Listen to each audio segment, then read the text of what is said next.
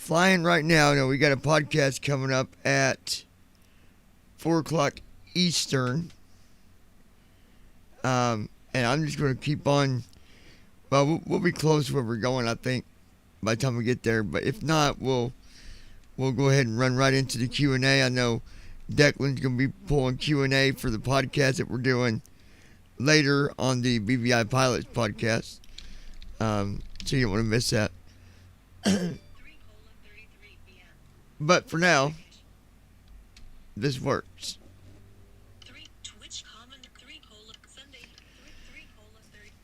All right.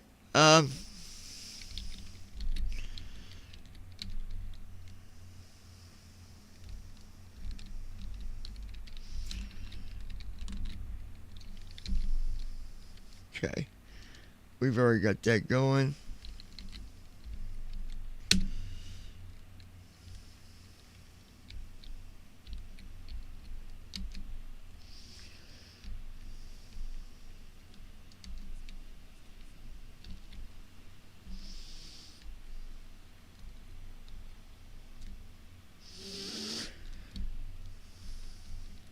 Okay.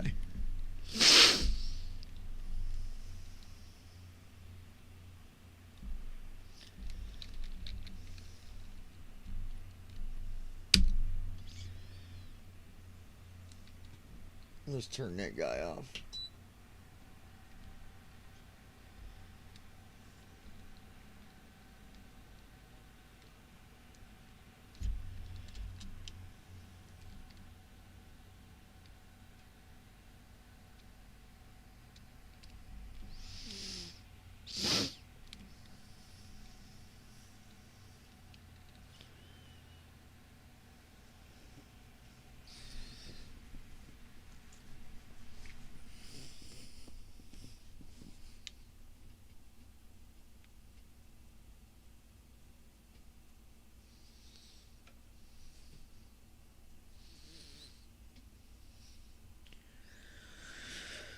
Okay.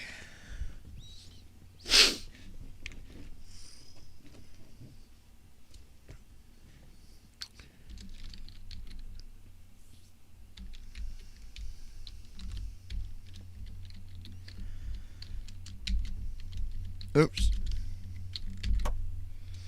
Cloud tracking is on.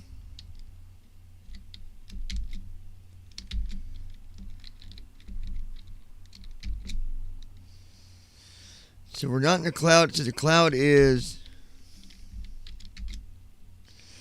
8705 above. So at almost 9,000 feet, we got cloud cover. Let's look at the weather. The weather center.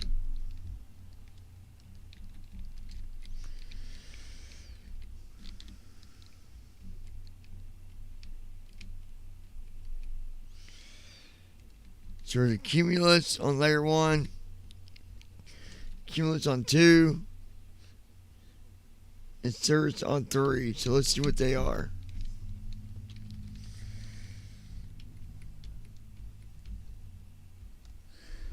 Scattered 4, no icing. Lower is 12,798. Upper is 16,000. So 12 to 16. So turbulence and moderate, precipitation base is 3.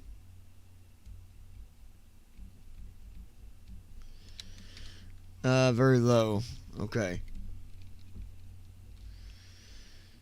We got layer 2, 18,000 to 22,000. And then we got clouds at 31,000.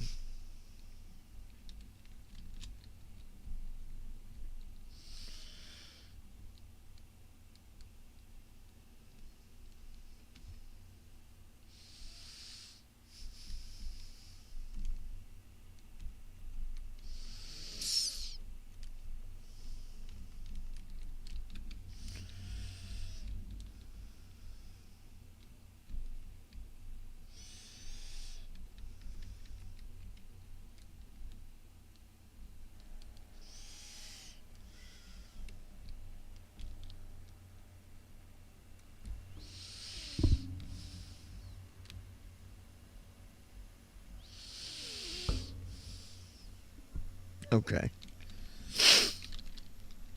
Ah, gotta love them allergies, folks. Okay. Um, we'll go ahead and close this for now. I'm gonna open up Restream chat.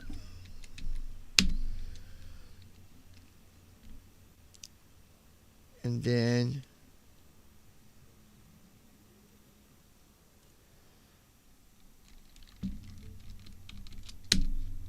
chat's been enabled.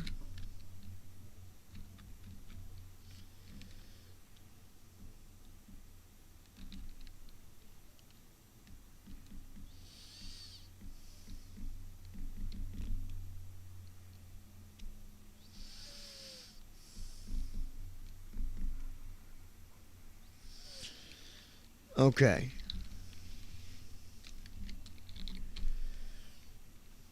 Let's go ahead.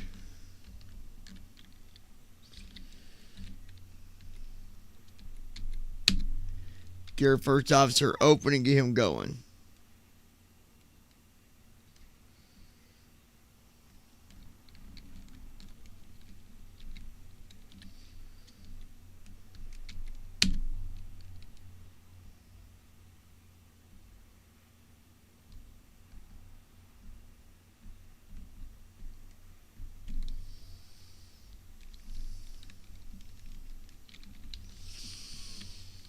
Okay.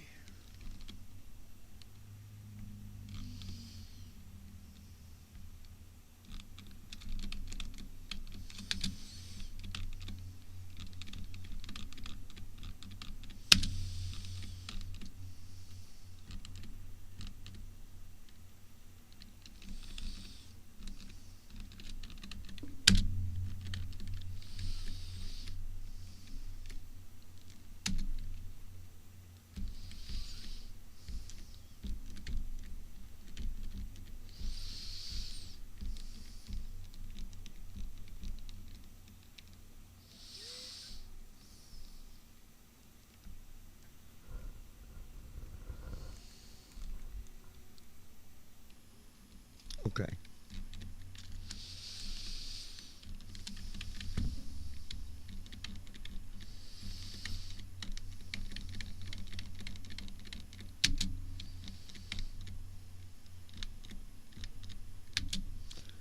Wi-Fi, yes. In-flight entertainment, yes.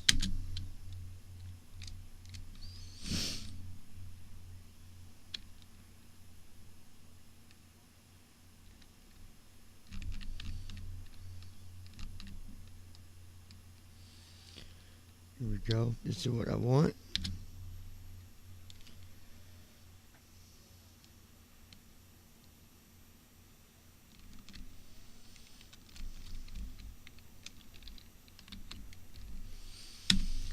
Let me go move something first.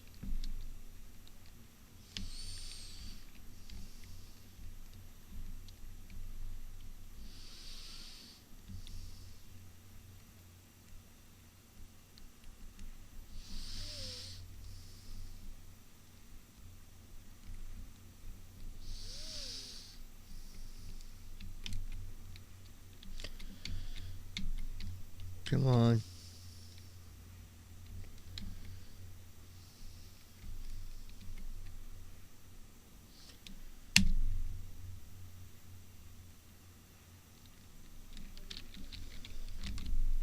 Okay, here we go.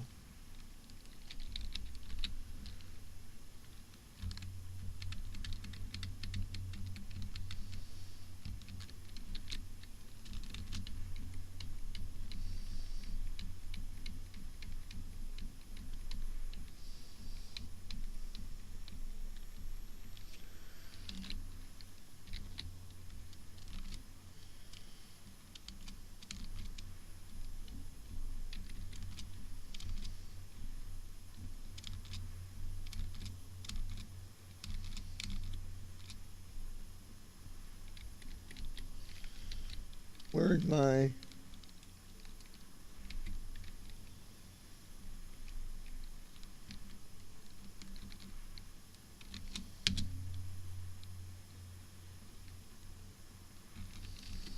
Here we go.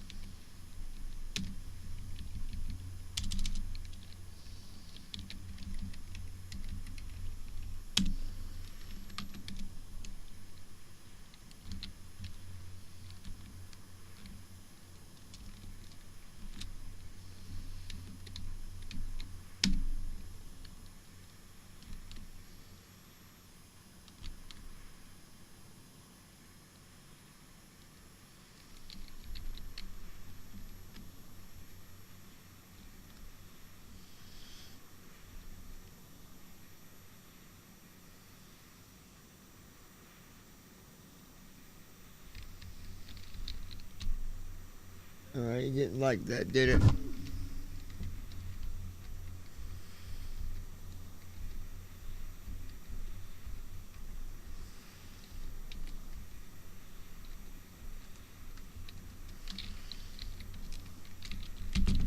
Okay, you didn't like that. Hold on.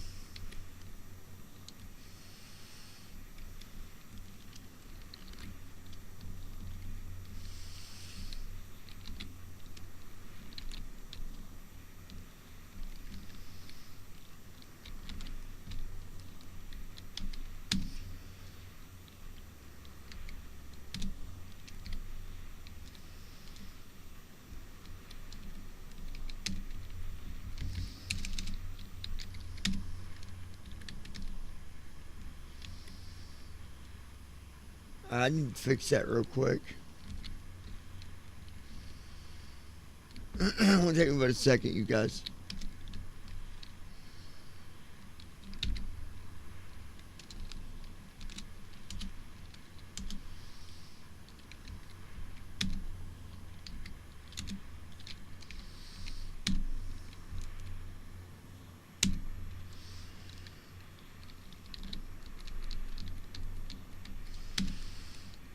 Okay.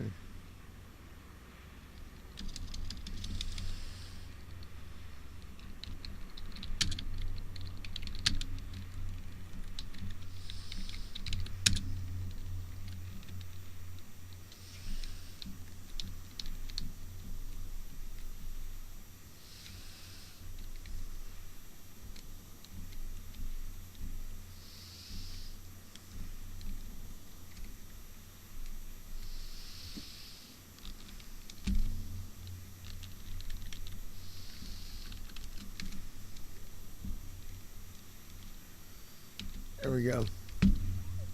All right.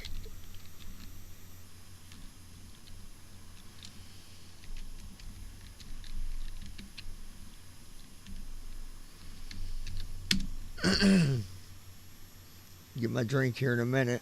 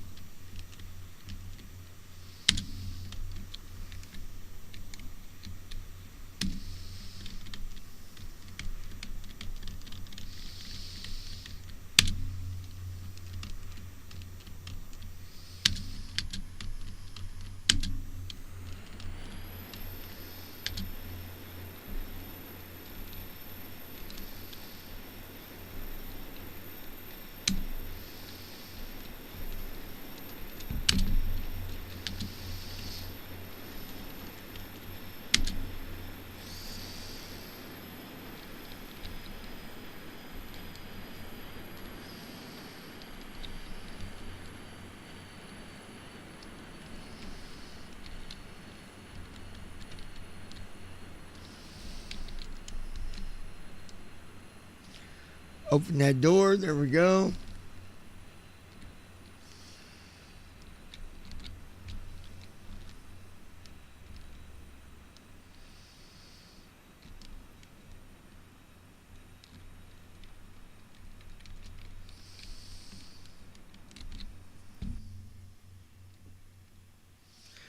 Oh, hush. Alright, let me grab my drink real quick, folks. I'll be right back with you. The chat is on. Good afternoon, Captain. Hey, Google. Listen to BVI Pilots on YouTube. Hey, Google. Watch BVI Pilots on YouTube.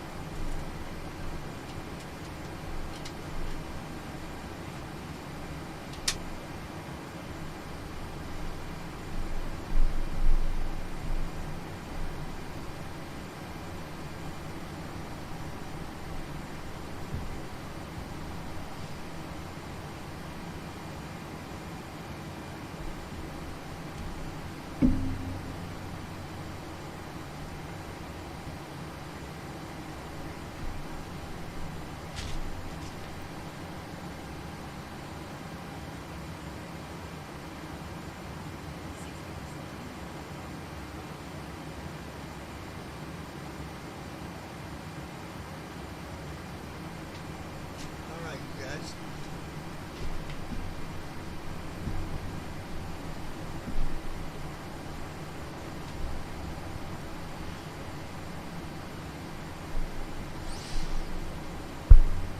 Oh, my audio is really low, isn't it?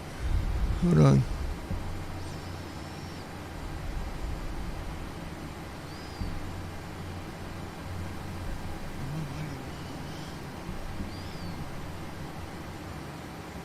Here we go. Let's try that.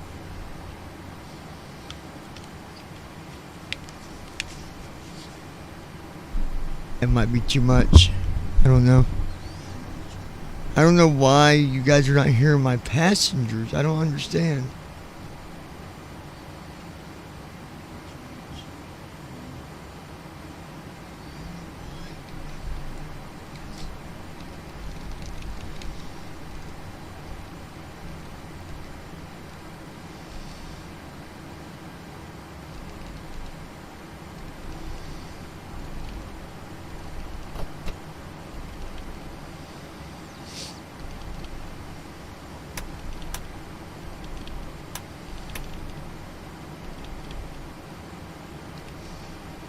Subject, right IRSDC, right off, left master, caution, right off, right master. Left FMC, right off, right CDU FMC. message displayed. Enter IRS position. Light on, CDU number 1 message light on, CDU number 2 message light on.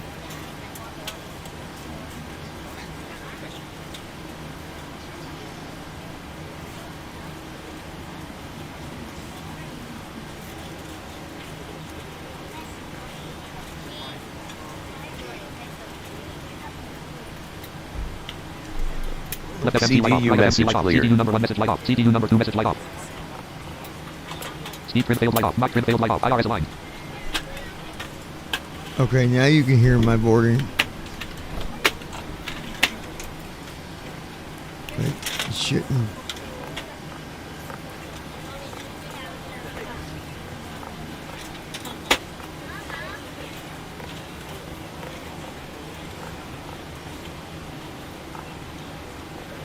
CDU number 2 execute key available, CDU number 2 execute key unavailable.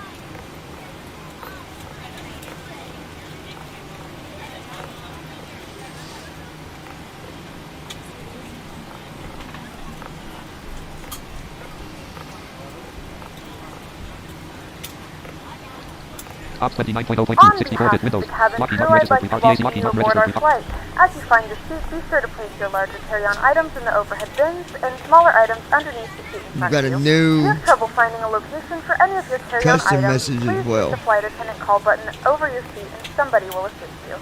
If the overhead bin is full after you put your carry-on inside of it, please close the bin as a courtesy to other passengers.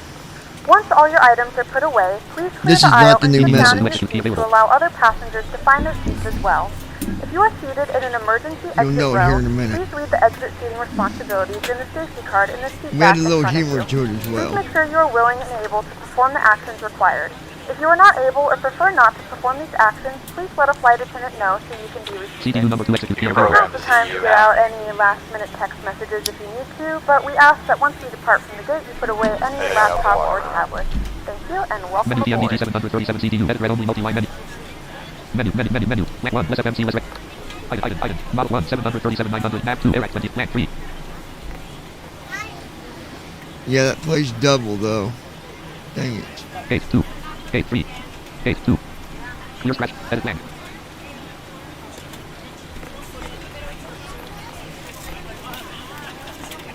Well, what I'll do is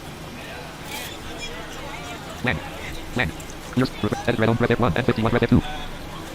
2 CYYC and 51 degrees 07.4 W after it does the announcement, 114.8. I'll get rid of that so it don't play double. Code 1 CYYC KSFO. Origin ACR TE1 /3.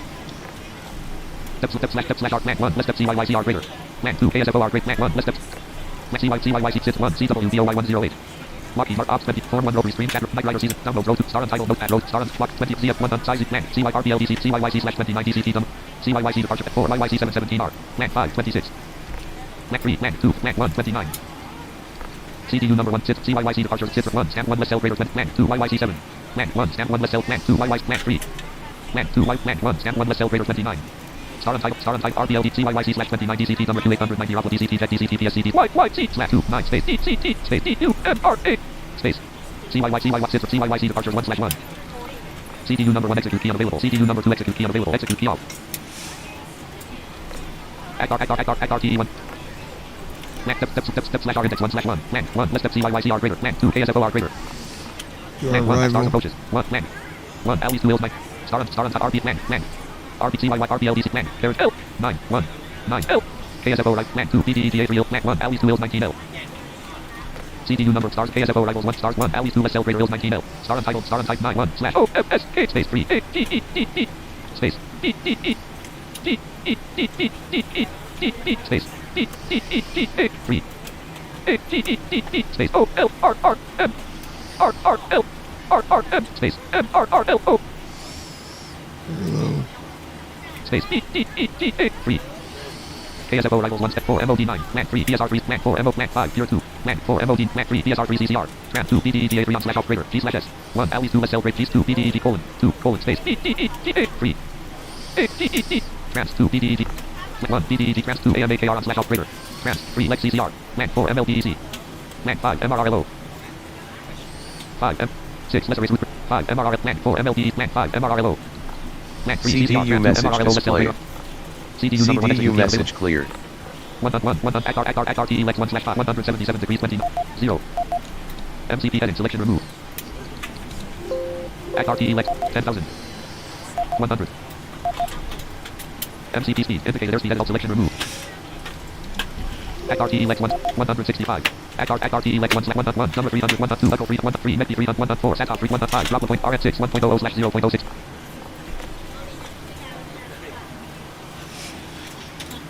Hey Google, set volume 5.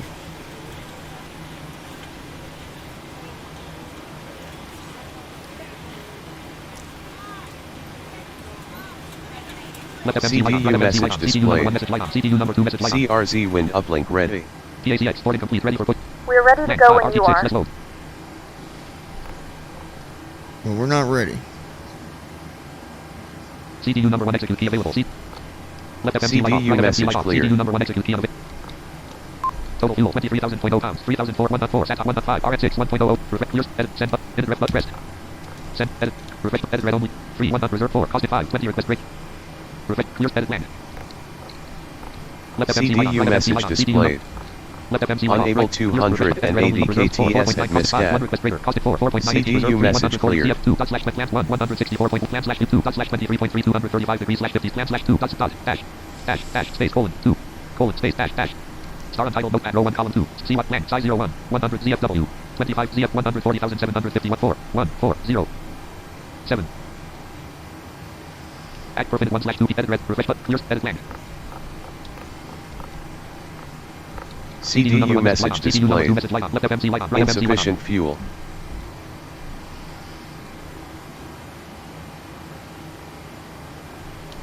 Left FMC light off. CDU Right FMC message light off. clear. CDU number 1 message light off. CDU number 2 message light off. Leonian Universe. Clear refresh edit red on. Hi Land 3 there, PM John. equal. Land 5 land 6 Hey, buddy. land 5 FS actions greater. Land 3 less north ground FS actions. Lit fuel total 1 23,100. Star untitled notepad row 1 Okay, star untitled fuel. notepad CF 25,600. Fuel PMDG 7 edit red refresh button mode edit red only multi line 1 23,001 refresh button clear edit land.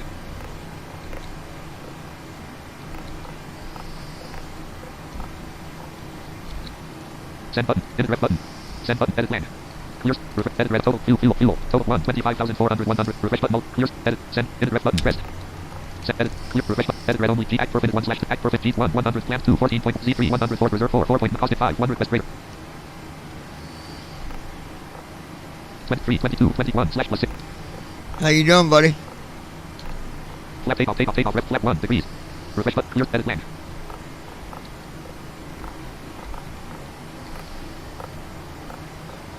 Clear refresh edit red on flap take off rep flap 1 5 degrees land take off flap 1 5 degrees Hayden 145 greater 145. What's up? Leonian Universe. Hope you're doing alright. 1600 hours. Podcast still happening today? Yes, it is. Let's see. Yeah, we're getting ready to do that. Matter of fact, I'm getting ready to head over there. So let me head there. Star Hold untitled on. folder view list. Gold wave 29 of 36. Talk in flight TFM curve team talk 5. Team talk 5. Host manager Declan server. Team talk 5 classic B 5 point level 1 include outside private areas. Public area 3 collapse. Public Leonian area 0 level 2 Universe. line open general chat. Live area 3 Just collapse. found out 0 I level owe 2 live area 3 collapse level 2 $14,000 in live area medical level 3 bills. BBI pilot live stream So, videos level 2 not actions 0 level 3 exactly live streams and happy. videos 0 locked. Left channel root join channel BBI pilots podcast. Yeah, that's gonna want coming down. If my volume is too high, let me know. I'll turn it down. Hey, Google, Yeah, whack it down a bit. set volume to 1. But yeah, we got you. Is that better there? A No, bit more. turn the mic volume Master down. volume slider 58. Yeah, Microphone let me gain get slider on 65. here. Voice activation level. Microphone gain slider 64. 56. 55. 50. 49. 50. Down, Yeah, down, but- down, 40. 40. 40. down, 40. 40. down. 40. Yeah, 42. but 40. 40. hold on. Stop. About right there. Yeah, that seems okay. Weather report looks pretty good. Okay. I'll do a test we'll do a test when Andy gets here, and then we can see how we all sound. Make Left sure CDU FMC everyone- message CDU displayed. message light on. CDU number 2 message light on. Takeoff speeds I deleted. switched to a different microphone. Leonian CDU Universe. message cleared. CDU number 1 message light on. Totally excited to hear Gonna be about better all for the the weather podcast. stuff though. Connected button. Voice Yeah, button. Connected button. it's Topic button. gonna Web button. make Before things CHKLS form 1. very easy to work Star with. untitled no takeoff rep Lockheed Martin Ops 29.0. Ops 20 properties. New desktop audio checkbox not checked. Seatbelt sign on. Seat.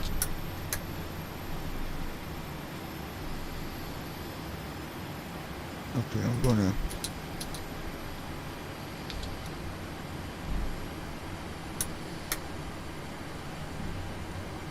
Okay.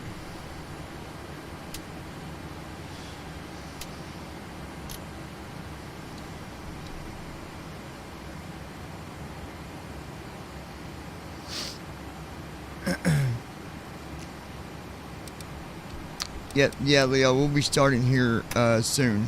We'll be starting up.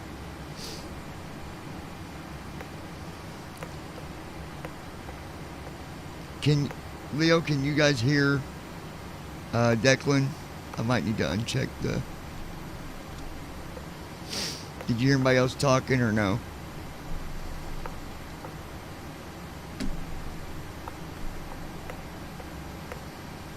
You gotta love that delay that you get in between talking.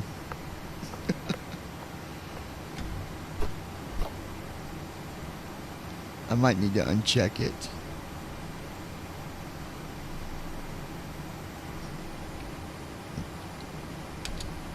Okay, try now, Declan.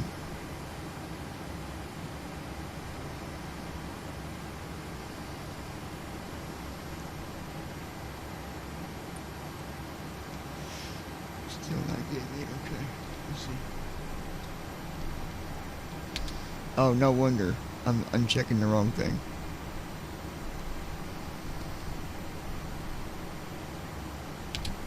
Try now, Declan. Sorry about that.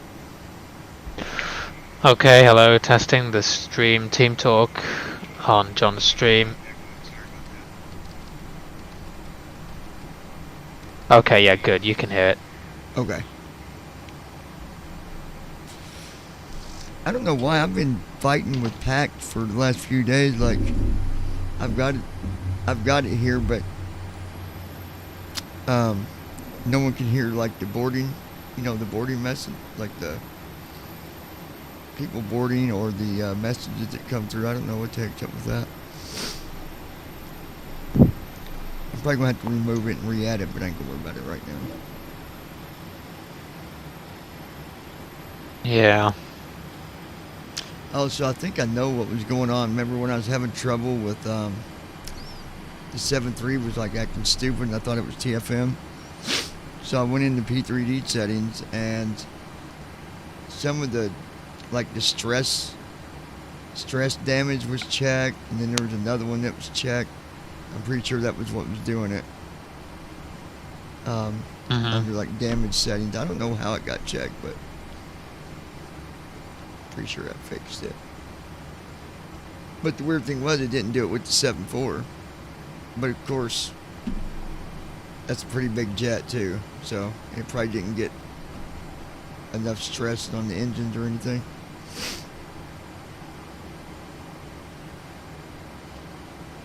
That's just my guess.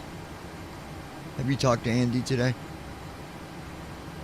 Yeah, so he's going to come at 9:30, so he'll be here, and well, hopefully he'll be here a bit before, and then we can do a sound test.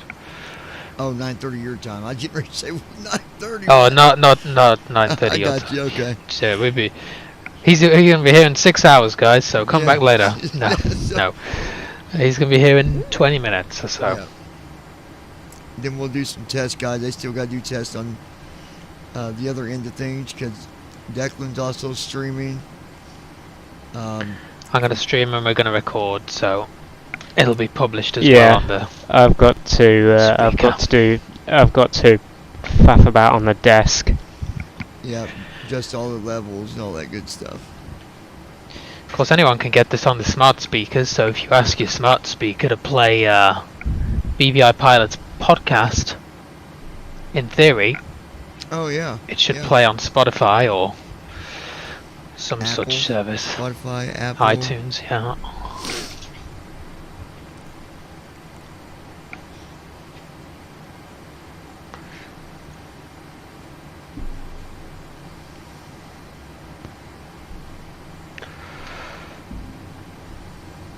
Whew, busy day. So many meetings.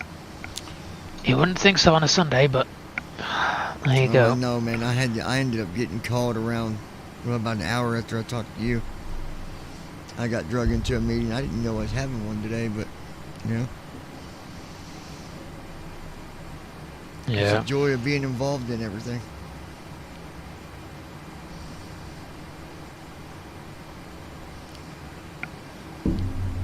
They're like, we would have told you ahead of time, but we didn't know we was having a meeting today.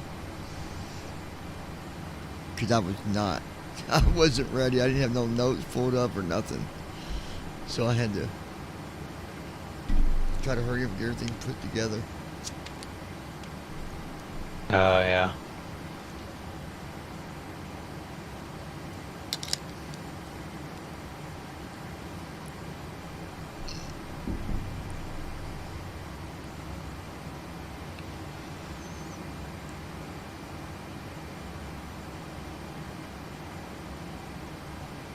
I got one, I'll have to send it, I'll have to upload it for you. It's, I got two versions of it, so you can pick which one you want to use. I did one that just was kind of humor at the end of it. I'll show it to you. It's nothing like disgusting or nothing like that, but anyway, I got a couple of them together so far. Okay, cool, yeah. We got a folder up on BVI with, I think about 3 in there already, so we'll just add them to the folder and then people can download the whole folder and choose the ones they like. There you go. Because you can put them in packs, or you can put them in smart cars, or... I tried to shorten it down, but the thing is, everything that gets said, like, even without adding the extra stuff, it's still kind of long. I mean, it's hard to cut that down too much, but Yeah.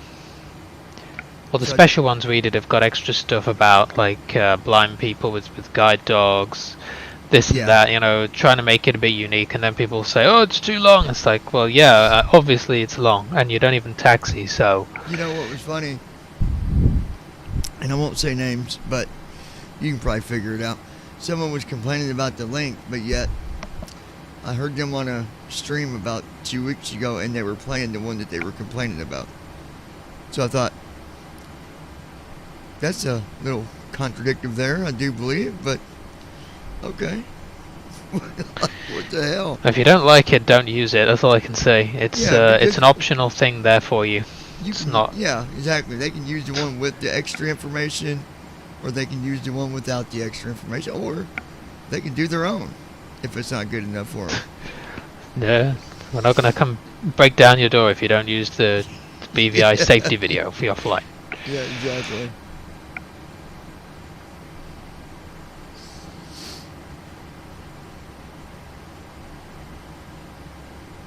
Some of the prices on that new voice thing, man, is crazy. Like, one of them's like, well, I guess if you do production and stuff, I guess it would be worth it because you're making money somewhere. But it was like $300 and some odd dollars a month. I'm like, no, I'm not doing that one.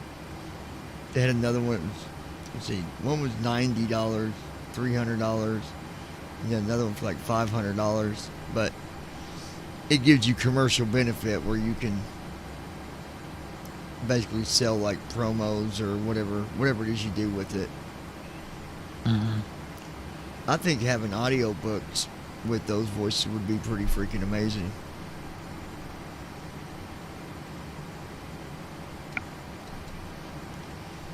Yeah, I mean, they're really cool.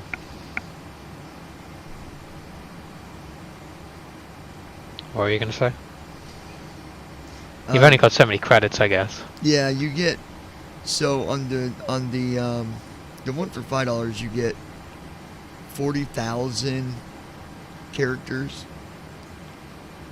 and then the next one up I think to 100,000, and then like 500,000. Oh, that's good, Leo. He said that CDU tutorial we did is pretty amazing. That was our goal, man. To Great. something people could use and it help them get up in the air. Yeah, someone listens to that and still can't figure it out. I don't know what to I don't think there's anything any more clear than what that was. Yeah. I really don't know what to tell them then. But yeah, if you had a book though that was, I don't know, ever how long, you know, most books 500 pages or something. That'd probably cost a little bit to do with the 11 labs.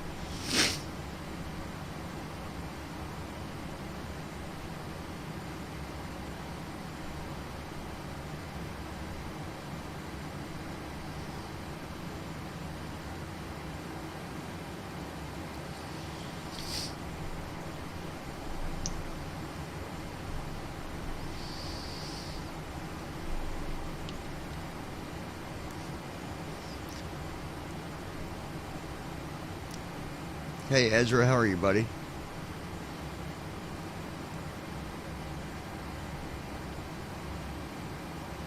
What we'll probably do, you guys, those listening, I'm just gonna sit here at the gate with the airplane. I'm not gonna go any further than where I'm at. That way I can give my attention to the podcast. I just did this for Q&A in case you guys got questions through here, or you can also go, well, there'll be those listening through Declan's channel as well. So we'll be starting here in about 20 minutes or so. Yeah, and we'll do the Q&A at the end. So if you got questions, we don't want to keep interrupting Andy with random questions. So we'll collect them all and do them at the end. So just stick around. Don't think we've forgotten you, but Yeah, just save your questions to the end. I'll leave the chat on unless it got, you know, people started doing a bunch of questions, I'd just turn the chat off. But I don't think we'll have to do that. Most of the people that listen, I think, are pretty laid back.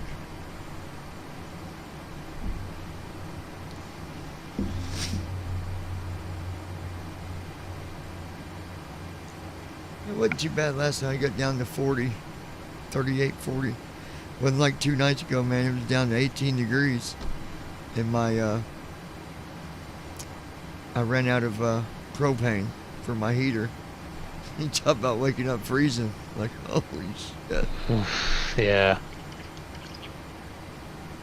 Yeah, I'll tell you what, the first year in college we had a room that had a single glazed, I don't even think it was glazed, window. It was just a pane of glass. Now we got double glazed, so it's, you know, it's good, but still when you sat by the window, it's, because the desk is right by the window. Yeah. Yeah, I mean, you can feel it. Yeah. Yeah, that's like the thing I'm staying in. You know, it's not real. The walls are not real thick on this thing, you know. So, windows are not real thick. So I try to. Usually in the winter, I'll try to put plastic up over them or something, but.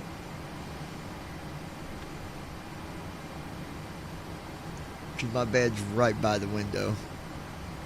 Yeah.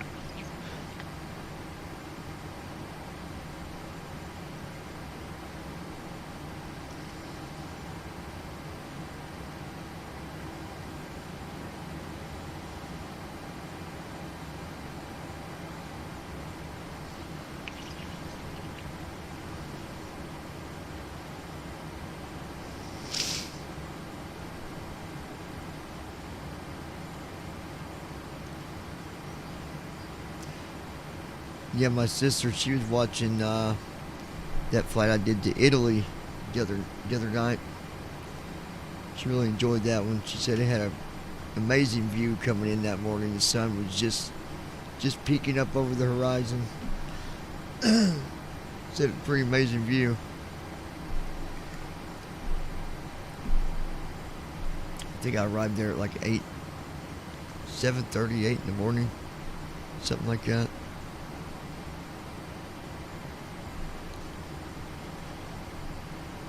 I can't tell you how long I was over the sea, though, man. I was over the. You go over North Atlantic, and then it turns into the Celtic Sea, and then it turns into something. I forget the other name that it said there for just a little bit, but for the longest time, you check to see where you're at, and it would just say North Atlantic. It wouldn't tell you what part of the country you were near or anything. That's when you know you're really over the water.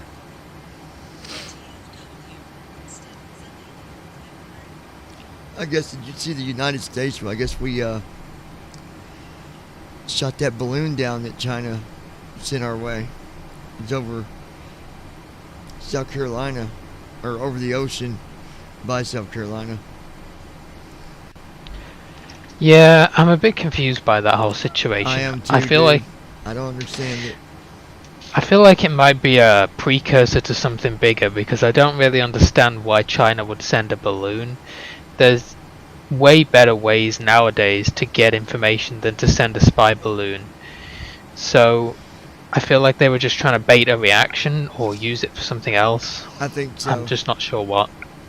Because like you said, I mean, there's planes that they use now for data that they can put up in the air, and they can stay up there for several days. Well, the whole reason the US didn't shoot it down immediately was that it wasn't really thought to be a threat. Like, it couldn't really gather a lot of information that China didn't already have or could get some other way. Yeah. It's Alright, a guys, bit just of an keep old thing. just keep going. I'm just faffing around on the desk. Okay. Yeah, there was just this huge thing about it, and I'm like, you know, if you guys, like, I kind of went the direction you did, that there's something else to it. That was not collecting data that they didn't already know. I mean, come on. I don't know if it was for just to get it to see what our reaction would be, or how long we would wait till we responded, or who knows. Yeah. I mean, it's obviously not good to have something like that. You know, don't get me wrong. I don't blame the US for saying, like, you know, what the hell's going on here? Why you know, it's China saying, oh, it's a weather balloon. Come on, that's a load of rubbish. Yeah, well, that really blows my mind that they say some of the dumbest things, like... Yeah, it's a weather balloon. Like, who's going to believe that? Come on. Not even a kid would... Dude, my nephew could come up with a better excuse than that. Like... Yeah, what the hell? that was a bit dumb. There was one over, was it South Carolina? I don't know where the other one was. I can't remember where they said the other one. There was two of them. Yeah, they shot this one down near South Carolina. They had to close, I think it was Wilmington Airport and a couple of others temporarily to make sure that no air traffic got near to the thing while they were going to shoot it down. Oh, yeah, because I was talking to somebody and they was talking about how they shoot it down. They probably took a fighter up there and popped. It was a Boeing fighter. Yeah. I mean, they would have had to have, as high as it was, because wasn't it like 50,000 feet or something? Something like that, yeah. It was real high. Much higher than a civilian airplane. Crazy stuff, Would go. Man. I think China just likes to push to see what... Well, part of their deal is they like to push, but they do stuff to see what can I get away with. What will they not do, or what will they do? And it's like, yeah, if we was over there and did something like that, they would have took it down quicker than, you know. I mean, China's got other objectives. We know they've got eyes on Taiwan, and they have for a good while. Oh, yeah. So it's whether this could be involved as a precursor to some other activity. I don't know. See, that's what I was kind of thinking too, was maybe it's got something to do with some of the stuff that they've had their eyeballs on for a while now. Who knows, you know? Yeah. But I guess Okay, now- guys, I'm just doing a test recording on OBS to make sure the levels are good. Oh, okay. Could you both just say something? Yep. Testing 1 2 1 2 3. Audio 1 1 2. Why is that doing that? Okay. Let's check this out. Because normally I'm on my other headset, but that one's got one of those inline microphones. Oh, yeah. And I don't really like it for podcasting. You have an audio issue? Oh, that's why that's doing Oh, that. Okay. There we go. He figured it out. Yeah, it was just because I'm not. I'd double rooted something on the console and it was making a funny noise. Okay, awesome. The audio's all good. At least on my stream end. Yeah, you guys sound good on this thing too.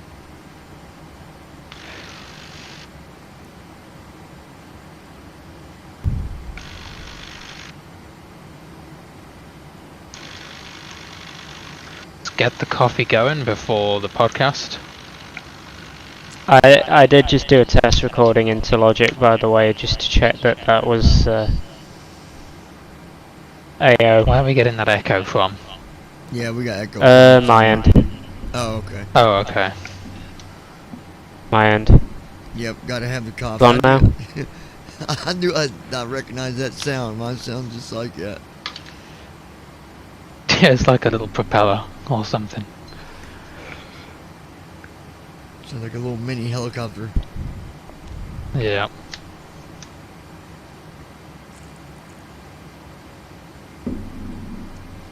Funny story for you. The other morning I got up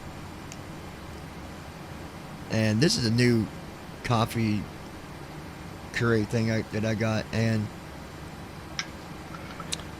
my old one was just 1 cup. Like, well, I mean, this one's 1 cup too, but my old one, it just did one size. You know, you just put your thing in there. It didn't matter the size. You know, you knew what size to put.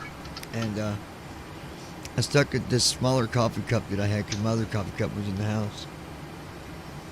And I hit 10 at the top, and my coffee cup only held 6. So. Oh no. Good The thing- overflow.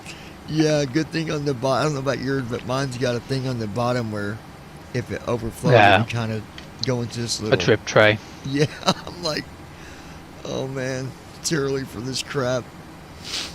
But Yeah, the only thing about them is you do have to clean them. Like, you got to take them apart and give them a good clean every so often. Give them maybe Yeah. a descale. yeah, this Because you one- notice after a bit the water starts tasting a bit. it does funny. kind of stale, yeah. But this one here is a little bit easier to take apart. Like I don't know if yours does, but mine's got the water container comes completely off of it. It just lifts off of Yeah. it. Yeah, Yeah. it comes off the back, and then the tray you can pull out the front. Yeah. The little pod holder you can pull out and wash it properly. I even bought me I bought a universal, I don't know what you'd call it, but it's a little filter that you can put in there if you don't have pods, and you can just put regular coffee, you know, into the Oh yeah. little filter. I bought one of them the other day because I thought, man, if I run out, I don't want to have to go without. So Yeah. I bought a big box. Yeah, of I've got them. so many boxes of them. Dude, it was like $25 for this box that I bought. But, I mean, it's a big box. Yeah, you can even get Starbucks ones and all sorts, and get some really expensive ones. I mean, my problem was I got a nice big coffee mug the other day, so it's way bigger than the one I had, but that also means the coffee is less strong, and Yeah. Yeah. you know, it ends up just being a cup of like swathy milk or something. Yeah, I went through a couple different experiments with different sizes to see which one, because it seems that the 6 ounce is really good because that, you know, it's you can taste the coffee. But Do you want to hear back the test recording that I did so that you can? No, that's fine. I'm sure you've listened to it on your end. I wouldn't. I Yeah, looked it's- at, It's coming Walmart. through okay on here. Good. I looked at Walmart for tea, 'cause I thought you could buy them in tea, like the little tea things, but maybe not. I could swear you could. Where I could thought get- you could. You can definitely buy chocolate ones. Yeah. I'm not a yeah. big fan of those, but you can buy them. Maybe I had to order them because I didn't see them at Walmart. I just seen the coffee and the hot chocolate, or you know, chocolate, whatever. And I didn't see nothing else, but maybe Kroger or something has them. Yeah. 'Cause I've been getting into trying the different flavored teas and stuff. Yeah, I just got some lemon stuff usually, and that's pretty good. Yeah, the lemon's good. I like lemon. There's a peach that you can get. You know, not for the little coffee maker like I got, but like a regular size, you know, just like the tea bags. And they got this peach flavor that I bought, I don't know, about 3 or 4 weeks ago. And it's really good because it wasn't real peachy, but it had, you could taste it. And it was pretty good. I think my favorite's lemon, though. I think that's my favorite one that I've tried so far. There was another one I tried. It was like a regular. It was nasty as hell. I'm like, no, I don't want that one, man. But I've noticed, like, if I'm feeling yucky, man, I drink tea for a couple days, and I'm good.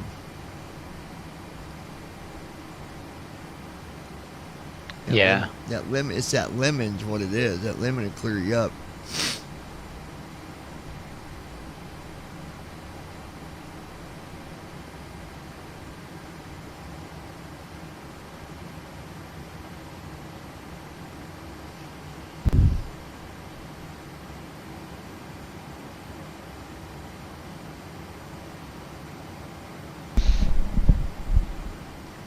Yeah, that stuff that I've just set on the desk is fine. Okay, levels Cool. are So good. we're just waiting on Andy. Good deal.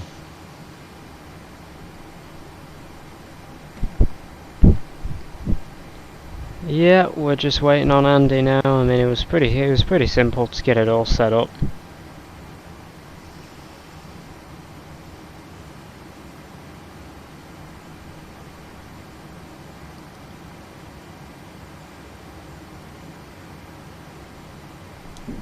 I need to find that ATC video from the other day I was listening to.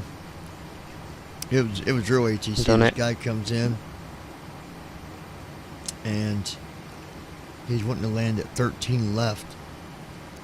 And ATC said, no, 13 left's no good.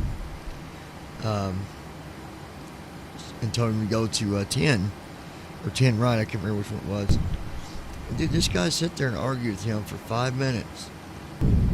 Like, dude, he's like, just go to 10.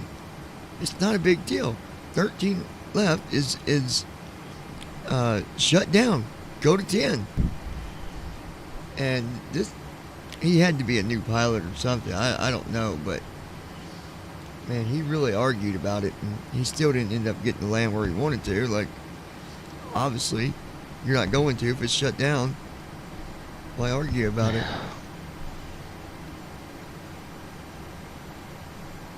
That's what killed me. These people think like, There he is. there we go. Okay. Cool. Let Have me. you got it, Marshall? You want me to? Yeah, I'll do it.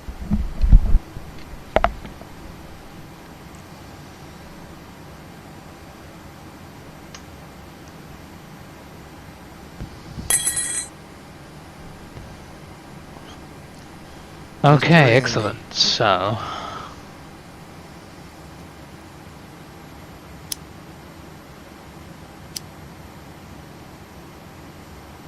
Oh, we got you, Andy.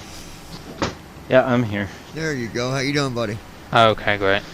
Oh, not too bad. The cat is playing very weird games like yelling and stuff, so I had to try and shoo him off. Which That's won't right. work.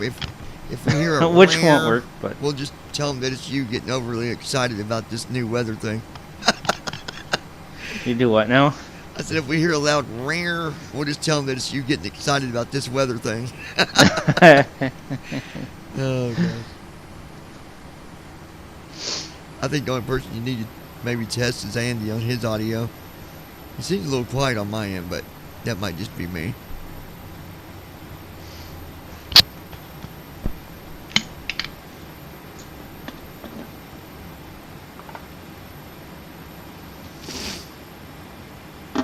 Right, let me do a quick test with Andy's audio, and then...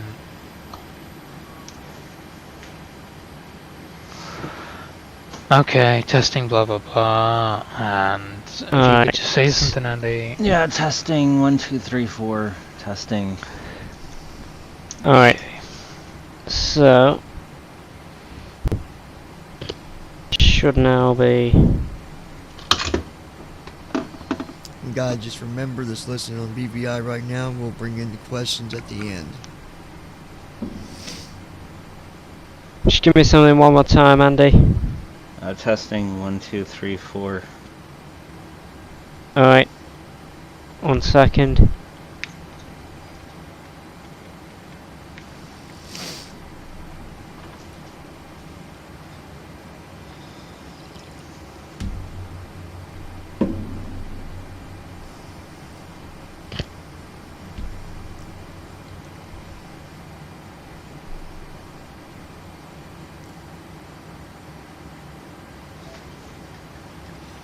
Yeah, that's...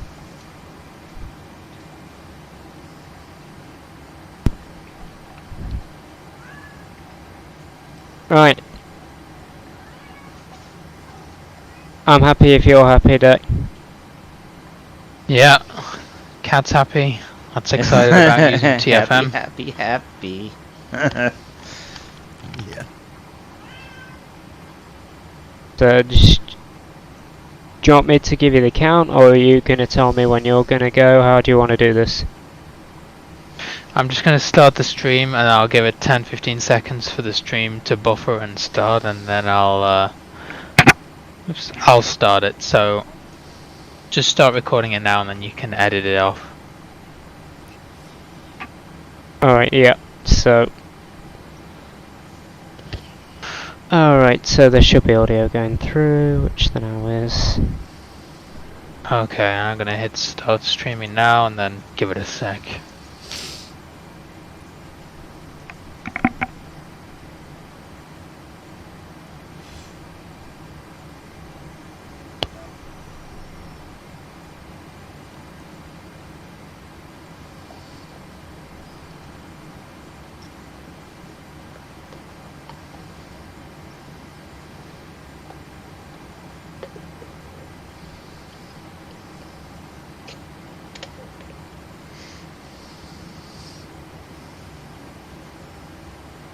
Okay, excellent. So we're now live on BVI Pilots and Blind Flight Simmer channels. So welcome along everyone to the next BVI Pilots podcast. As is normally the case, I'm here with John and Andy, with Marshall dealing with tech and editing. Hey Andy and John, how's it going? Yeah, not too bad. Yeah, not bad. Glad to be here with everybody. I think it's been a while. I think it has been a little while, yeah. Yeah, I was trying to think. But when we the thought we'd last do one. was, but it's been. Probably last year. I think it was the event, wasn't it? Wasn't there an event? Maybe we think did it one after might- that too. I can't remember, but yeah, it's been a while. At least November, I think. Yeah, so the main reason we decided to do one now is because TFM has moved on to the 747 after completing the 737 plans, and has also recently got a weather center feature which is going to come out in the next preview, and it's quite a big feature, so we thought we'd talk about it and let you guys ask any questions before it releases. So yeah, I don't really have any questions on a list per se, so I guess we'll just open it up to Andy, and if you could just tell us a bit about what the Weather Center feature is and how it came about.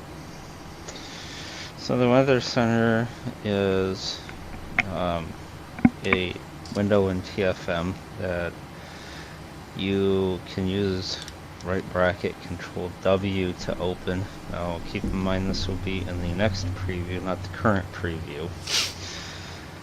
You can open it with right bracket Control W, and inside this window you have three main sections. You have wind, clouds, and temperature.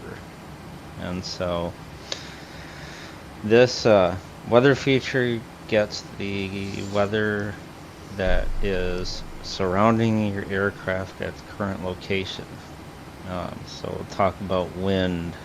Wind, it can come in anywhere between 0 and 13 layers of the atmosphere. It just depends on what part of the world you're in. It also depends on all of the wind that's going on.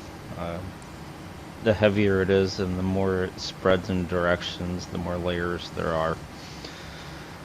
And so they go up from surface level anywhere between 20 feet and can extend all the way to 60,000 feet, because in general points you're never going to have an aircraft above 60,000 feet for most practical purposes.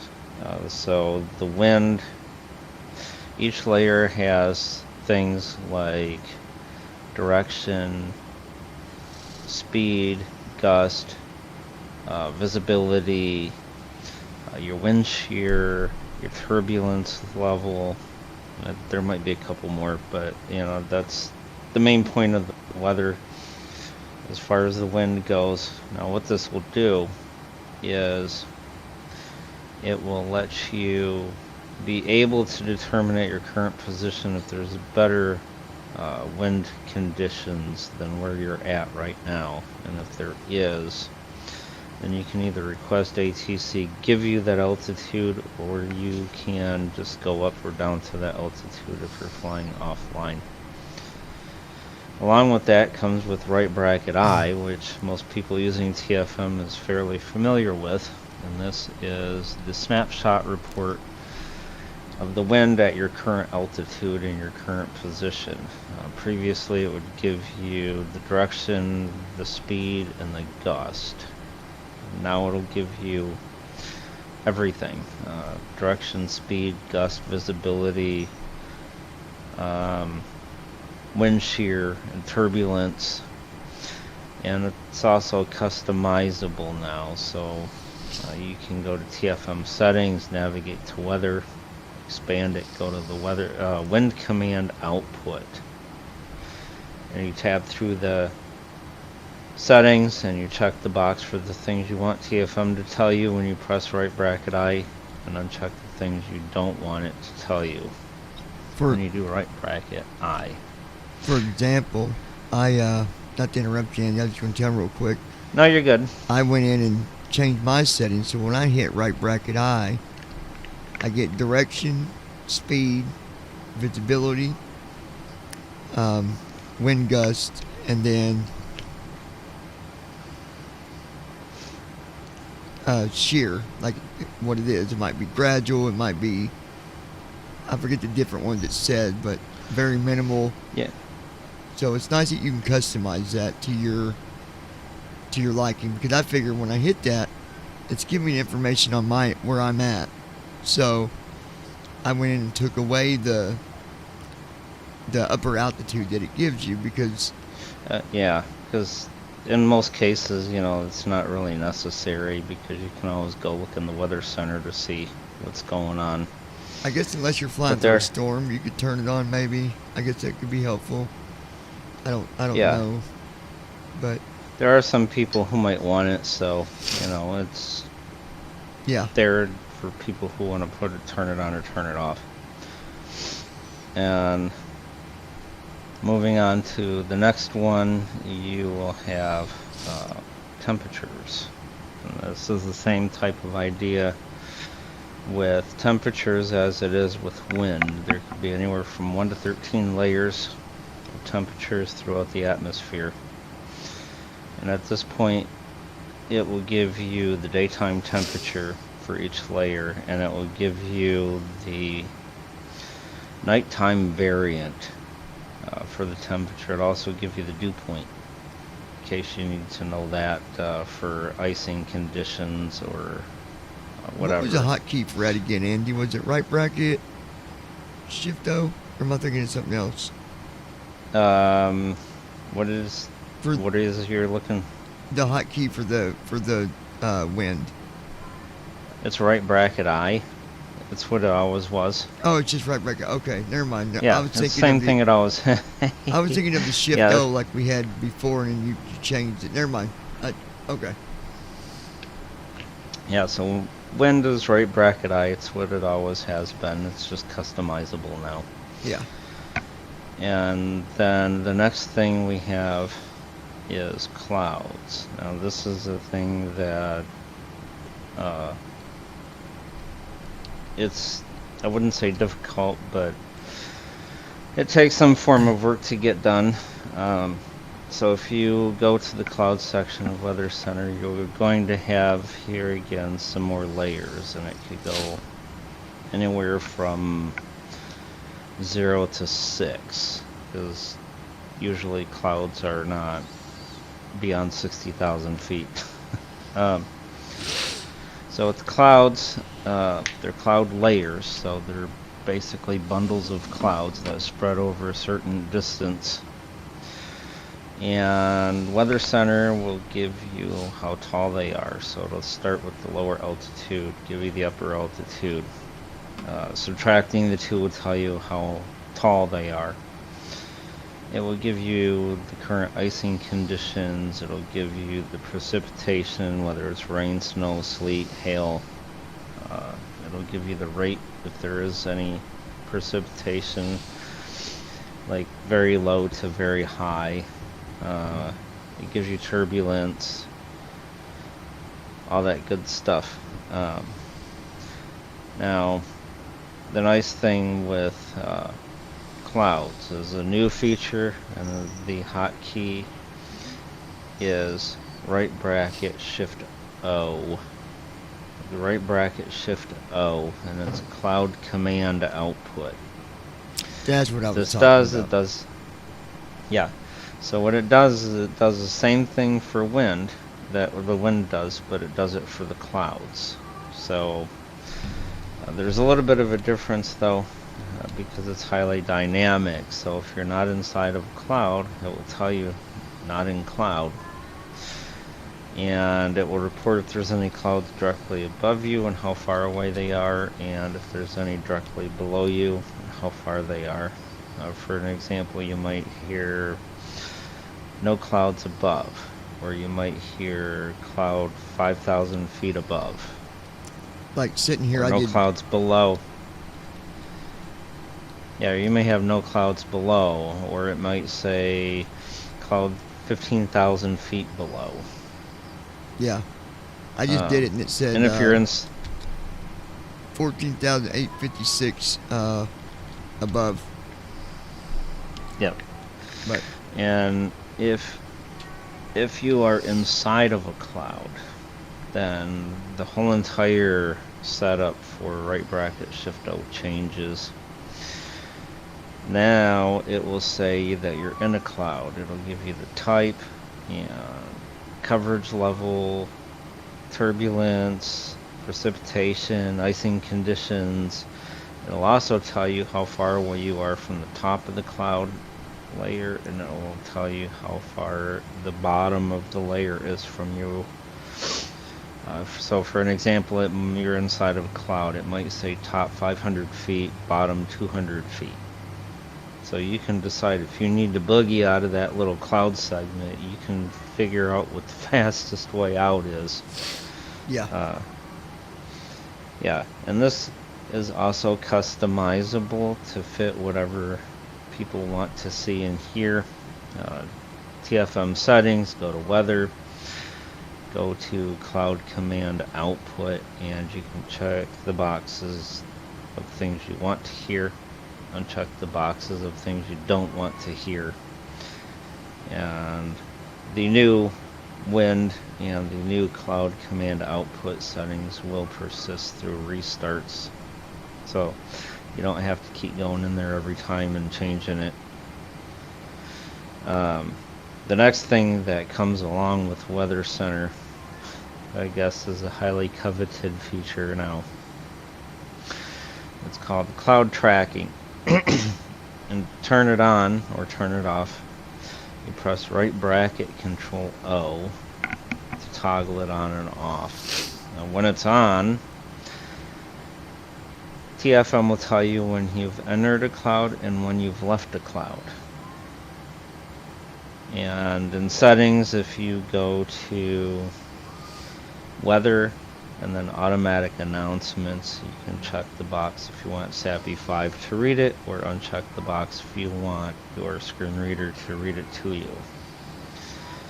So if you don't want it on, then you just don't turn it on because it's turned off by default. If you want it on and you're just starting your flight, right bracket Control O, flight cloud tracking on, and then it will start telling you about your clouds. And that's pretty much the summary of what we have so far. All right, thanks. So that was great. You preempted most of my questions there, and I mean, I have to say, this feature is really going to be helpful in determining what sort of weather you should not be flying through. And if you see some cumulus cloud, you see some icing, precipitation. Maybe you want to whack that anti-ice on. Maybe you want to look at amending your altitude.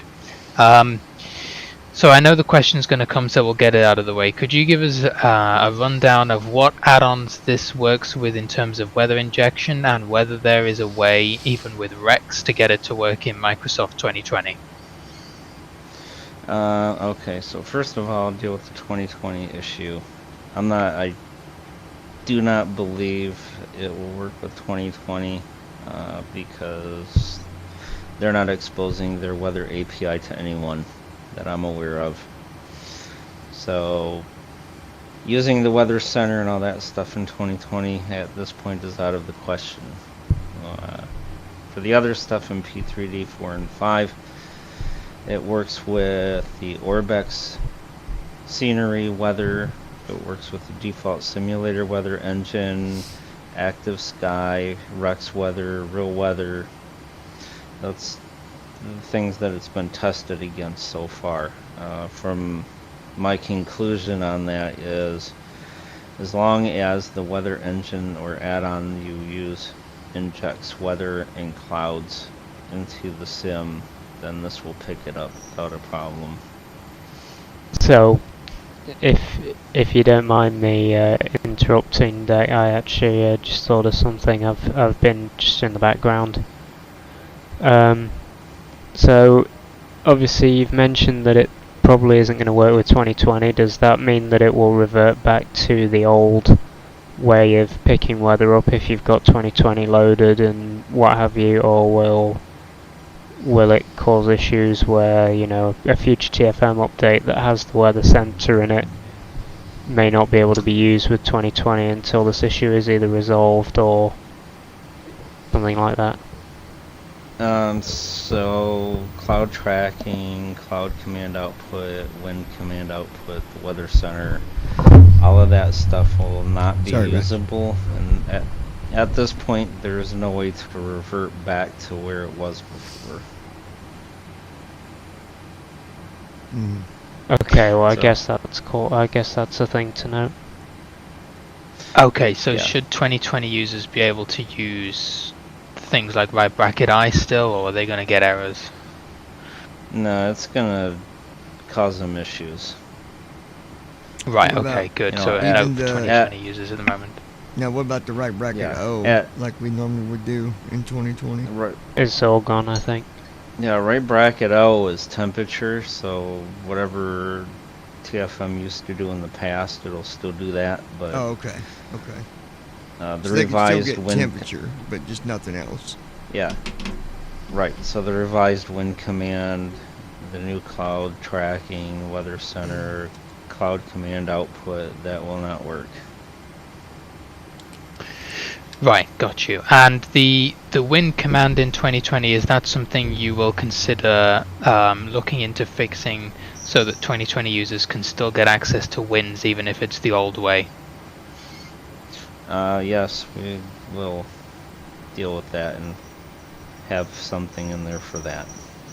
Got you, excellent. Just for those 2020 users out there, I'm sure they're wondering this. And I'll tell you what, let's I think unless you've got anything else about the current features to mention, Andy, I was going to ask if you could talk a little bit about the future concepts related to it. So the idea of 3D cloud modeling. Yes, so things we're looking into, it's a little bit of a research project that I'm going to be starting at some point. And we already have the 2D clouds, so we can tell how tall they are and what altitude they start and stop. One of the things that I figured out while testing is if you're flying level through a cloud, TFM will tell you when it leaves that particular cloud. And if you're flying level and you enter into that another cloud, it will actually tell you that. So it brought up the idea of 3D clouds. So in a real airplane, usually with your weather radar, you're going to set a limit on how far out it's going to probe for things. And so TFM could very well do that, say 10, 20, 30, 40 miles out, whatever. And whatever it sees in front of it, that distance out, it could tell you, say for an example, you have a bank of clouds coming up in 30 miles. Or if you're inside of a cloud, it could say, hey, you know, this cloud, you're going to leave this cloud in about 50 miles given your current trajectory. And so, given that, we can say, check to see how far it is from the nose of your plane and see what the borders of the cloud is from each of the wingtips. That way we would have 3D clouds.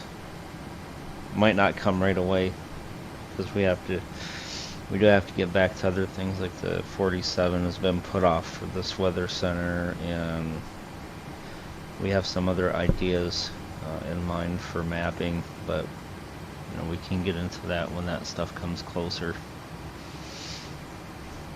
Cool, very nice. Okay, does anyone else have any other comments on the weather center, ways in which they've found it useful, or things they might have heard that they want to comment on? I mean, go ahead.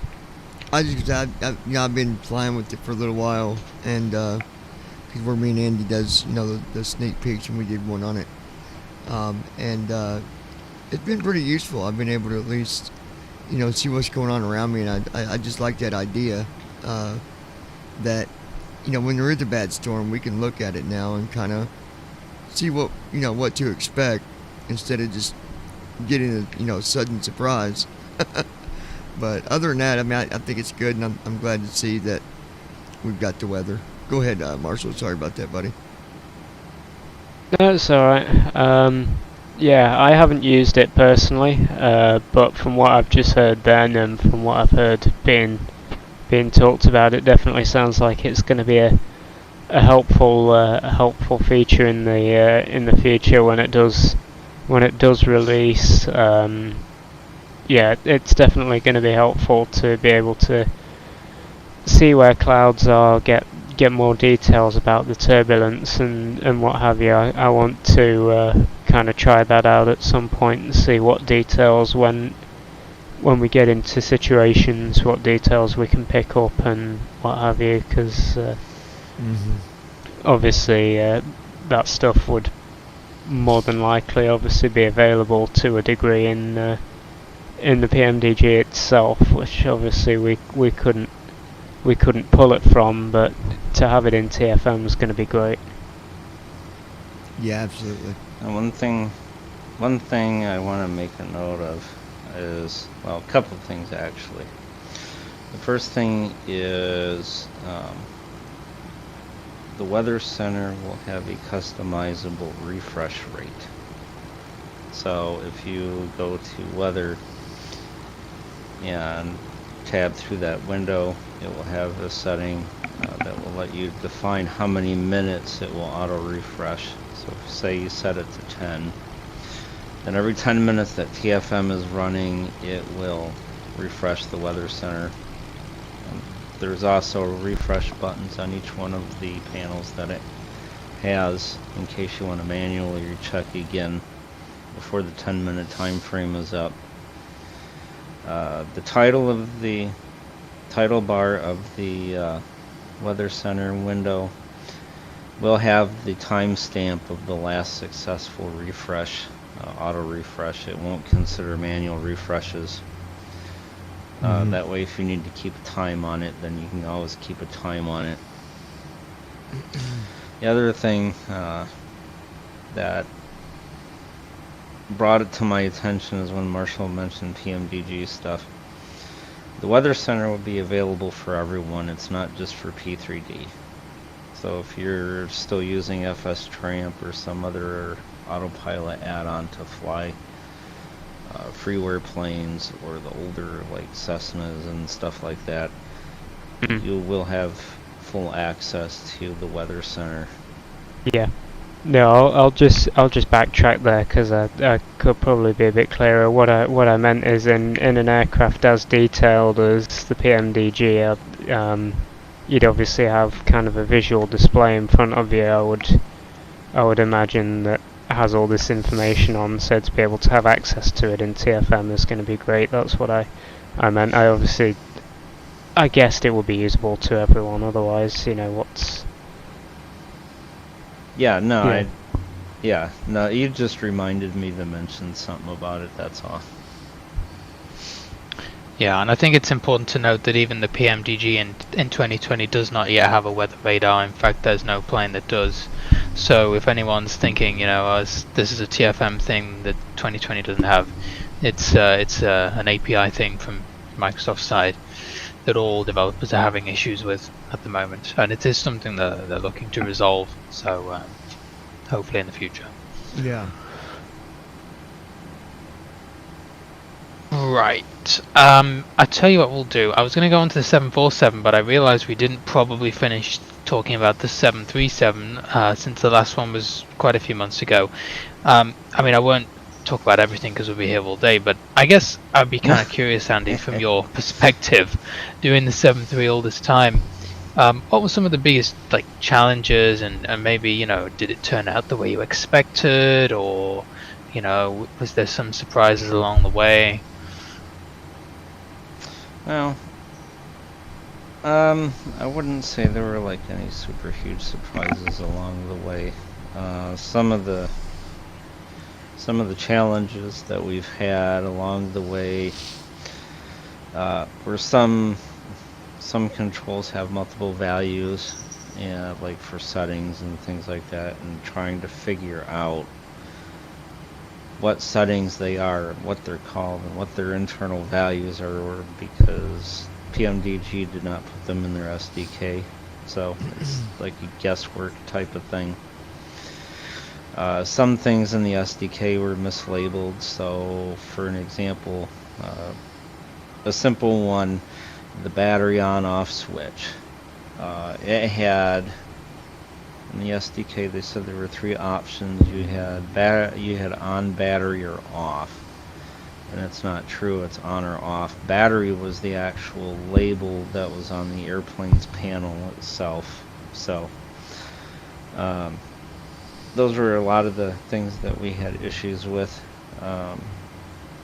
Some of the other things as we went along with that, you have a learning process, and as you go along you change your idea on things that would make it easier. For an example, instead of drop downs with 3 or 4 choices, can you have a button that will just toggle between them all, cycle them through. One of those examples is the bank limiter and the MCP. If you do left bracket shift F, you find the bank limiter.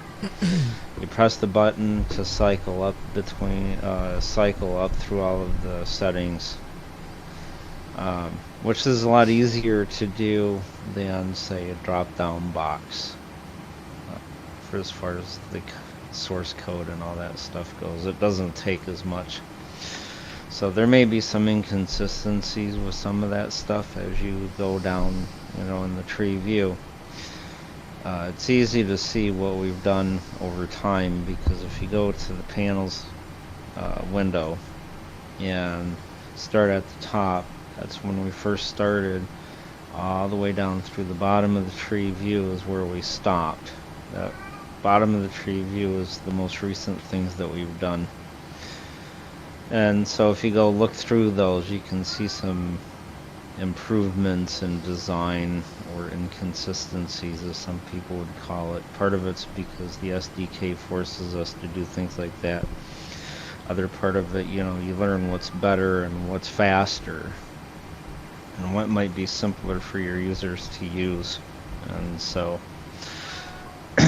I think that's pretty much, aside from that, it's learning what these things are and what they do and how they work. Because how can you build, in a sense, we'll put it this way, how can you build an airplane if you don't know what it's supposed to do or how it works?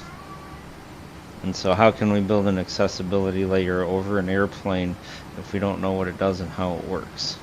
So I think that's a larger part of the challenge too is figuring out and understanding how a lot of this stuff works, especially if it's visual.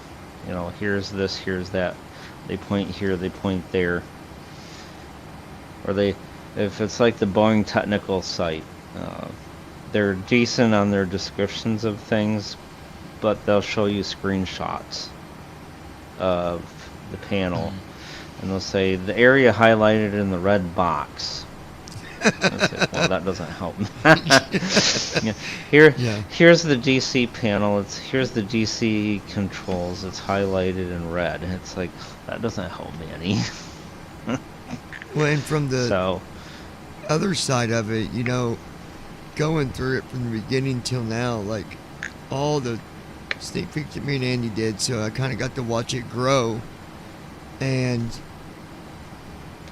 you learn a lot. Like that tree view just kept getting bigger and bigger and bigger, and I can say that starting out, even with as much as I've flown the 7.3, I still don't have it all memorized. Like there's a lot in there, and you just got to go in and you're going to take your time to learn all them areas, because there is a lot,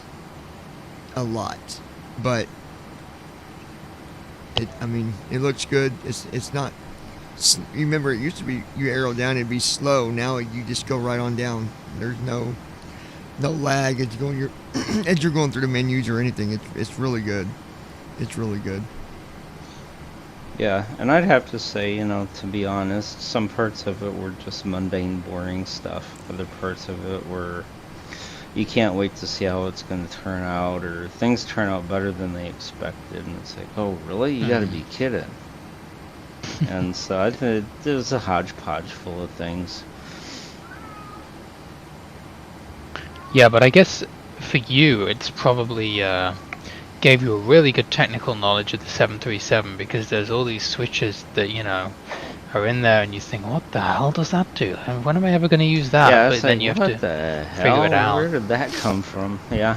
And then you go try to hunt the thing down, and it's like, okay. So like one good, I kind of freaked out once, and it was towards the beginning. I was working on the IRU panel. And so I get the IRU panel done, I get all of the offsets inside the airplane.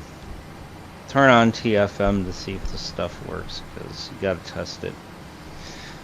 And I flipped the left and right IRU to a line, and all of a sudden the left and right IRU light just on off, and it would not stop. And it's like, okay, what the hell is going on? Why is it doing this? So of course I'm not sure what's going on, and the FCOM for the 37 is kind of muddled and difficult to read anyway. So I typed this into Google. 737 IRU lights blinking. And I got a result that says if your IRU lights are blinking, it means the FMC is requesting the GPS coordinates of your current location. Once you put them into the FMC, flip the IRU left and right switches to nav. Like, oh, okay. So what I do, I put it in. I went and put in the current GPS coordinates for where I was sitting at, and flipped the left and right IRUs to nav, and sure enough they stopped blinking. So yeah, that was a learning experience with that one. And the other ones too were the auto throttle and autopilot amber and red disengage lights. At this point, until we can get the autopilot and the auto throttle disengage switches and the MCP boxes, then we've been telling people just go into the forward panel and uncheck all 8 of those. Once we get the switches in there to deal with that, then you won't have to deal with it for very long. So yeah, that's learning experiences, you know, technical stuff, and it's like, I don't need to know all of this stuff. I don't need to know. So like the 47, I was looking at something because I was trying to figure out, okay, what are the generator field reset switches? And it's like, all I needed was a basic description of what they were and what they did. Saw this 35-minute YouTube channel video that went into the whole technical detail of what they were, how they work, why they work, and he even was showing schematics and diagrams and flow charts, and it's like, oh, he went into the airplane. This is a real pilot. Went into a real cockpit, and he was showing everyone on the electrical display. You can see all of your electrical energy, where it's flowing to, where it's flowing from, and he's like, so let's flip the generator 1 reset switch to off, and half the airplane loses power. He's like, it's like, dude, I just needed to know that. That's all I needed. So, yeah, I think that's probably a lot more of the difficult things too. Sitting through these videos like, okay, I just need to know what they do. Yeah, a lot of these real world pilots, they're great, but they do go into so much detail. But I guess you're going to have even more fun with the 747. It's probably got even more technical quirks for you to discover. Yeah. Let's talk about the 74 then. It's a beast. Yeah, it sounds like it, a real classic. So we got the MCP boxes on the 7.4, right? And yes. A couple of other offsets that are reading. So tell us about that. So basically what we have right now is we have the MCP boxes. You have the speed box, heading box, vertical speed box, altitude box, and what is called the MCP flight controls box, which is left bracket shift F. And that will bring up things like the autopilots and flight directors like it does in the 37. The interesting thing about that is there's not as many things on there as what I thought there would be, because you would think with a larger airplane with more complex things, well, things would be more complex to use. No, MCP is really easy to use. So aside from that, we have the overhead maintenance electrical panel, which is basically your circuit breaker box. You have the overhead fuel, which has 2 switches on it. One of them is a 2 to 3 transfer switch. And what that basically does is it transfers reserve fuel from engine 2 to engine 3. And you have the scavenge pump, which basically will pull from any available tanks and put them in the least available tanks. So if you got fuel tank 1 that's got 15,000 pounds in it, and you got fuel tank 4 that's got 2,000 pounds of fuel in it, and to make it easy, if you're trying to put fuel from 1 to 4 but you don't have a transfer switch for it, then you can scavenge. And what that will do is it'll try to even out and redistribute all of the fuel tanks so they have enough, as much as equal as possible. And at that point, that's what we have. Yeah, I mean, I do have to say thank you so much for the MCP boxes in the 7.4. It really makes the workflow a hell of a lot easier. Oh yeah, and that was the first thing on our mind when we started the 47, is we need to get the MCP boxes out there, because if we don't, we just go start top to bottom like we did with the 37, you won't get these MCP boxes for, I'm guessing, about a half a year or so. Yeah, and I just feel personally, I just feel a bit more confident now taking it on VATSIM, especially in high pressure situations. You know, I'm not having to go into the left bracket control P and scroll around for stuff. You know, I can have all three windows side by side as I want them. Yeah. Mm-hmm. So I guess now that the weather center feature and the weather tracking features are coming to a close in terms of their first sort of development cycle, it's coming back around to the 7.4. So what is next for the 7.4? So what's next for the 7B for the 47 is finishing up the overhead maintenance panel, what's left of it, and then starting the overhead segments. Now what may be different about the overhead segments for the 47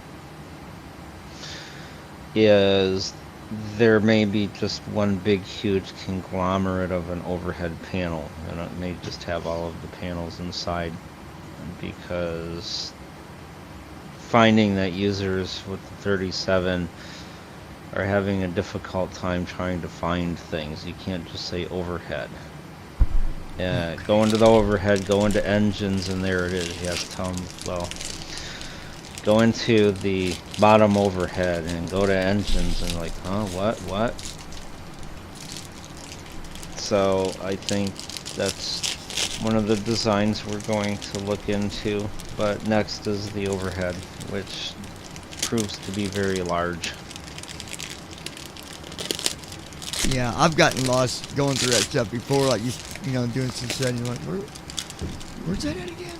But you remember the more you do it, but you know, it's all about how often do you go in there and do something.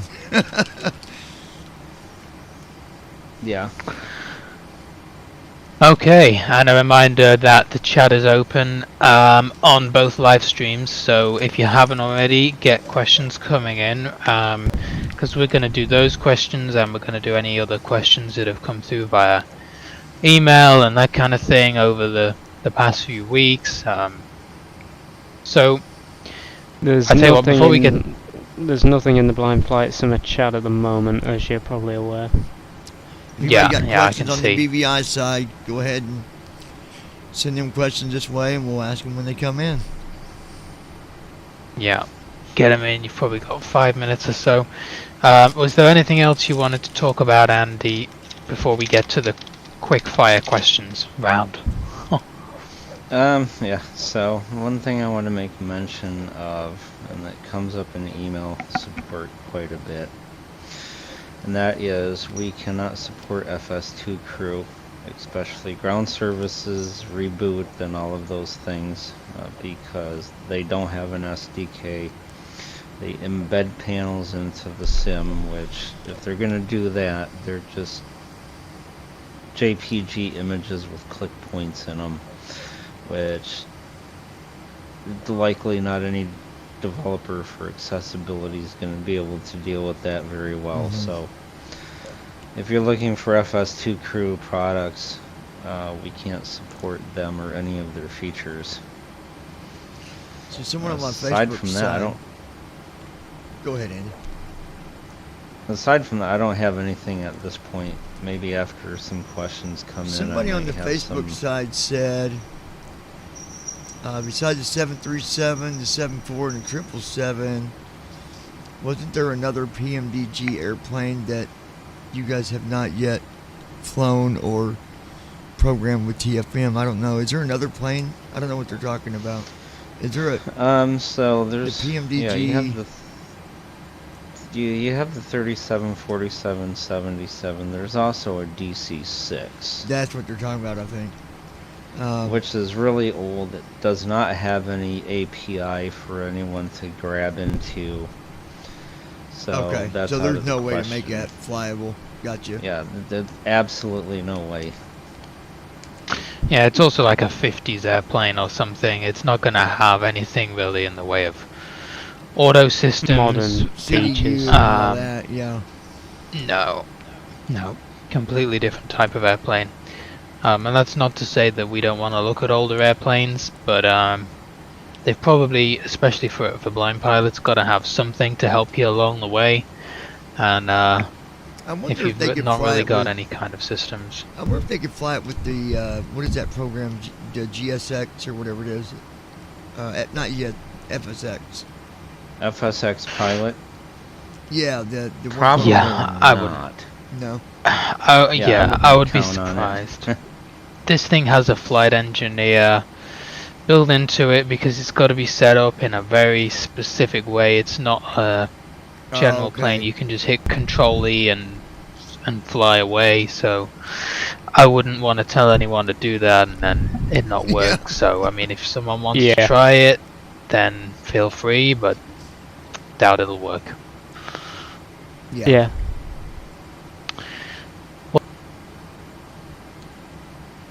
First question. So the 737-900 is coming to date in 2020. Will it be compatible with TFM? And the answer is, as long as they haven't drastically changed anything, yes, it'll be a drop-in. So basically, if it worked the way the 38 did, then what you should be able to do is install it into 2020, start it up, and TFM will have an immediate and instant support. Other than maybe a couple of tweaks here and there we might have to do.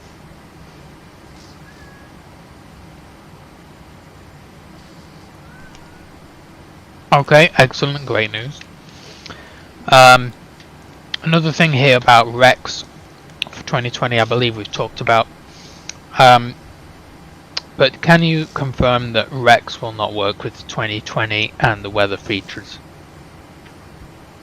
I can't guarantee one way or the other. I haven't tested it, but if it does work, then you should be able to use the Weather Center.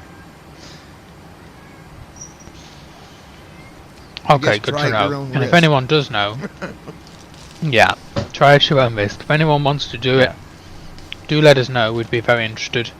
Of course, you won't be able to test it now because the preview isn't released. So another question we can segue into. Do you have any idea when people can expect to receive the weather features? Sometime this coming week or the week afterwards. I'm hoping it'll be sometime this coming week. So tomorrow through Saturday, is I'm hoping sometime between then. So that'll be the week commencing the 6th of February at the time of recording. Mm-hmm.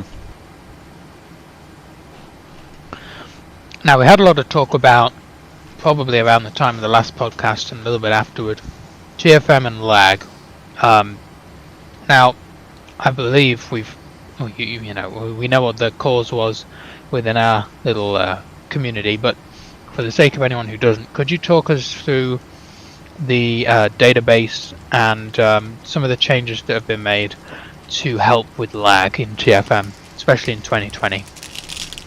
Yeah, okay, so there is a problem where if you were in 2020, the minute you started up TFM, it would start to lag.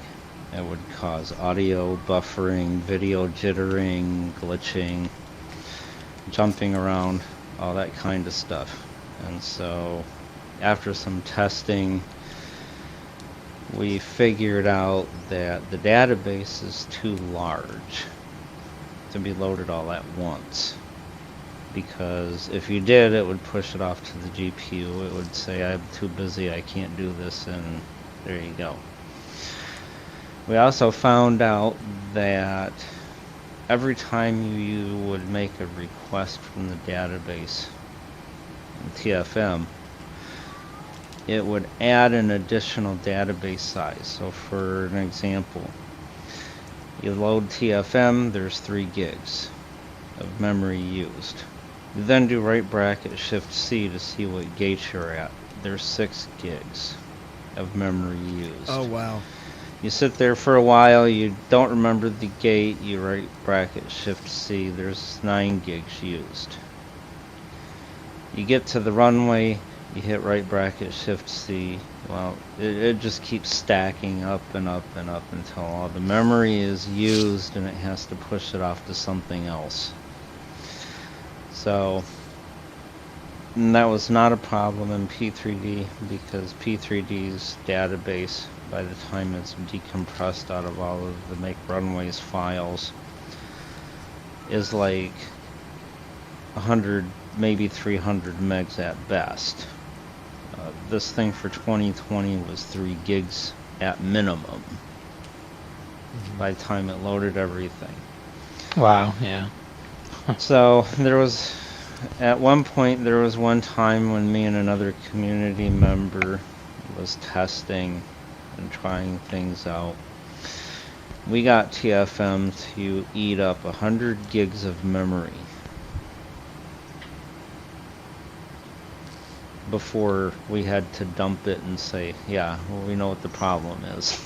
So, as a result of that, we had asked Paul Henty, the guy that made the database features, the library that we use for FSU IPC. We gave him some diagnostic materials and said something needs to be done with this because we can't keep doing this. So he rewrote the database. And the way it works now is it loads the list of airports. When you start TFM, it loads the list of airports. That's all you get. And then you can make requests out of the database for a particular airport. So this is a good example is when you do when you set your destination runway in TFM for the ILS setup. You right bracket Control D, the form comes up. Type in the airport you want to land at, you choose the runway that you want to land at, and you press OK. Under the old stuff, that would load an additional 3 gigs because we had to load the entire we had to load the entire world. We had to set our location in the entire world, and then pay attention to this little dinky runway out of the whole entire universe. So now we can actually load the runway and only that runway for that particular airport. So instead of this ILS setup taking like 45 gigs of memory, it takes 10 megs of memory, and it's a lot faster. So I don't believe anyone has reported any lag issues after that. I mean, even my I don't believe computer so. I that- mean, it appears fixed. that didn't do so well in 2020. Normally, even it done better, even, and that says something, because it just, it Yeah. was just a struggle. But yeah, it seems Yeah, to be doing and good. people that were people that were reporting issues with cockpit panels being slow and cranky and giving them issues, especially in 2020, I believe most of that's been dealt with too. My main thing was just stuttering, just where it lagged. Like just stuttering. Yeah. That's it. Okay. Another area that we could discuss, and a question I remember I had sent to me via WhatsApp a few weeks back, was about the FMC redesign. Could you just talk us through that a little bit and give us maybe an update on how that's going? Yeah, so the redesign has been put on hold for the Weather Center and a couple other things.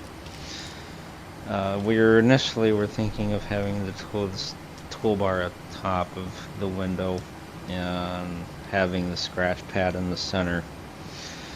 That's not going to work for technical reasons, so I think we're going to be moving it to the bottom of the window and having the display fill the top 75 or 90% of the screen.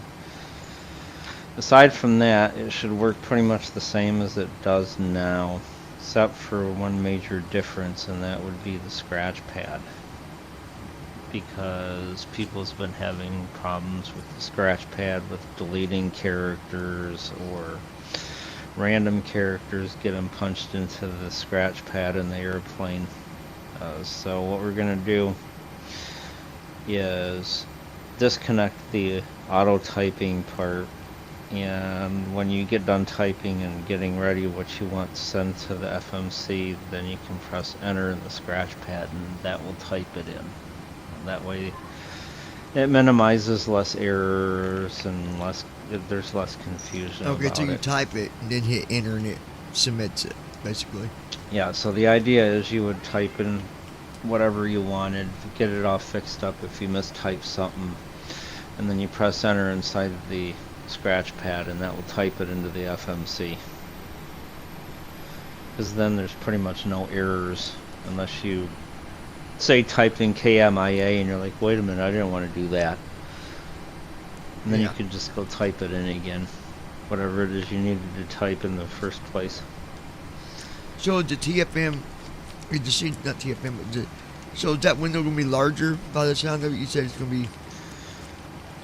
No, it's not going to be bigger. Well, that depends. It's going to take up... It's going to take up 75% or so of the person's screen. So it may be a fairly decent sized window, and the reason why, right now it's got this squirrely font that's like 8-point font, so you have a sighted person with a magnifying glass sitting there trying to read it.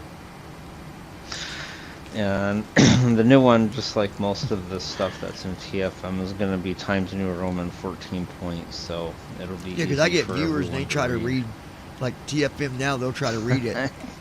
And you're like, it's so small. Even sighted people like, it's so small. I'm like, man, there's nothing I can do about that. Yeah, well, the newer parts of it are like Times New Roman 14 point, which is by technical accessibility points is large print. So yeah, that's what the FMC is going to be, so it needs a little bit more room. Yeah, that makes sense. Okay. Yeah, absolutely. Key game questions in chat, and here's another one that we can talk about. We get this question a lot about the A2A airplanes, but now people can actually use the legacy TFM if they download it from GitHub, is that right? Yes. Yep, you can use the legacy version. Keep in mind there is no support. We won't fix bugs. We won't add new things. And it's a use at your own risk. Right, there you go. So if you want to fly the Bonanza, this says no 182 Skylane, I think it's Cherokee, then they will be the ones you can look at. I have had some people tell me they've tried this out in P2D version 5 and had some issues, whereas version 4 they haven't, but that could well be something that has gone wrong on their system. Yeah. So and it's a little bear that tricky in on mind. the setup too, because I've had people email me asking me, I don't remember where all that stuff went, and so I'm like, I can't really remember enough to tell you how to do it, but when it's all set up right, it's pretty cool. You got a hanger and all that stuff, but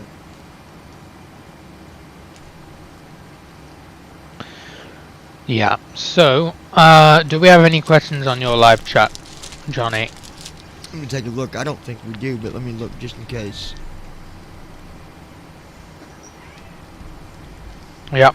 So it's the last chance, guys. If you got questions. The planes like the Skylane, can you start those with keystrokes or mouse? It's been a while since I've used that TFM version, Access for All, but I believe there was a script in there and there were set commands that you could use to turn on all the stuff, although I think it was also quite orientated with golden cursor when I last did it, but bear in mind that was like 3 years ago. Yeah, and I can't Yeah, I give seem to support remember we had a on golden that cursor because- profile. Yeah, and I can't give support on it because that was before my time. Yeah, so no question, but if you guys got them, you need to put them in now because I'm going to be closing up the chat here very shortly. So yeah, sorry we can't be of more help for you there, Accessible. I believe, yeah, we used a Golden Cursor profile, and I believe there was some kind of A2A configuration manager where you could also set up keys to your joystick for certain things, like the magneto selectors, yeah, there things was. like that. Yeah, I remember now. Yeah, there was an A2A configuration manager where you could set up Yeah. different things that you could use. You could set up the magneto key or whatever, set it to joystick buttons, Oh, and you yeah. would need to do that and stuff like that. I forget where that's at. I don't even remember. Yeah, so there is some significant stuff that you'll need to do. You can't really use default simulator hotkeys, you know, like Control E. It may start it up, but may also flood the engine or something like that. So it sounds like you probably know that already, since it's maybe something you're looking into. Right, did we get any questions on yours? Either that or email, Johnny. Just one here from Rodney on Messenger. Let me read it again here.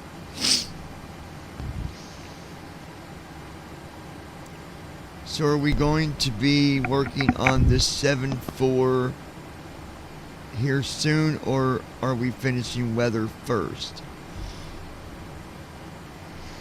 Okay, so we have to finish up the weather center and tidy up a few things, and then it will be back to the 47. Now, make So, no mistake. probably next week.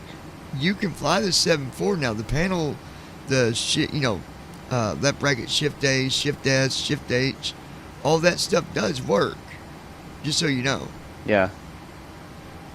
Yeah, it's just you can't deal with other things if you need to manually intervene for whatever reason with first officer, because I know he can be squirrely sometimes. One more here. Not like the. Go ahead. I'm just looking later. Yeah, no, you can't. You can fly it. It's just you can't intervene if you need to. Okay, so the 736, I'm guessing TFM works with that one, being that's a part of the 737, correct? Yeah, I can tell you now. Yes. Yeah, the 736, 737, 738, 39, and all other variants And then, work Nick, with I don't know. TFM Maybe as you might its- know how much. Does anyone know how much the 736 is? Last time I looked, it was still 736 30. is 35. Yeah. I will tell you, it's a little rocket, man. It takes a little bit getting used to because it's so light. That thing's gone. But yeah. Yeah, that's so if you're short on money, that's the one to get. Yeah, absolutely. So that's all I got over here. I believe that's all we got, so Yeah, so where we've got, can people contact you, Andy, and where can they read the blog and download TFM and all that good stuff? So you can contact us at talkingflightmonitor.com, and I'm sure these links will be in the episode notes. You can get a hold of us at talkingflightmonitor.com. Everything is there. The contact us form is there. Just go to contact. The blog is there. It's in the navigation bar, or you could go to Talking Flight Monitor /blog. Our email is info@talkingflightmonitor.com. You can also find the GitHub repository at github.com/talking-flight-monitor/talking-flight-monitor, and that should be the GitHub repository for it. Excellent. And what is the legacy version repository, just while we're here? That would be github.com/talking-flight-monitor/legacy. Okay. It's got dashes in between each word, guys. Someone, Yeah. I didn't see this. I apologize, Rodney. I installed TFM, and every time I run it, I can't find the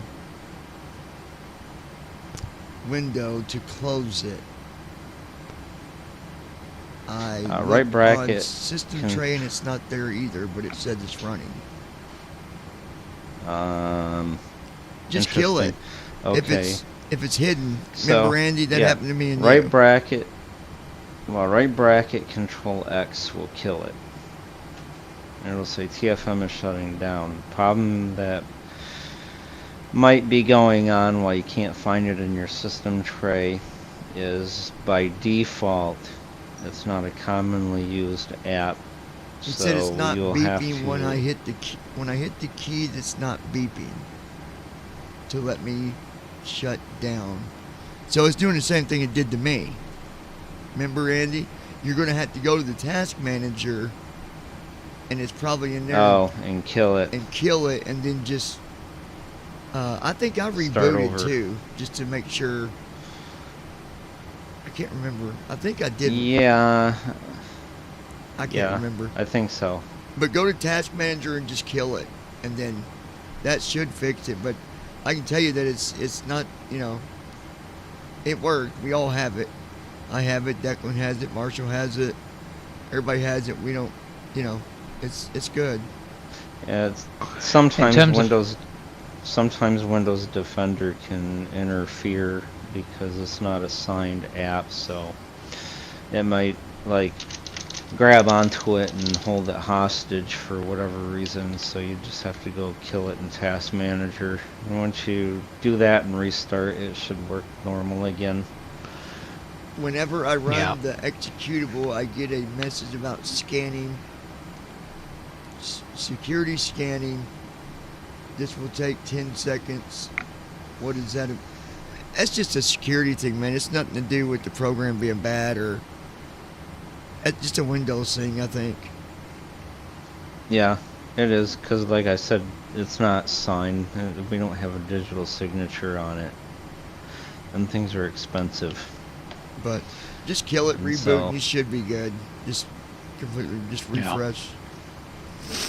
Yeah. And if you lose it in the system tray, there is a chevron icon, usually. And that will Yep. expand the tray, and then you'll see a whole bunch more applications, usually including TFM. Oh, Sometimes that's the what that- focus likes to jump around. That's what that is. I always So you wondered what that go chevron to- was.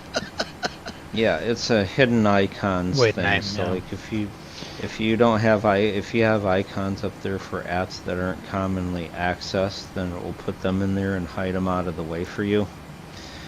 So a way to fix this is you go in Windows settings. If you go to I believe it's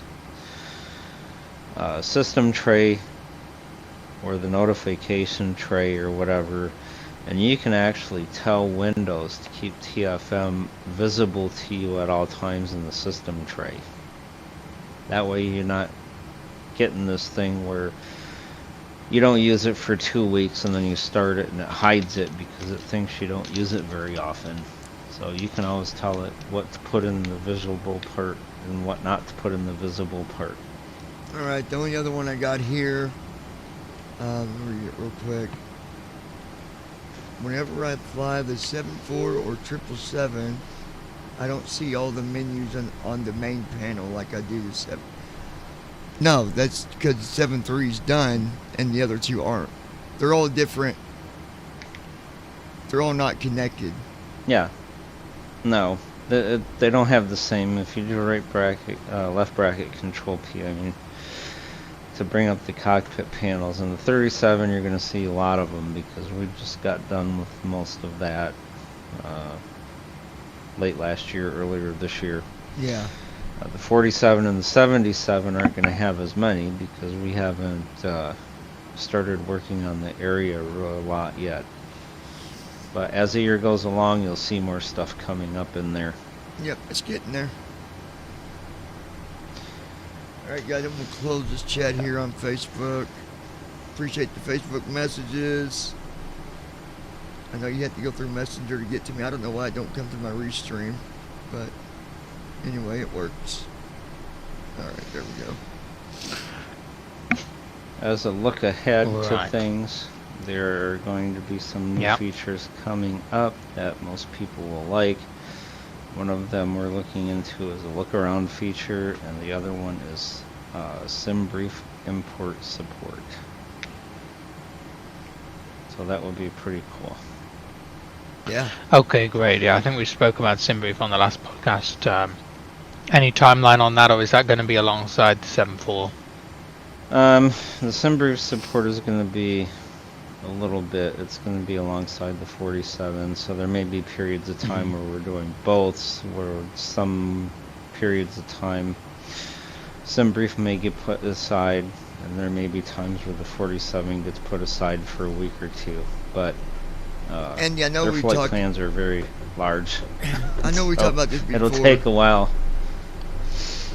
Just curious, is there anything happening with, because I've had people ask me on my channel, Declan, maybe Declan too, I don't know, but I've been asked about VATSIM a few times, that they see the option for VATSIM, or what, when's that going to be? I don't think we have no estimated time on that, do we? For the VATSIM. There isn't any estimated time frame on that. We think it might be partially to deal with their servers, but we don't know what's going on, so that's I would going to just take leave it a off, little yeah. bit of...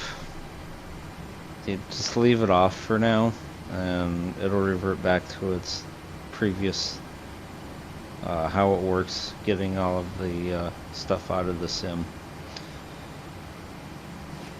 Okay. Alrighty.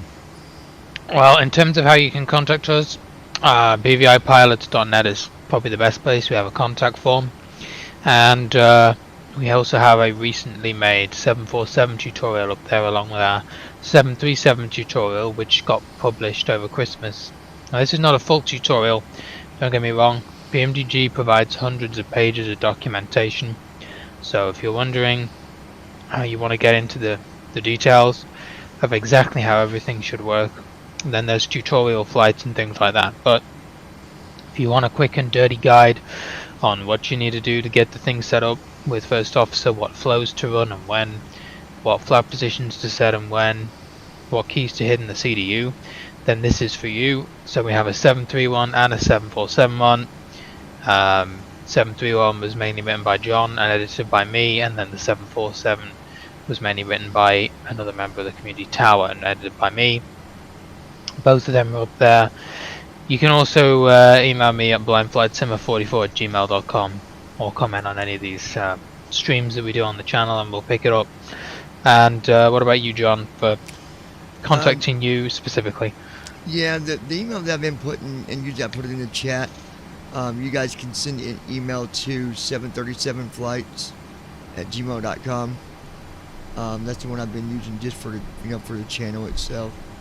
And then, of course, you've got the info for the podcast, but other than that, just come on, you can ask on chat, or you can send an email to 737flights@gmail.com.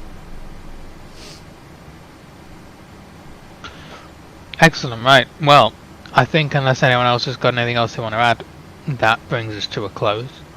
Is that all good with you, Andy? Yeah, I don't have anything extra at this point. Yeah, I think we've came a long ways, and yeah, it's nice to see things moving along. It takes time, but I think a lot's been accomplished. So Yeah, we should remind people. I know people always ask when the next podcast is going to be. Problem is, these podcasts, as you can see, take over an hour usually. And if we were to do one of these every couple of weeks, well, we might not have time. Andy might not have time to come on. And there's so much out there already.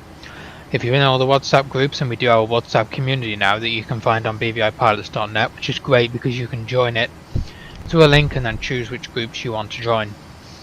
for the virtual airline, for the Q&A beginner group, or for the main just BVI pilots group. But either way, if you're in there, you'll see stuff on a daily basis. If you watch mine and John's channels, you'll see sneak peeks from John, and you'll see weekly updates from me where I round everything up. And if you look at the TFM blog, you can see usually weekly blog posts with details on what's been going on. So we don't need a podcast every week, and we don't have time, but they are great for getting an overview and an interview of Andy here and what we've done, over the past few months. Yeah, and again, like, we've always said, the podcast is to give you guys information that will always be the same. It won't be, go somewhere else and find out a different story. It's going to be the same. And, a lot of stuff we talk about on the channel, maybe it could change, or maybe there's more information that we didn't know. So we don't put that kind of stuff on the podcast because we're trying to give the podcast that reputation of, if you want the facts, go to the podcast, so keep that in mind. A good example, a quick example of that is, what if you remember this, John? If we were to come up here and tell you, oh, well, in order to access this feature, you press this key, and to get this one, you press that key. And then overnight, it's not even the same anymore. It doesn't even look the same. Those keys aren't there anymore. And yeah, you remember that when I put the weather center out, you were used to the control O and the control I. And then all of a sudden the next day, here's the weather center, control W. The other two things were taken away. And so yeah, it's not good. And it's kind of just, it's kind of a nuisance because Emmy or Declan or Marshall, we've got to go back in. We've got to either delete the podcast, or we got to go in and change the title to let you know that this is not 100% information, or it's been changed, and we don't like doing that. It's just something we're trying to keep good integrity for the podcast. So yep. So the hotkeys that we talked about in the podcast are permanent. They will be the same now when we talk about them and when this thing comes out in preview, so we can say it's 100% fact. Yeah. But I enjoyed being here with you guys, and appreciate everybody who joined us, watching and listening. So, yeah. Thanks for having me. Thanks for coming on, Andy. And you, John, and Marshall, for editing and thanks contributing. Thanks for having me on. Appreciate it. Yeah, and this will go about that. Real quick, Declan. That who does the editing? Well, Marshall does all that, so we give him all the credit for the music, the editing. You might not think something goes wrong with the audio. It's probably my fault. But there's stuff that goes on behind closed doors, and that's just you do a good job, Marshall. So we appreciate it, buddy. Yeah, we do edit these a little bit before they go out. So this will archive as a stream on the YouTubes. It'll get uploaded then as a slightly edited form to the Spreaker, which automatically then sends it to iTunes, Spotify, Deezer, any podcast platform you could think of, and usually that then is slightly edited to remove any unnecessary technical parts where we were testing or trying to search for things within a live chat. So that's where it'll go, and that's where you'll be able to find it over the next few days when it gets published. So alright, excellent. Thanks very much all of you for coming along and for the questions, and we will see you, well, we don't know when, but as I've said, you can keep up to date with the community, and we got college, I'm man. sure we'll see you pretty soon. We're all busy people. Yeah, absolutely. Alright, thanks everyone. Bye bye.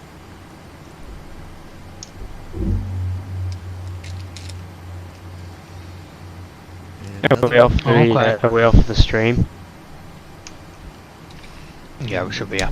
Is Alright, don't go anywhere for a second. Can I Deck, could you just repeat that question about the 737-900? I don't need the answer again, but could you just repeat the question, because I might need to fly in a replacement. I think your internet dropped out. Oh yeah, it skipped out. You were asking something. You dropped out for just a few. Yep. What was I asking? You were asking whether the 737-900 would be compatible with TFM when it came out, I believe. Oh, right, okay. Okay, I'll ask it again. Let me know when you're ready. Yeah, it's still rolling. You're just on the same tape, so go ahead whenever you're ready. Okay. Okay, and then another question that we might have is surrounding the 737-900, which is releasing on Tuesday evening with PMDG for MSFS, and whether that will be accessible through TFM in MSFS out of the box. Okay. Alright, cool.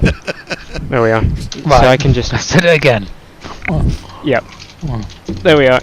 It got it this time, so I can just fly in that replacement. I've done that, dude. I've had to do that before, and it's just so weird having to do that.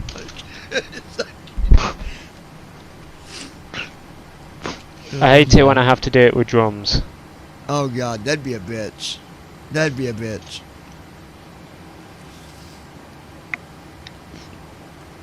Alright, well, there we go. Yeah. Oh, jeez. Okay. So you know the Scott Berry that's on the BVI pilots group? Or email list? Yeah. Yeah, so he Okay, so I'll probably mix that down tomorrow morning, Deck, because Yeah, that's right. Yeah, you're good, man. but he's like he puts a thing on the list while we were in the podcast here, and he basically is like, cause you know we've been looking for documentation people, so and stuff like that. He's like, I saw a little bit ago that you were looking for a document writer, and like I don't know a whole lot about TFM, and I wanted to get to know it better. And it's like, dude, you have to know TFM, you have to know your airplane. And if you don't know your airplane, you have to be able to research how it works. Or what it does at the bare minimum. I mean, I want to be your documentation person, but I don't know a thing about TFM, and I want to integrate more simulators into my life. Oh god. Yeah, he's been on the Eurofly list for ages, and he's a bit of a whack job. He's always posting weird things. I remember when he started sending emails to his mom to the Eurofly list, navigation, transfer, and we had to tell him that switches. he was sending them to the wrong address. On pressurization Like, oh yeah, selector. sorry. Auto flight instruments. Oh, jeez. Heading set. Altitude set. Parking brake. Set. Fuel control switches. Cut off. yeah, so Checklist that's all complete. good. It's saved, and it came through. So Yay, we don't have to do it again. Oh yay. yeah, we don't have to retrack it. Thank God. Didn't we have to do that once, Mash? I'm sure we had to like re-record a whole podcast once. Ugh. Certainly a big part of it. Yeah. I don't think that was one of the ones where we had a weird issue. I think it was actually the first one I had to, well, for some reason it didn't record, I don't think, and you had to retrack it, and you got to the end of this 20-minute thing, and then you realised you had to retrack it. Oh yeah. The first podcast we did. That'll be funny to listen to. Oh jeez. Good God. Yeah. But yeah, we had to retrack it, and that was with the old intro sequence, which whenever I hear it back now sounds bad. Yeah. Oh yeah, it was bad. It was bad, yeah. I mean, I didn't really. I hope not. I was still learning.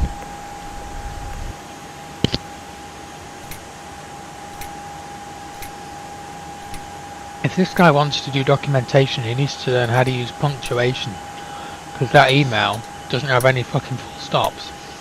Oh Goes yeah, on and on and on. yeah, I know.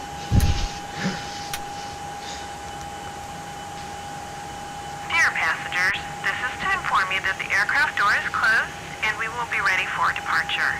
In order for us to push back, we would So far require I've that had all two passengers are two seated people try with their to seatbelts apply. fastened and seats in the upright position. All carry-on luggage should now be either in the overhead I don't know as compartment though either or one under of the them seat are in front gonna of you. get that The far. cabin crew will be passing to make their final safety checks before departure. Thank you. Yeah, that's unfortunate. It's just time, you know. I don't have the time right now. Yeah, Daryl. I'm trying, Crystal. Oh, Lord. He sent me a sample because I asked him to send a sample of the speed box and I'm doing what I altitude can. I'll let box you know in a for little bit. I gotta go. a written how-to guide. And he's in the speed box and he says press L for LNAV. I'm like, Alright. what the hell are you talking about, dude? We'll figure it out. Where do you get LNAV in the speed box? Yeah. But yeah, I mean, I don't tend to have a lot of time at the minute either. I mean, you know, sessions and what have you, and Yeah. I mean, it's like neither one of us have the time either because, you know, it's like a double-edged sword. You stop your features and TFM and all that stuff to write your documentation, and people will want to know where all the features went and why did TFM stop doing Yeah, it's stuff. windy out, Ezra. That's what I'm doing now. We're getting ready And- to take off from here and head to San Francisco. And then you have people wanting to know where the documentation went, so it's like you can't. You win some, you lose some, I guess.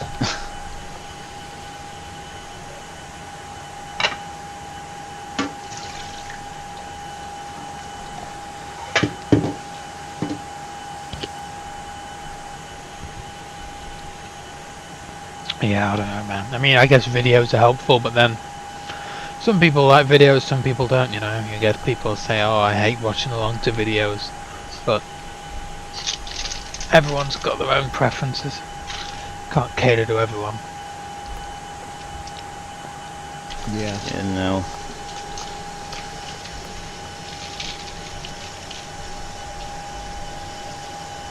I'm supposed to be doing a video once I get to the point where I know that Weather Center is what it's going to be, which I believe it probably is right Before now. start checklist.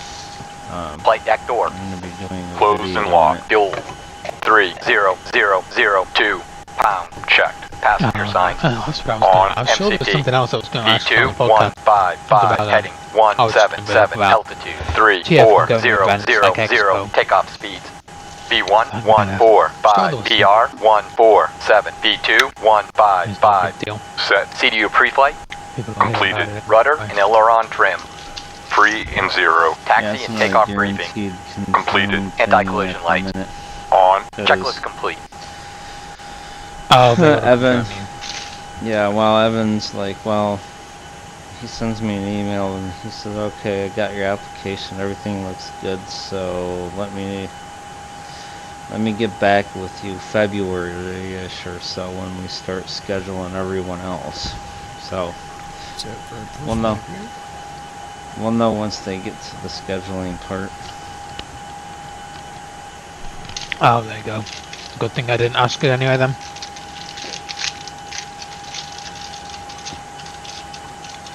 What's the other one? Was it ABC Maryland or something? Oh, so yeah, So I ACB can't remember, Mirror. something else you got Yeah, on.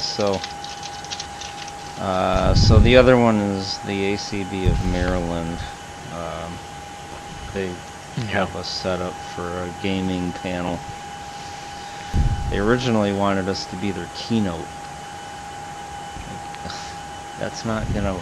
You're gonna have 2 flight simming guys come up and be your keynote for your whole convention, state convention. Something doesn't sound right.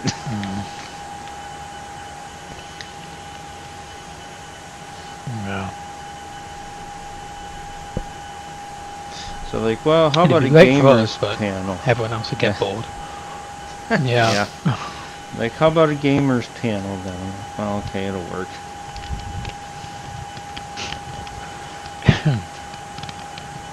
It's not a game. It's not a game. It's a simulator. Yeah. Well, the way they have it listed in the schedule, is that me and Jason will be showing them an accessible flight simulator. Yeah, I had Well, I guess sort of. Day. It's not an accessible And flight simulator. They was but- arguing with me about the Whatever. difference Lay on between top of a 3D and 2020, and I said, well, I said, okay. I said, yeah, there's differences. What's your point? And it's like, well, everybody keeps saying P3D is professional and 2020 is not. And I'm like, well, it is. P3D is professional. I mean, that's... The Air Force don't use it for nothing. They don't like say, yeah, let's use that. And Yeah, though exactly. we can't rely on it. You know? Yeah, they're for different markets. Especially now. MSFS is for gamers at home. Yeah. And P3D is really for... Yeah, I mean... Well, we can use maybe it, but... later on, maybe they will use 2020. Who knows? But, you know, right now it's about the accuracy of what they're using it for, you know. 2020's got good quality with sound and stuff. P3D's got the quality when it comes to, I don't know, what you would mark it as, like the GPS and coordinates, and they've been doing it for much longer than 2020, you know. Well, a lot of companies Well, use it with motion sims and Yeah. things like that. Yeah. No, I said longer, but Right, I'll be technically back in not a minute. longer because P3D used to be GSX, right? Or F, whatever it's called, not GSX, but No, P3D used to... Lockheed bought FSX. Yeah. yeah, that's what it was. Yeah. And then expanded it. I'll be back in a minute. I'm gonna make a phone call. All right, bud.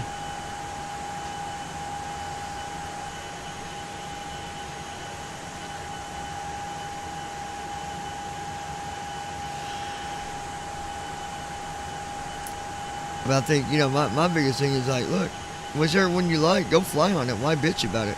If that's what you like, go fly it. We don't care. Either way. Mm-hmm. Yep.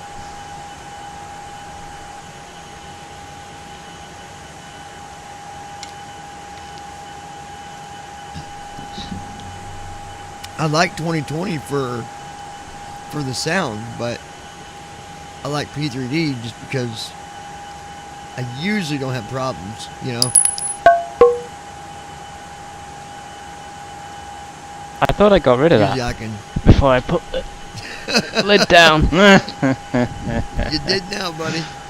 No, I didn't. It's going to keep logging in and out, so I've now got to go back into my control room and deal with it.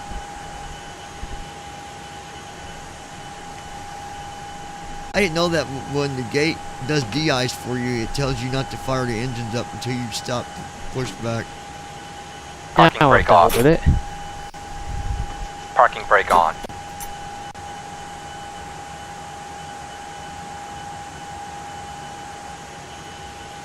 When it does de-icing at the gates, like when it Yeah. has you,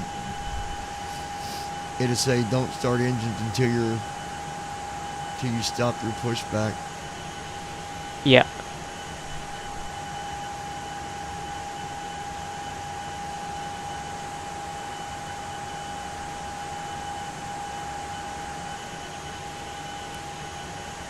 Let's unpatch everything.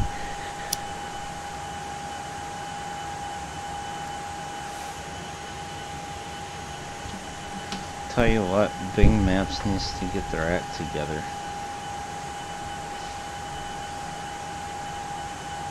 because I was looking at this look-around thingy that I wanted to experiment around You are with. still on Johnny's live stream, by the way.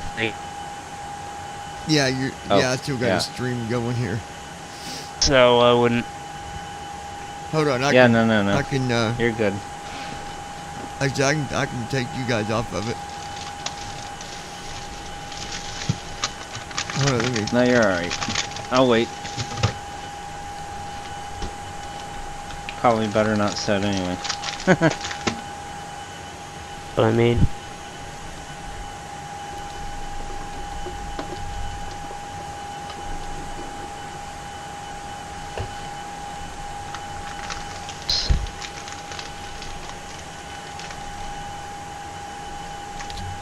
There you go. Now you can talk now, and I got you guys muted. Parking brake off.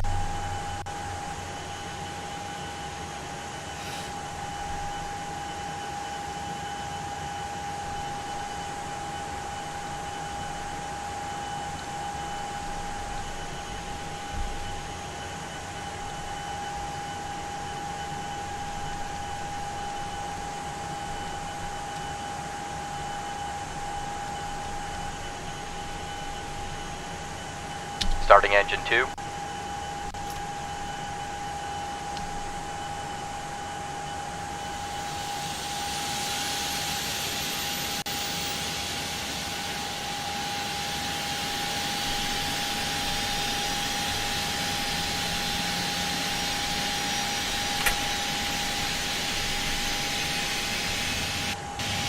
As well as the carry-on luggage. When the seatbelt sign illuminates, you must fasten your seatbelt. Insert the metal fittings one into the other and tighten by pulling on the loose end of the strap. Hey man, your stream To is release your cutting in and out. seatbelt, lift the upper portion of the buckle. We suggest that you keep your seatbelt fastened throughout the flight, as we may experience turbulence. There are several emergency exits on this aircraft, forward, aft, and over each wing. Please take a few moments now to locate your nearest exit. Okay. In some cases, your nearest exit may be behind you. If we need to evacuate the aircraft, floor-level lighting will guide you towards the exit. Doors can be opened by moving the handle in the direction of the arrow. Each door is equipped with an inflatable slide, which may also be detached and used as a life raft. Oxygen and the air pressure are always being monitored. In the event of a decompression, an oxygen mask will automatically appear in front of you. To start the flow of oxygen, pull the mask towards you. Place it firmly over your nose and mouth. Secure the elastic band behind your head and breathe normally. Although the bag does not inflate, oxygen is flowing to the mask. If you are traveling with a child or someone who requires assistance, secure your mask on first and then assist the other person. Keep your mask on until a uniformed crew member advises you to remove it. In the event of an emergency, please assume the bracing position. Lean forward with your hands on top of your head and your elbows against your thighs. Ensure your feet are flat on the floor. A life vest is located in a pouch under your seat or between the armrests. When instructed to do so, open the plastic pouch and remove the vest. Slip it over your head. Pass the straps around your waist and adjust at the front. To inflate the vest, firmly on the red cord, only when leaving the aircraft. If you need to refill the vest, blow into the mouthpieces. Use the whistle and light to attract attention. Also, your seat bottom cushion can be used as a flotation device. Pull the cushion from the seat, slip your arms into the straps, and hug the cushion to your chest. At this time, your portable electronic devices must be set to airplane mode until an announcement is made upon arrival. We remind you that this is a non-smoking flight. Tampering with, disabling, or destroying the smoke detectors located in the lavatories is prohibited by law. You will find this and all the other safety information in the card located in the seat pocket in front of you. We strongly suggest you read it before takeoff. If you have any questions, please don't hesitate to ask one of our crew members. We wish you all an enjoyable flight. If anyone can't follow the rules on this airplane, I will be forced to grab your puny ass up and throw you out. And let me tell you right now, I will not care for 1 second to drop you from 40,000 feet up in the air. No, I really don't give one fuck about you not liking me. I'm here to make a paycheck, get you on this plane, and get you off this plane. So please, do not waste my fucking time. Thank you, folks, and have a great time on this kick-ass flight. Oh, one more thing. Our captain is one of the coolest captains that money can buy, so don't piss him off because you might not like what the motherfucking prosecutor has to say, or what he will do to your puny asses. Ha ha ha! GSX Aqueduct Grid. That's great. Oh, let's see. Parking brake off. Parking brake off. Brake light off. Parking brake on. Parking brake on. 29.0.2. Stop spending properties for new desktop audio checkbox not checked. There we go.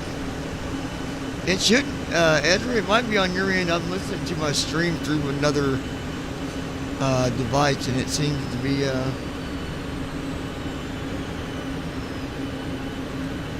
okay. Maybe refresh or something.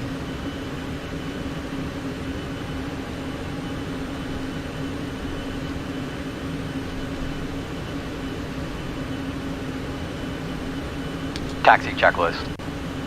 Generators. On. Croaky. On. Anti-ice.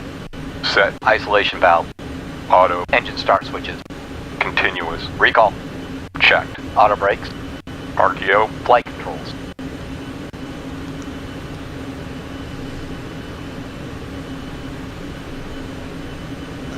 Flight controls. Yo, Full left.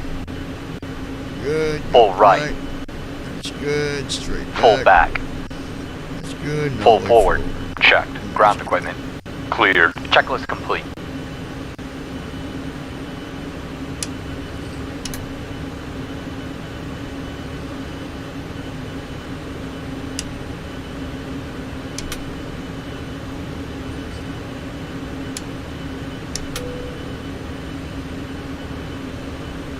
Did you like that safety message? That's pretty cool, wasn't it? I like that one.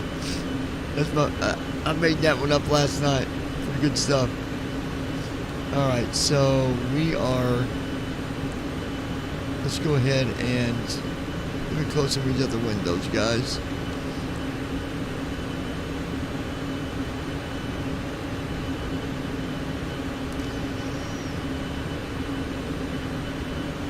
Okay, we'll close that window. Okay. We'll move to the gate here, or runway here in a minute. Let me...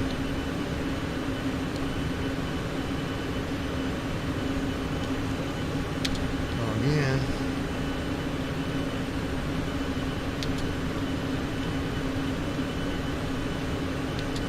Fuel up.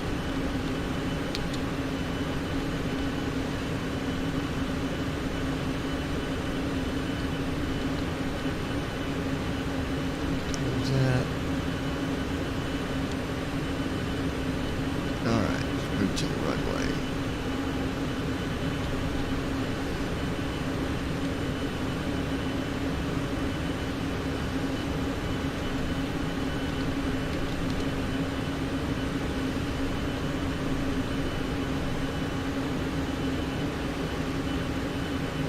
Rate is 29.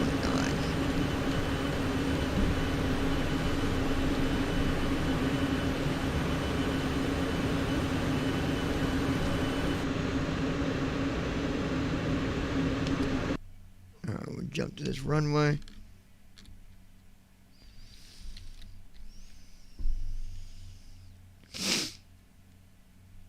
This is going to be like a 2.5 hour flight, you guys.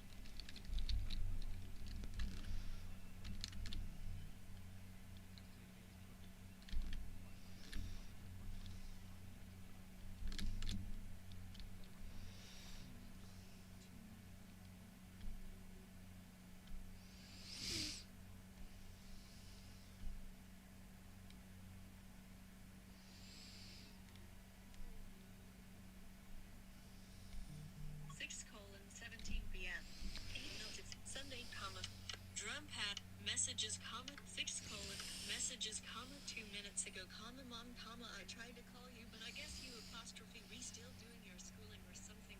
Drug, phone, comma, plus block, show notifications. Good. Okay. Here we go.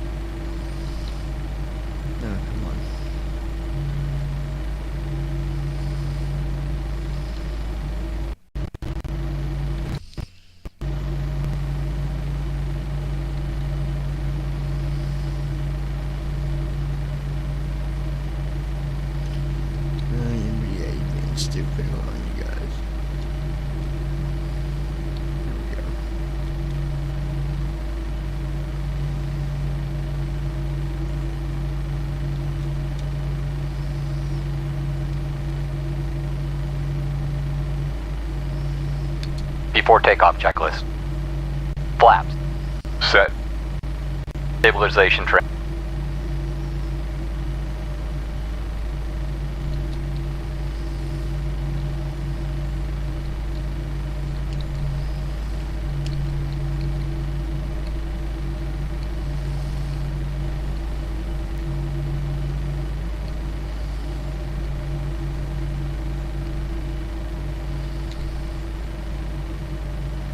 Okay.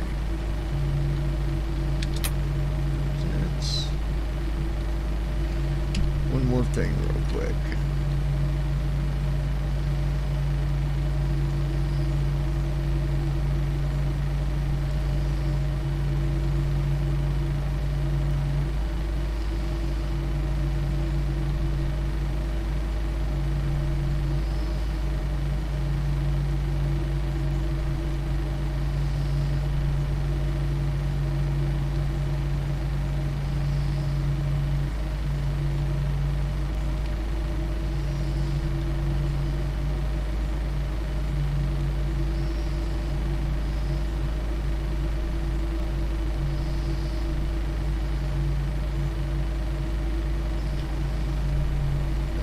What is it?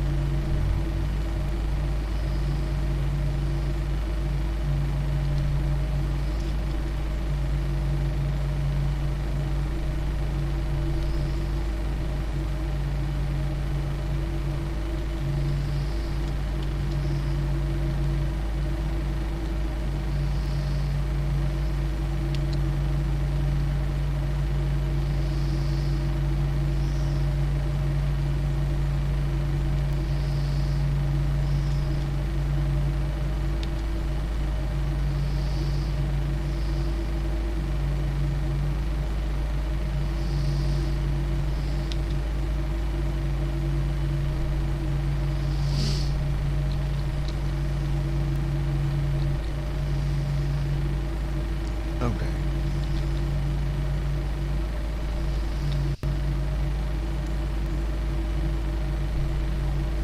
Set. Checklist complete.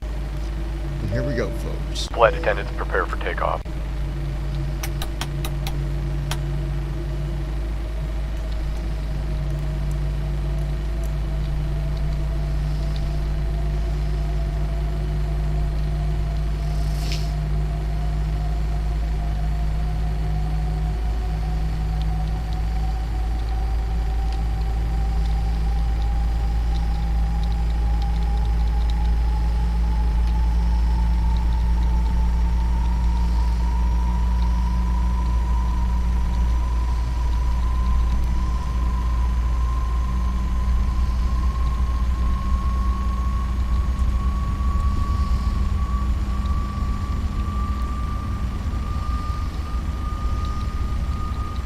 Thrust set.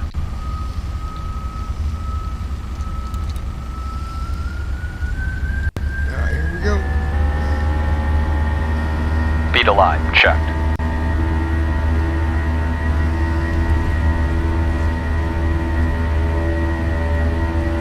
$80 knots. Checked.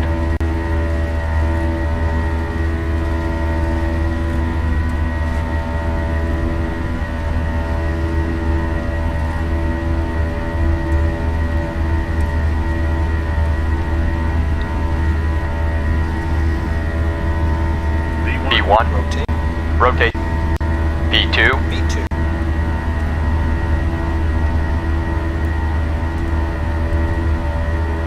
Positive rate. Gear up. Landing gear up. 400 feet. VNAV. Hold nav. VNAV on. LNAV on. Autopilot. Command A on. Acceleration altitude. Flaps 2.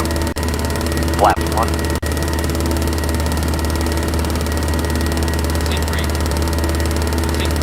Flaps up.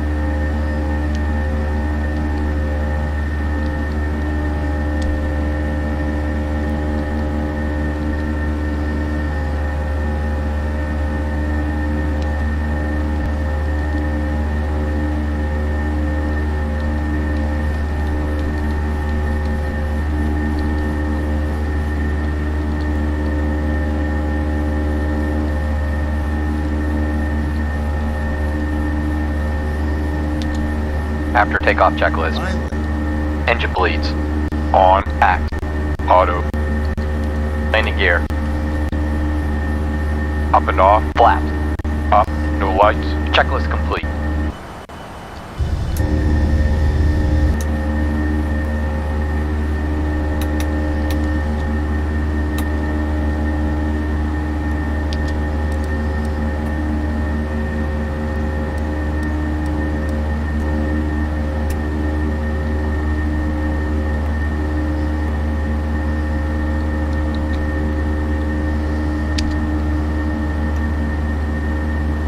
LNAV off. No, LNAV off, you dumbass. LNAV on. No. My MBA decided to not talk right on takeoff, dude, so I couldn't tell what the fuck it was doing. We got in the air, we're good, but shit. It's the worst time for MBA not to talk. Fuck. Do that shit when I'm not just taking off. Scared the shit out of me.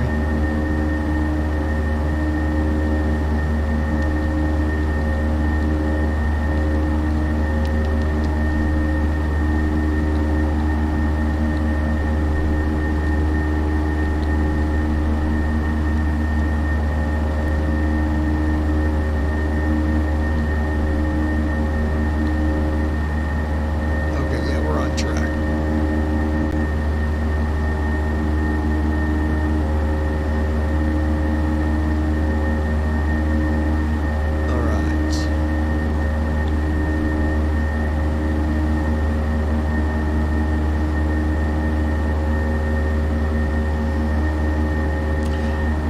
Probably 2 hours to get from CYYC to San Francisco.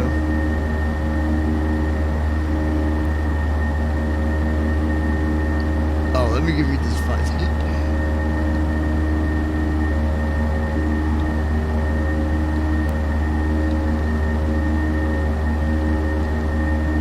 Alright, let's see. Shift.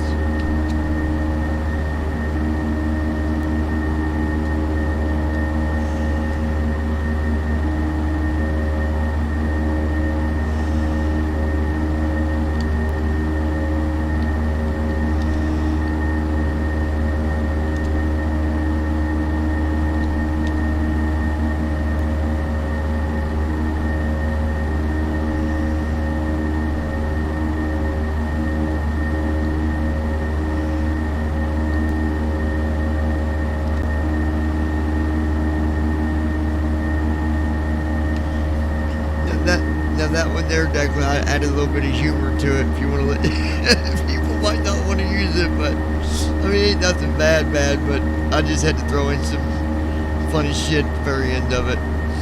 But I've got a regular one too that I did. I need to upload it too.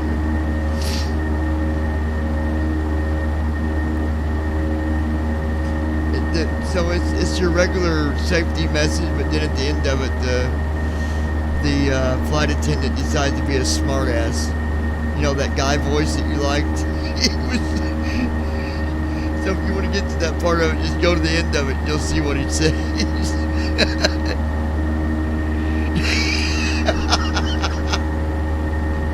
He is, dude. This is good shit. Wait till the end of it, you're gonna laugh your ass off. He had a bad day.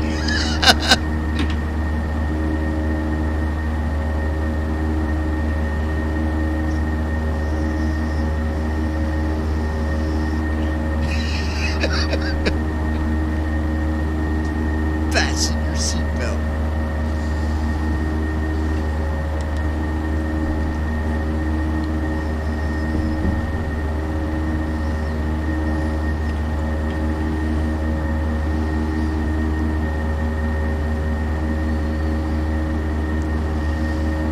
Transition altitude. Checked.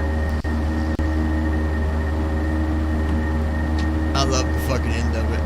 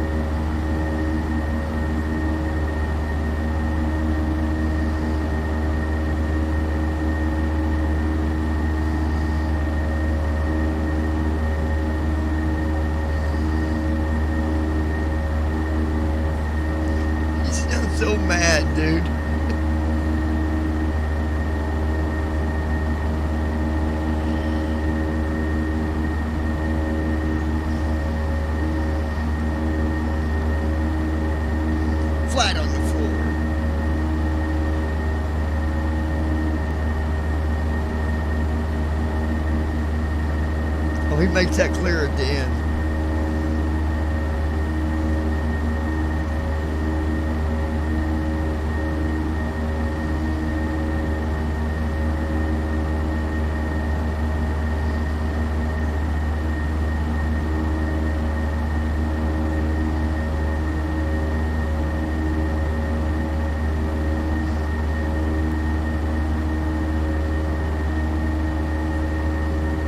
Chest. Oh, I love this part coming up.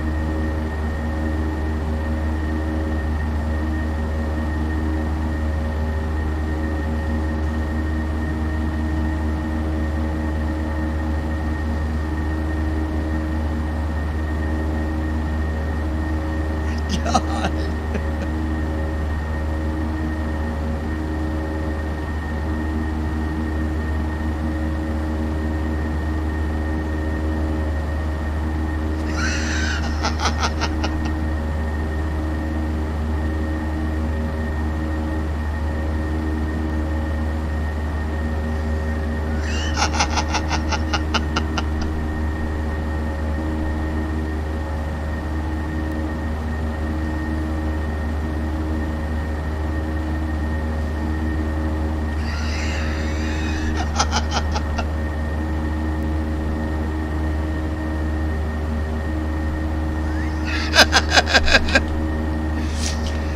I just did that one for humor, but I got other ones without that shit at the end.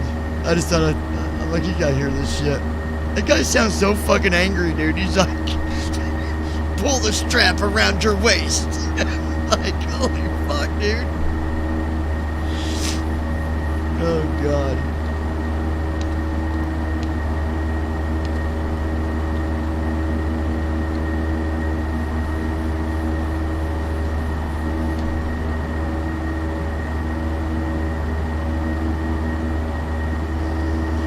Yeah, your feet flat on the floor.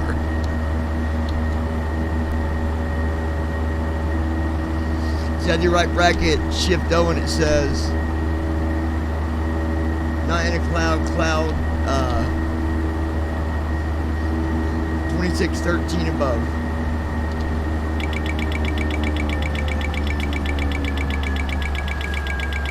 See, like,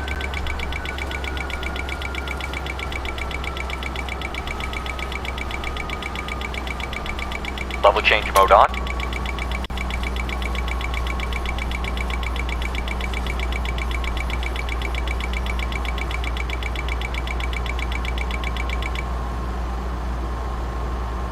Oh, I thought my auto throttle was already on.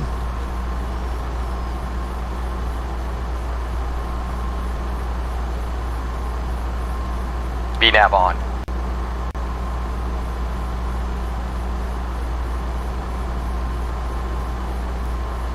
Okay, VNAV's on.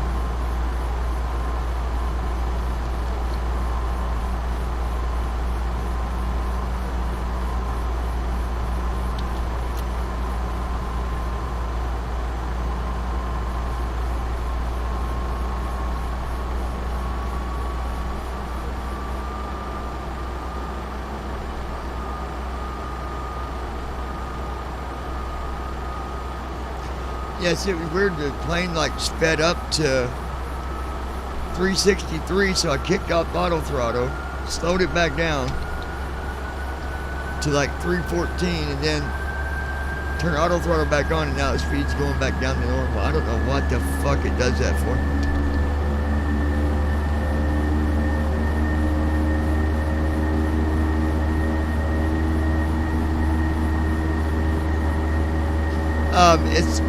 It's 11 labs. I'll double check to make sure. I'm pretty sure it's 11 labs. Let me get it for you. Here we go. I'll get it for you.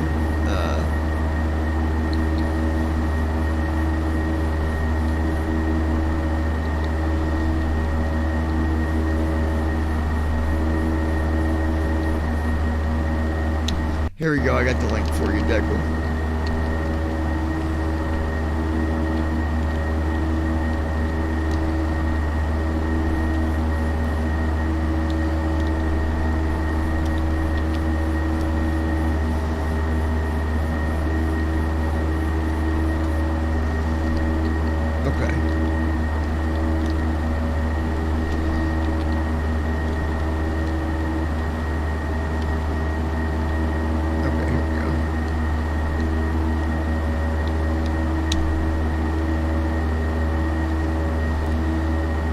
Oh, I know, dude.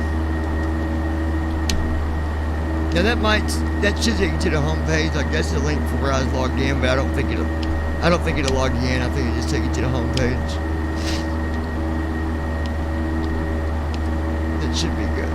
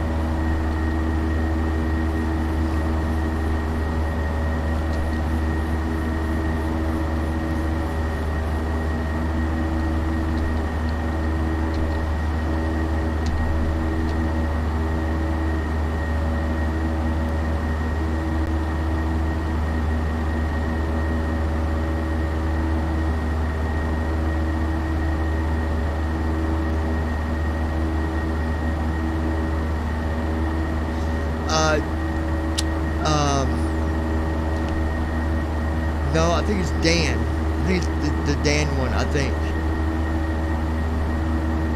I think it was Dan that was...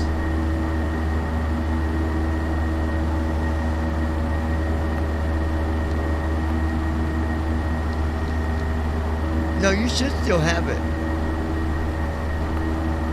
You only got one.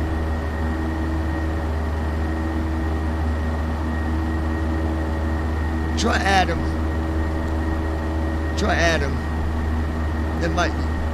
That might be it. Like, put something small in there. That way it don't take much of your stuff. Do like just put something simple so you can hear it.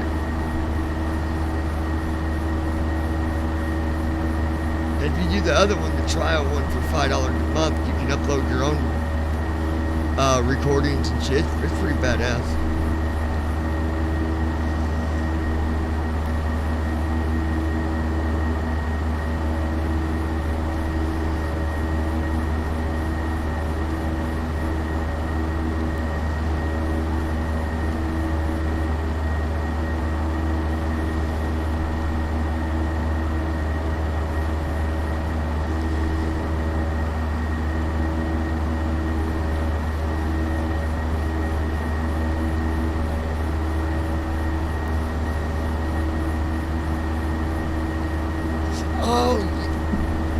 You're right. I think it is. Yeah. Yep, it is. I think it is. I forgot about him. Yeah, he's had a bad fucking day. He's not a very happy fellow.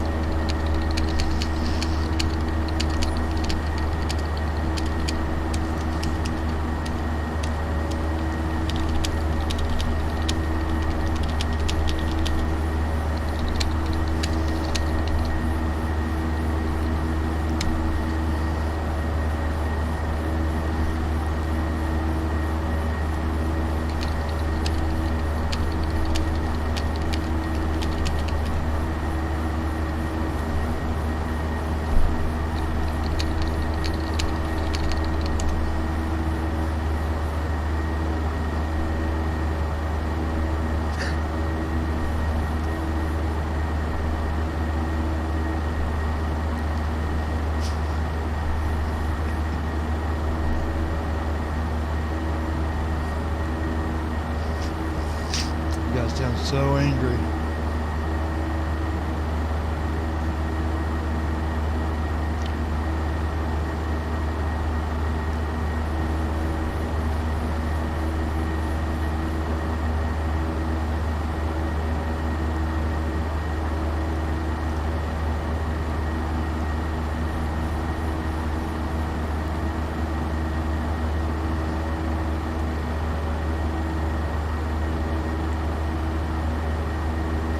You still with us, Andy?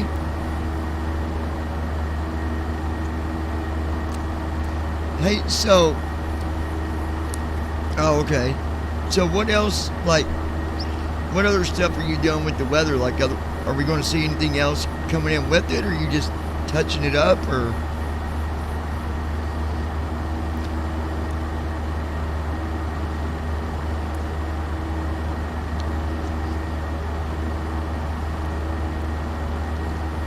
Yeah, because it already does the in and out of cloud thing. I noticed that. That works. I know there's a lot that you've made it do already. You know, the clouds and the wind.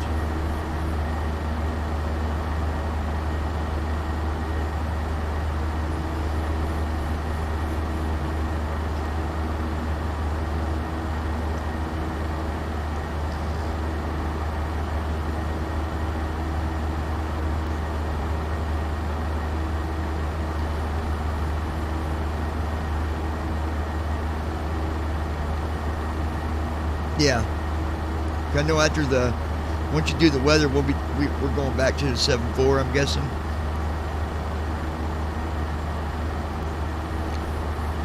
It's got a lot of stuff on it, don't it? Have you looked more stuff on it?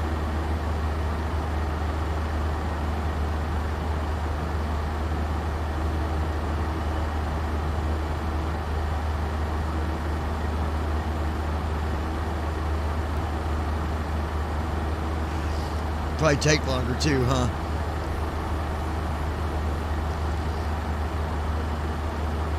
Oh, just, yeah. I think it's great because it's got its own breaker system and everything.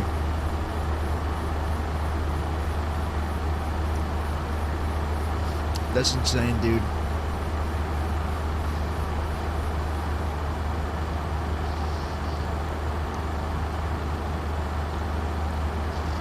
But I guess that's why they call it the Queen of the Sky. Isn't it kind of mind-blowing though how that's an older plane, but any pilot almost would love to have a chance to fly that thing. Like even in real life, like they'll tell you, you know, like I've heard many say if I get the chance to fly the Queen of the Sky, I'm going to jump all over it. But I'll tell you another. Go ahead.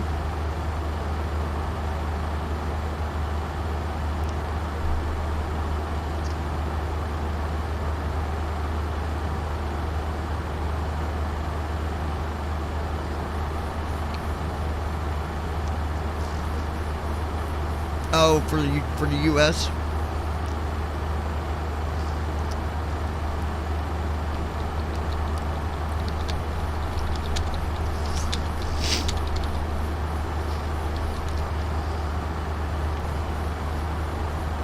That's awesome, dude. It's kind of sad to see this. Like, I guess we're gonna. The Queen of the Sky still get used, but only for cargo. From what I heard, that there's some places that still use it for cargo, but that's it.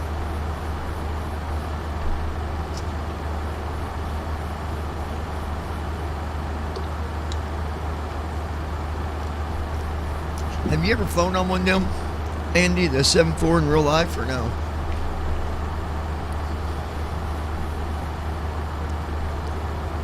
Declan, you've been on long hauls before, haven't you? Like, trip-wise, like oceanic or whatever?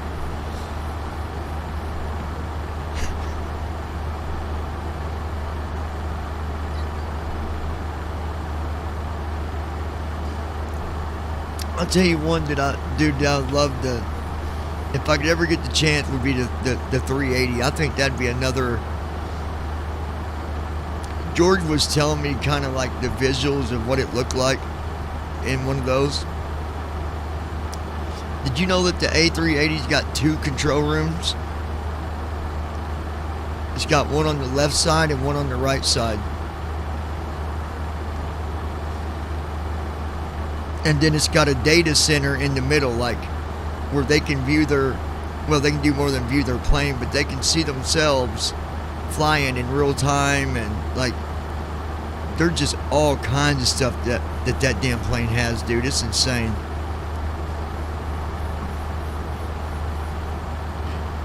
I wonder if that's as big as the 7.4, the 380, or maybe bigger. I don't know. I'd say bigger because, yeah.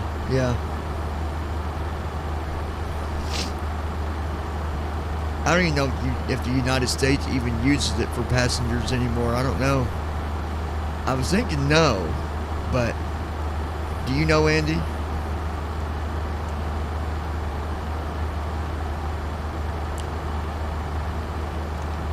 Have you seen a payware for the 380? Anybody? I wonder if maybe they don't have one.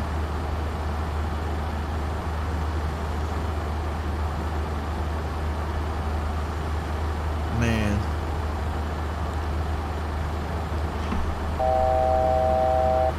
According to Josh, and dude, I don't know where he's getting this, because when I tried to use Tramp on 2020, I couldn't get it to work right, but he says that you can mute it.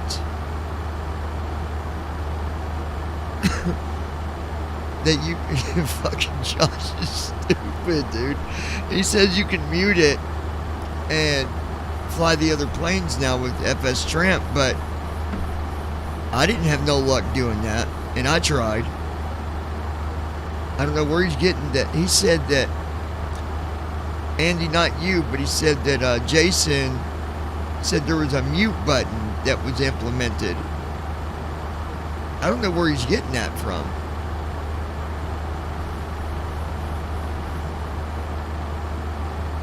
From the flight deck, this is your first officer. So We've reached our cruising altitude, and as anticipated, the air is pretty smooth, so we're going to go ahead and flip off that seatbelt so you can fly the However, planes if with you do not FS need Tramp to move on about the 2020? cabin, please stay seated with that seatbelt fastened. As you all know, turbulence is unpredictable and can occur at any moment. In the meantime, sit back, relax, and we'll talk to you when we get a little closer to our destination.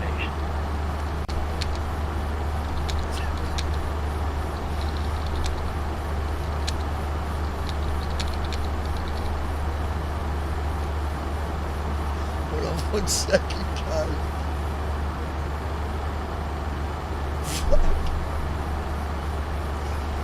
I'm like a fucking toddler. Jesus Christ.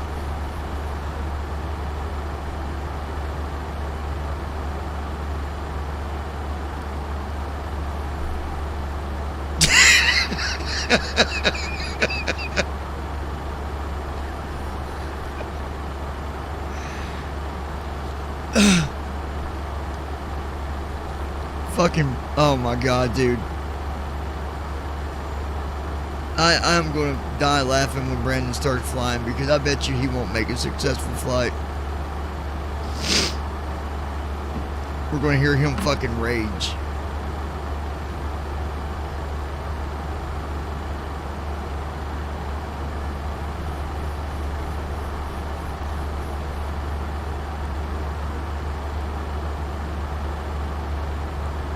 Tried to tell me last night that he said, well, maybe I can take the 7.3 on 2020 longer than what we think. I said, Brandon, you can't take a 7.3 that far at all, dude. Like, the 737 maybe goes what is the distance on those? It ain't that far. 4 or 5 hours, I think. Yeah. Just a standard one?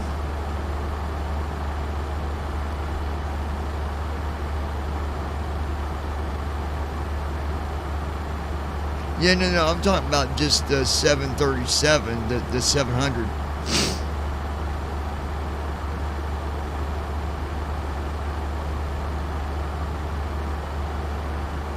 Yeah. Now maybe the 739, maybe that can go decent, I guess.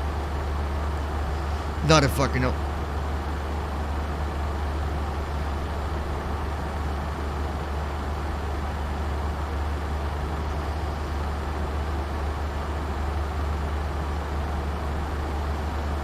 Yeah.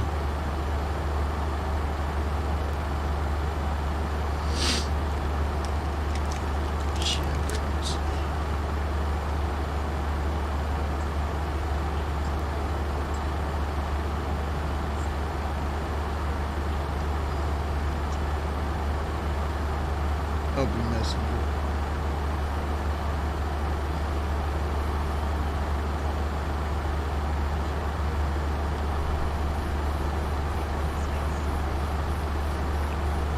Hey, comma, I didn't see your message period. If you can come down here, I don't mind doing it.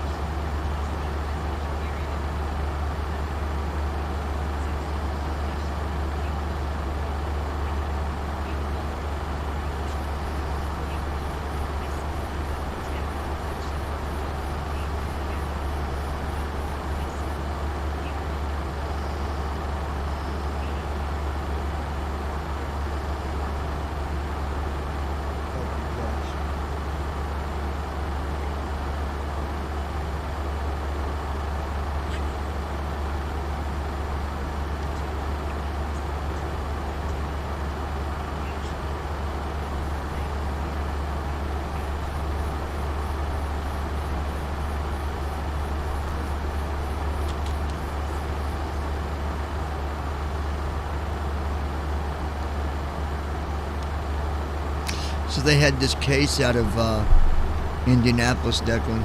I'm glad I didn't have it because I'm getting out of this law shit, man. Hopefully by the end of this year. But this girl got involved with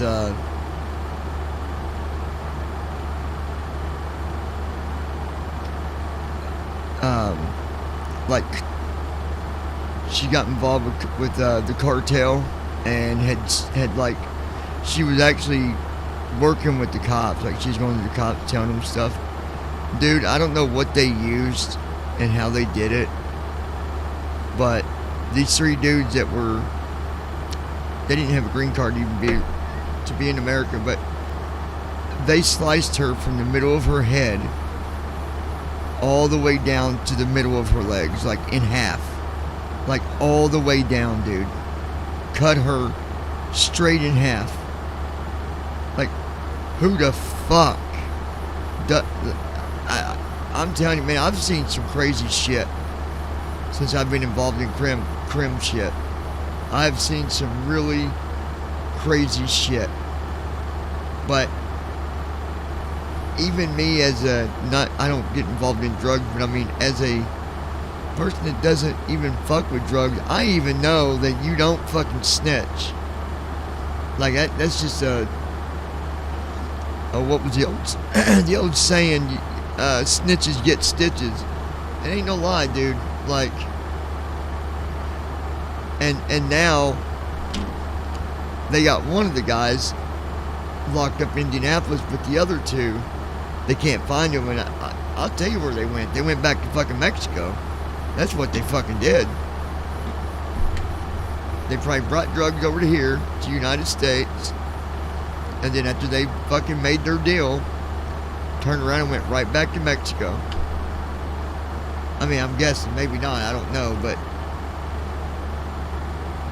it's fucking crazy, man. I've never seen, I've seen some fucked up pictures, but that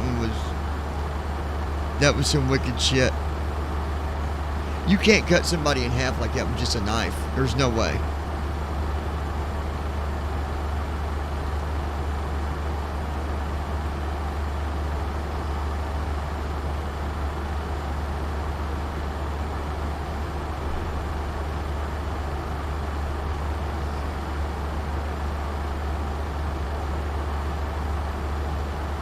Oh, yeah. Yeah, what was that, dude?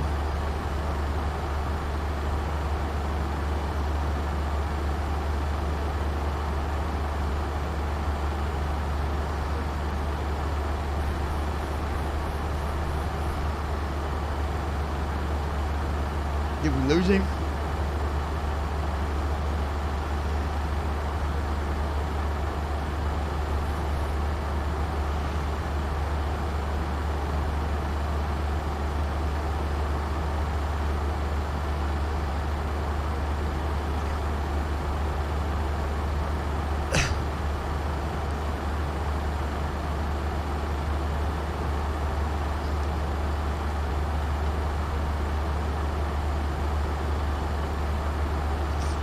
You live over there, Andy? Me and Declan was asking about that thing you were talking about with that lady that they found new evidence on the CCTV or whatever. What was that about?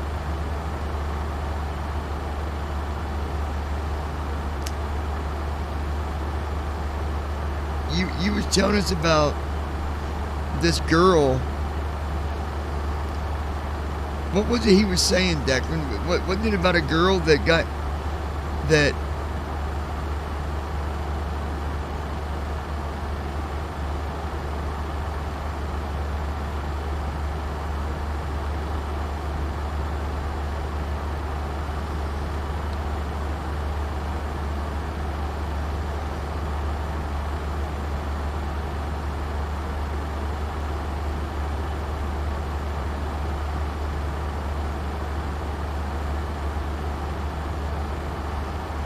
Yeah, what was that one you... Go ahead.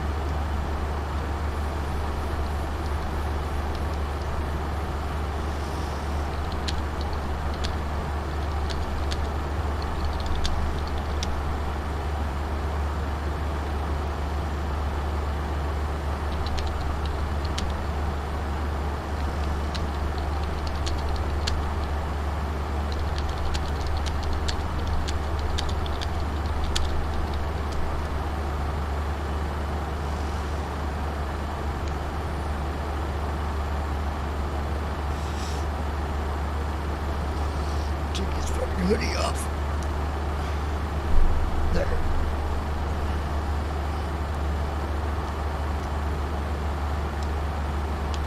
Damn.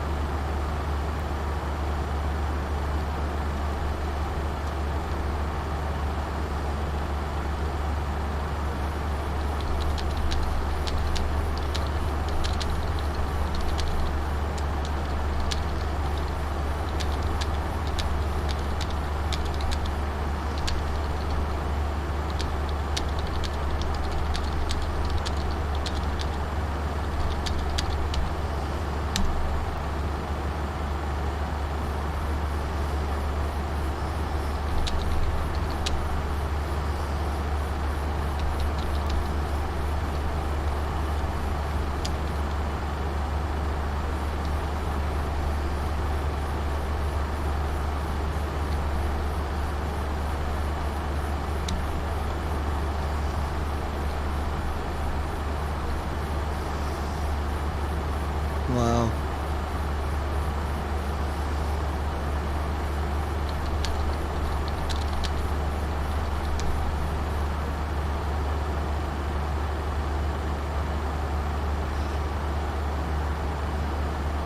That is crazy, dude.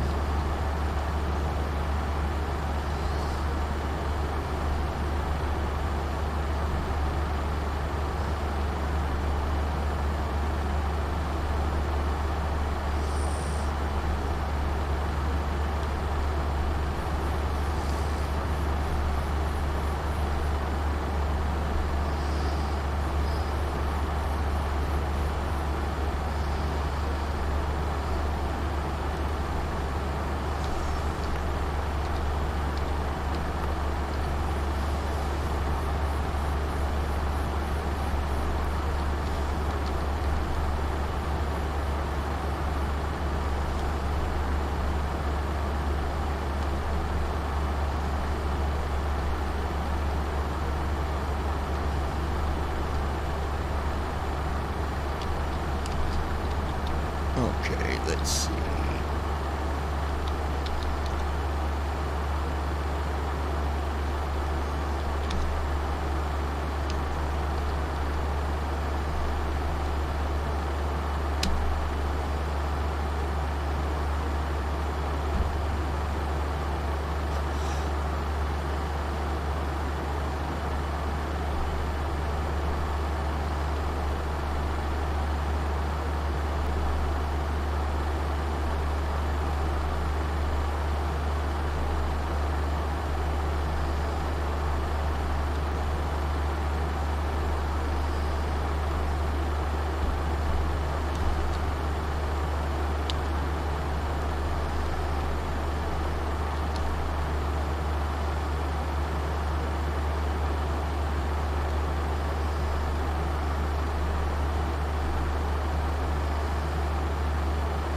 Oh yeah, I heard that. All right, let's.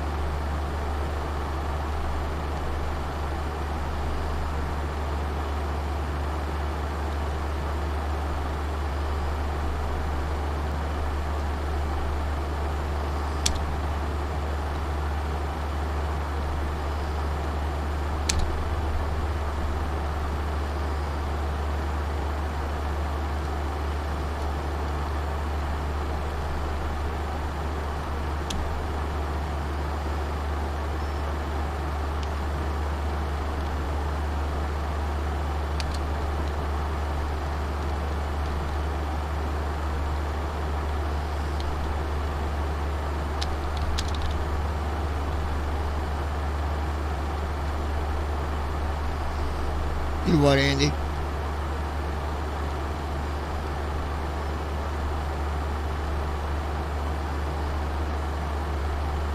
What'd you say?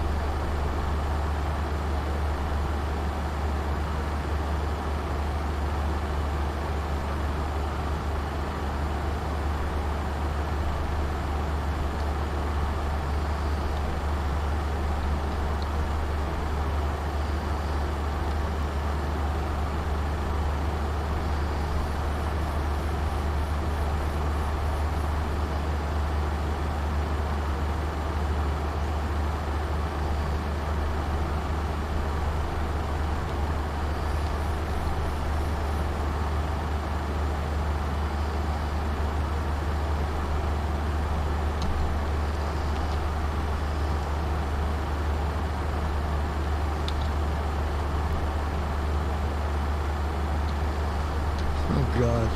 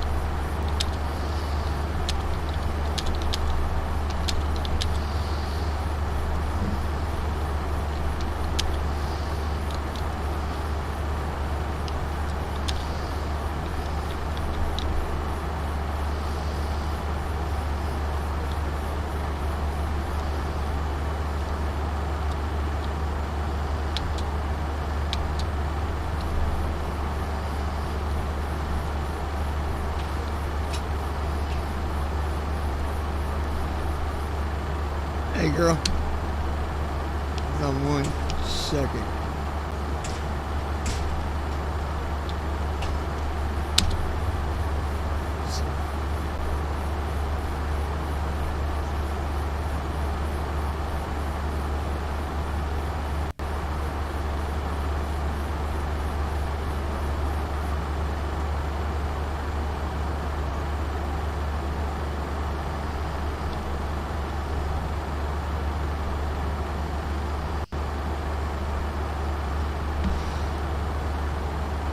What are you doing?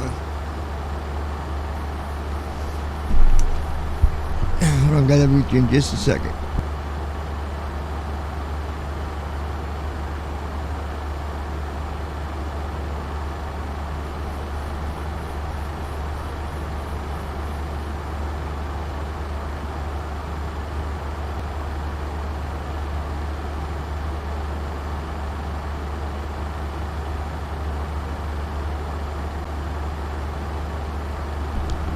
Read you guys in just a second. Hold on.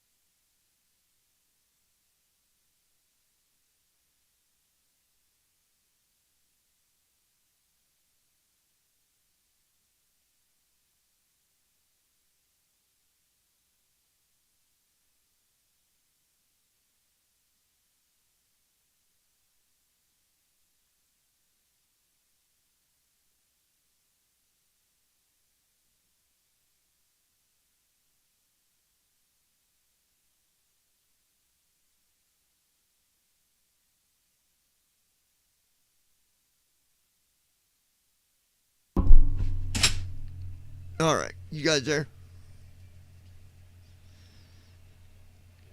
Oh, okay.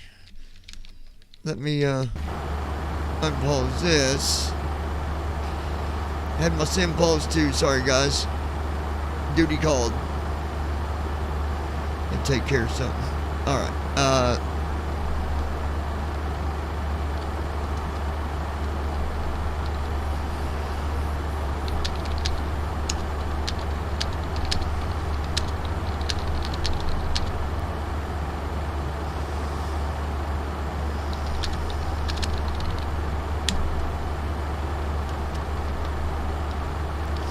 shit.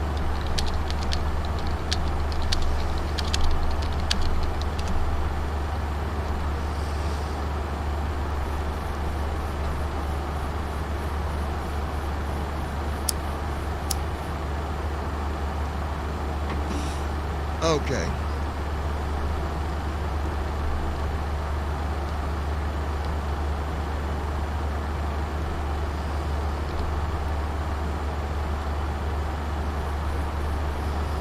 Andy, what are you doing?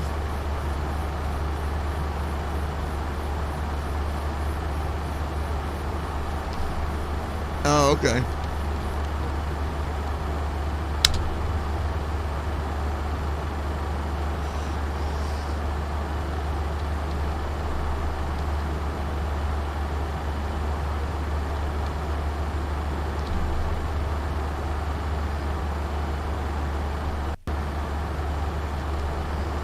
Did he what?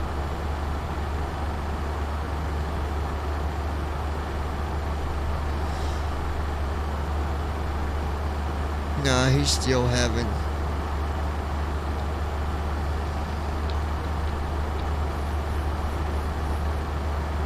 Yeah.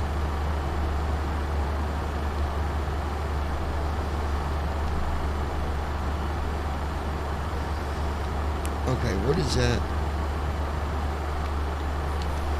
Was that justbeamit.com? Let's see.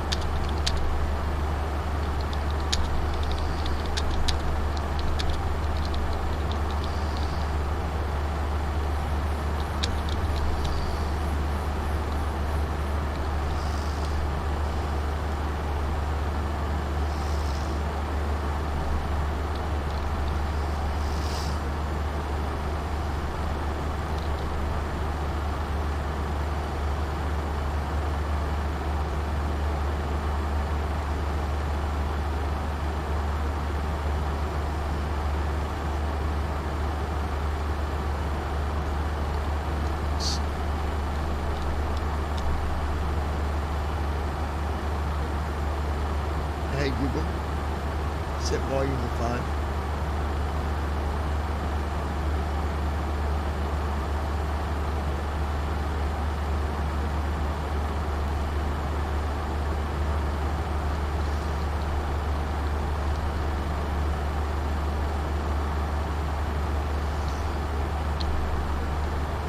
Google, hey Google, set volume to 6.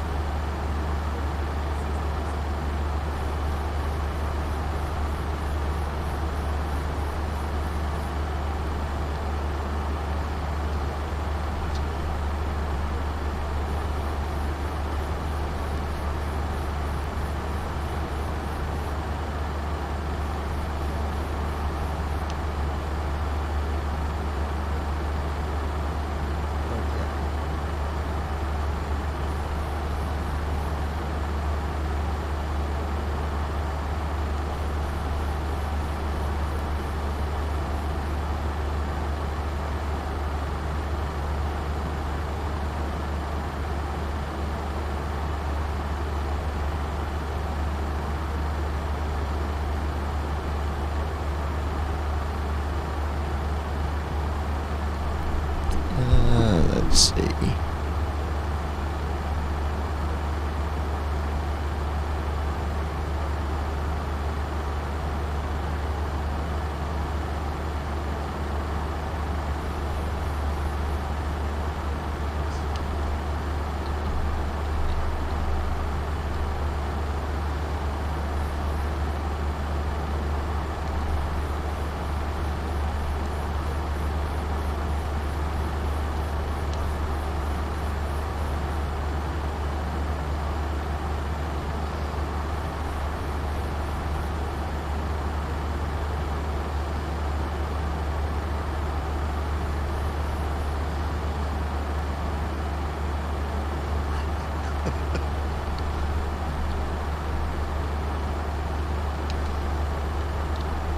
Oh man.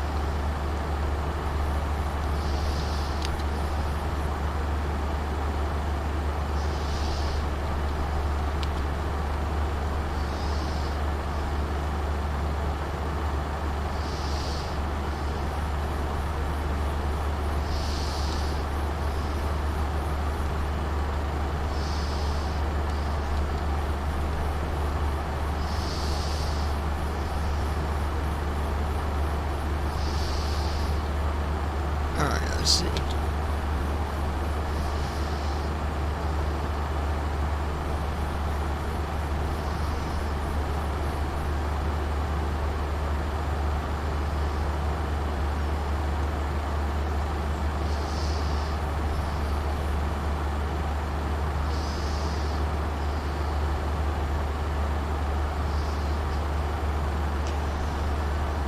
Okay, let's see.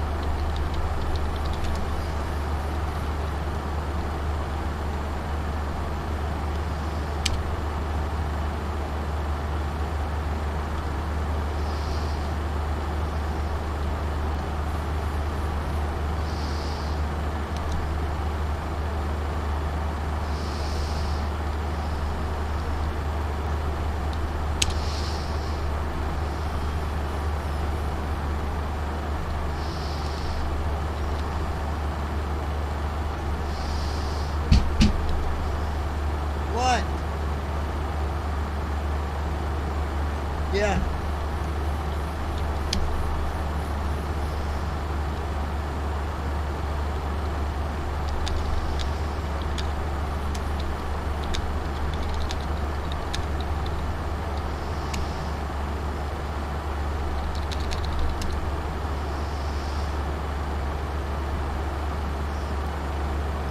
I'll be back in a minute, guys.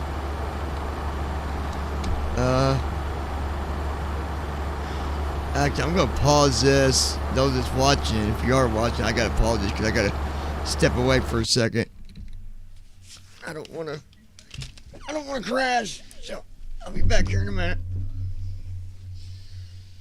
Oh fuck, man. Got tears in my eyes. Fucking allergies.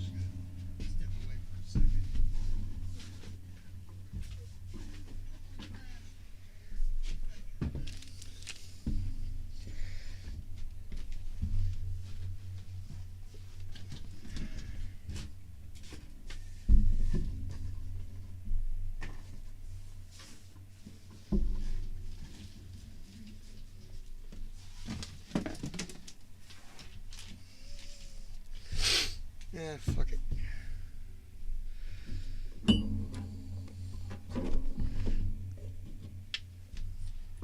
I'll be back if you ain't here, Declan. I'll see you again. If you're gone when I get back, but check what you doing.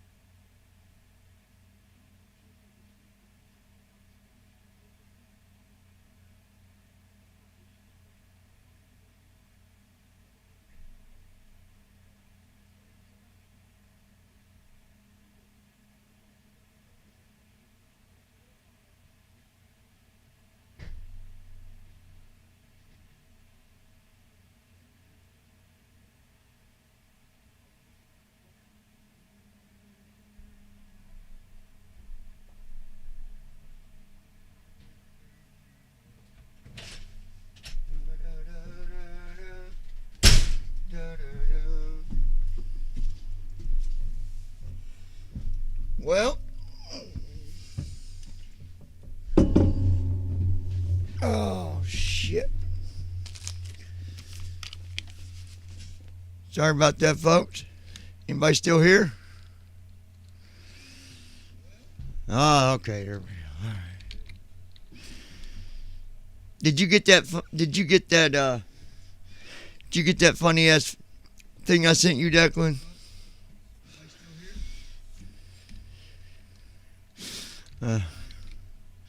Funny shit, man.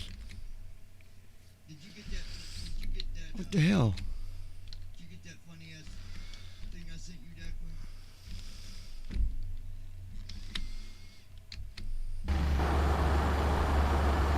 I'm sitting there hitting Control P instead of P. To unpause my sim.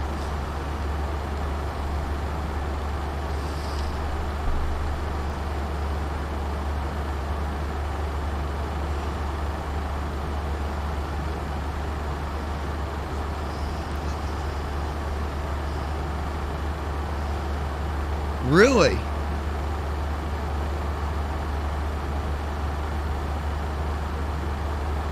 Oh, how do you do that?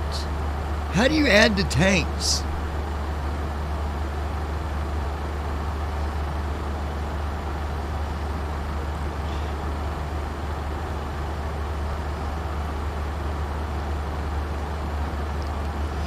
Oh, and then you gotta choose it. Yeah.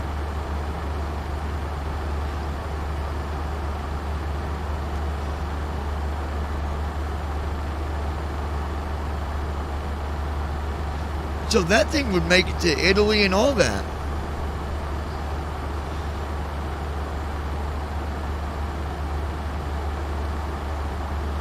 Yeah, I need to do a long haul for BVI now that I got everything straightened out.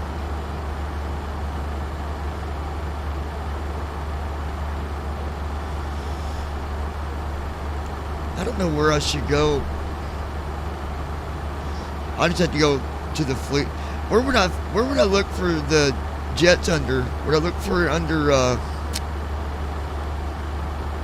cause we got so many different classes, I didn't know the best way to locate a jet. Like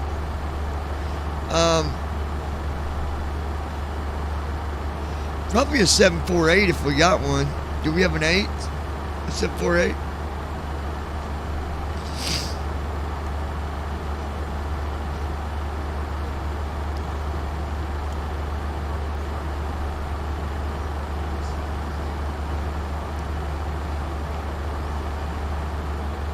I wonder what I'd make more, passengers or cargo? I wonder what would bring more, cargo?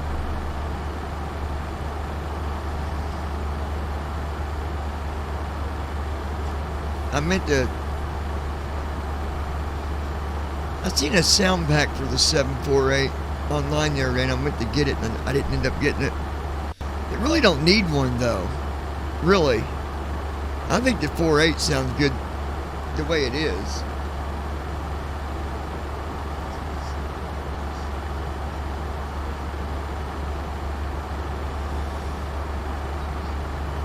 Yeah, that's why I didn't get it. I was just thinking about that because I was like, no, they don't need it. Now the 737, you know, obviously we update them, but they could have done better, I think, with the 37s out of the box.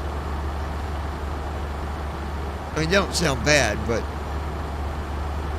I think the band, or whatever you call that one noise that it makes, the band, or whatever it's called, the belt.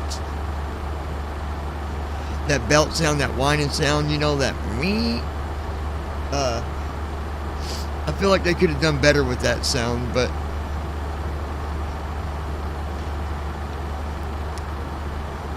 what's it called?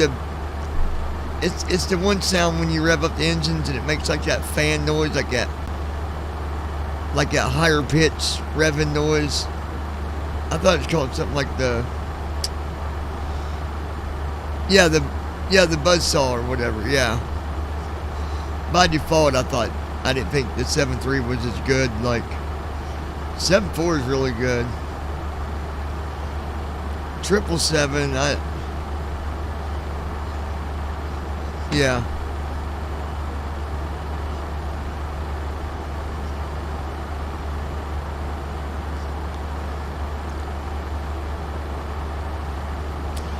I don't know. Last time I tried to fly it months ago, and maybe it might have just been other things going on, but I always have trouble landing with. I had trouble landing with it. Like, I don't know if there's something. When you do a descent with those, with the 777, do you treat it the same way you do the 74? You just activate approach, set your, obviously adjust your speed and your flaps.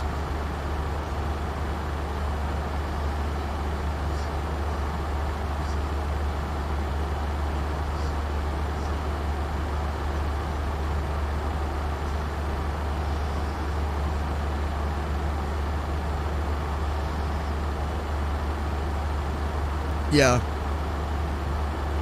Now, on the 777, we don't have to go through the A cars, do we? Doesn't it do it automatically?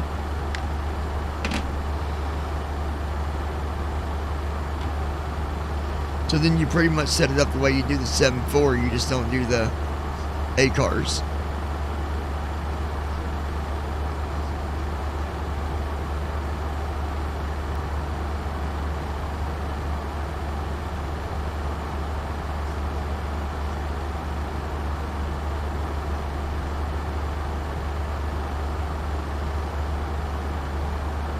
So what should I do? Like start the APU before I open or before I close the door? Because that's when he does the before start flow.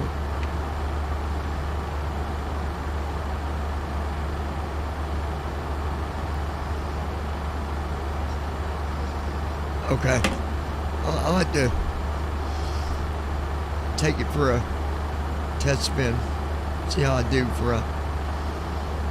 Like before I do a super long haul, I'll take it for a flight and see how I do with it. We don't have one of them under training, do we? I'll just run it under the other airline. That way if I fuck up, it ain't gonna.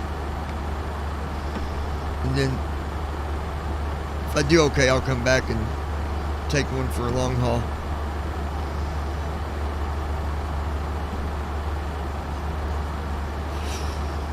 Not a whole lot. Did you listen to the podcast, Josh? Or did you not get to listen to it?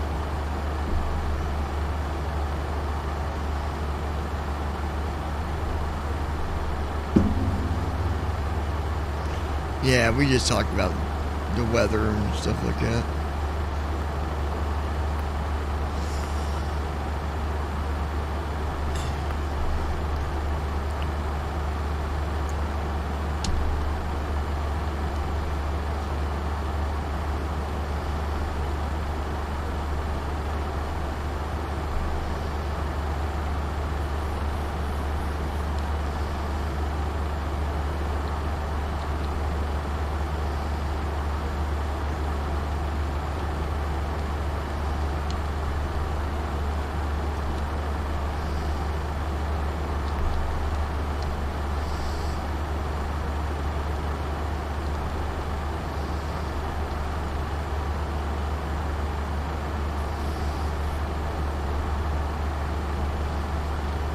Declan, when you land the 7.4, do you usually land at 140 knots or 150? Because I've seen people do both.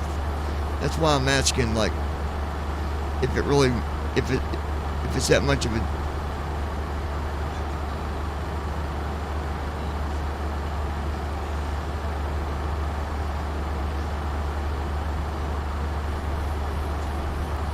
What the? Oh, you got it. You got the 748, Josh, and PMDG.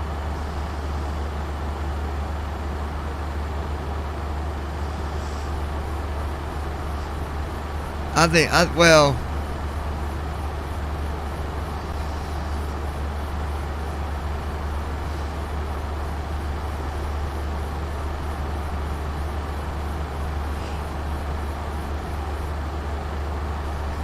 Do 25. Yeah.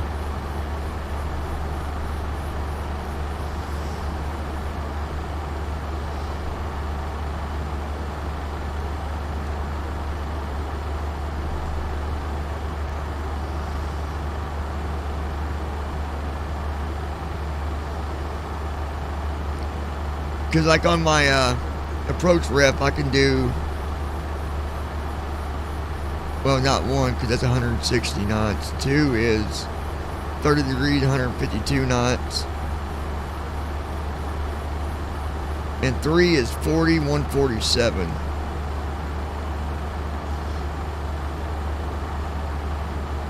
Oh, yeah. Dude, I'm glad you said something. Yeah. Jesus Christ, I was getting ready to try to land this like the 7-4. I'm so used to flying the fucking thing. Okay, so we'll put it on.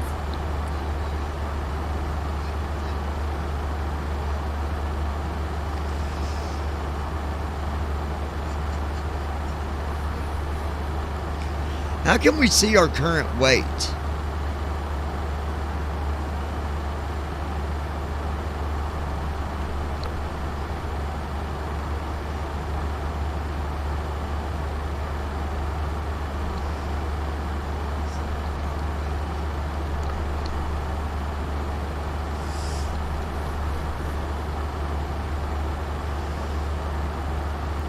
Yeah, it says my fuel weight's 23,000.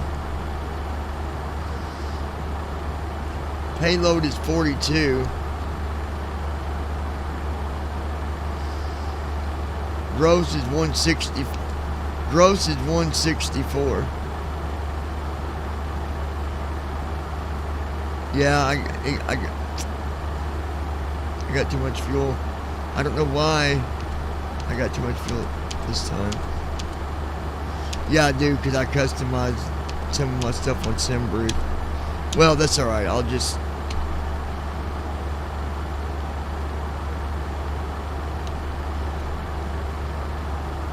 No. But I changed that other stuff, dude, remember? I was fucking with the... No, not the airframe. Some of the settings, remember I was going over them with you. The Mach speed on climb and all that. Yeah, and that's probably, I mean, I'm not ready to land yet. I still got almost a little less than an hour, but I'm just gonna land at 40.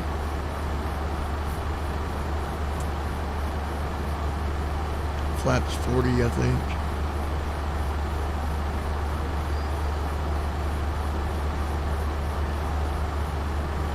So what is it, Declan? The heavy, if you're heavy, you want more flap or you want less flap? Less flap, right? More flap. Okay. Yeah, because if you do less flap, you'll be more. I got you. So if I was light, I'd do like flaps 30 instead of flaps 40. If I was lighter, I guess.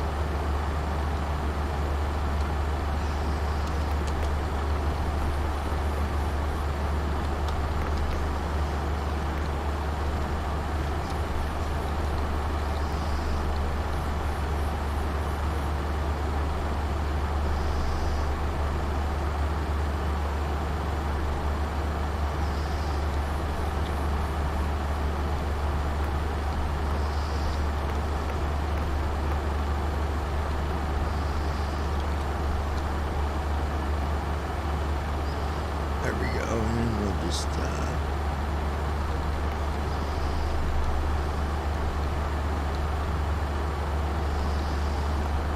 let's forecast.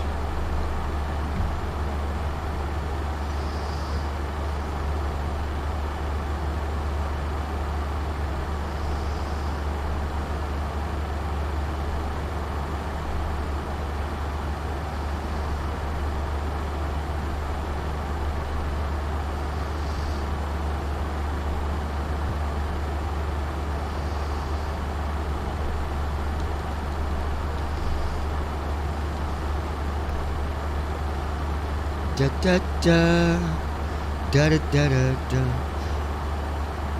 If you guys are listening, I think my chat closed on you guys. Hold on. Yeah, it did. Let me open my chat back up for you guys.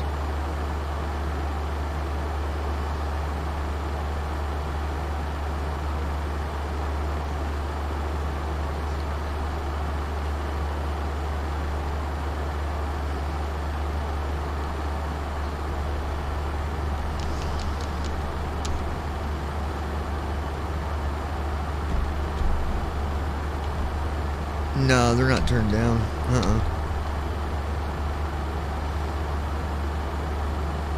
Oh yeah, I paused my sim because where I was so close to the airport, I didn't want to.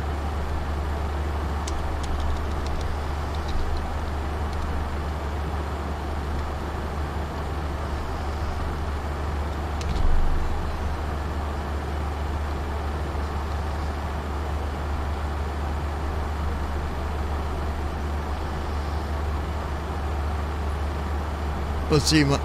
Oh, never mind. He's gone. All right.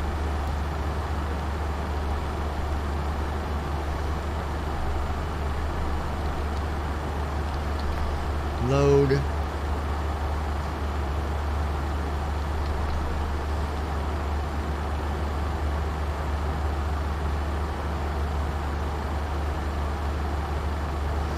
Are you using the?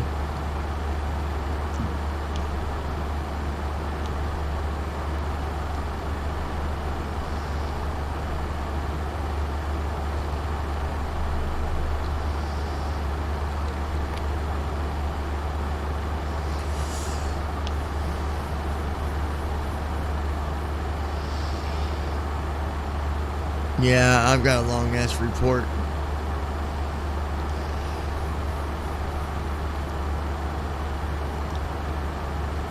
We got to do basically it's the report for the fall semester, and we got it right. I think it's like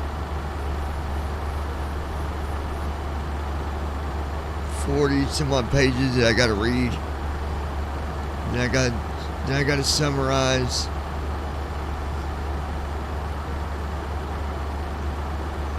All that other fun shit. Dude, you want to talk about dents though? Let me tell you dents. Let me explain you fucking dents. So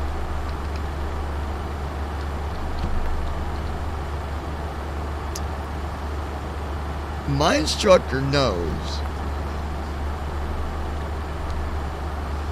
that I'm visually impaired. She knows that. So we're going over stuff for the organization that I moved. I moved my organization's stand from Ivy Tech to IU just because there was just a lot more we could do. More funding, you get the idea. But she's like, yeah, if you could go through and highlight the stuff that we've already been over and we've already taken out of our report, that would help me out a lot. I'm like, you want me to do what? She's like, I'll give you some highlighters, and if you could highlight what we've already been through so we're not going through it again. I said, you want me to highlight? And she's like, yeah. And she's like, oh crap, you can't use highlighters, can you? Duh. Obviously.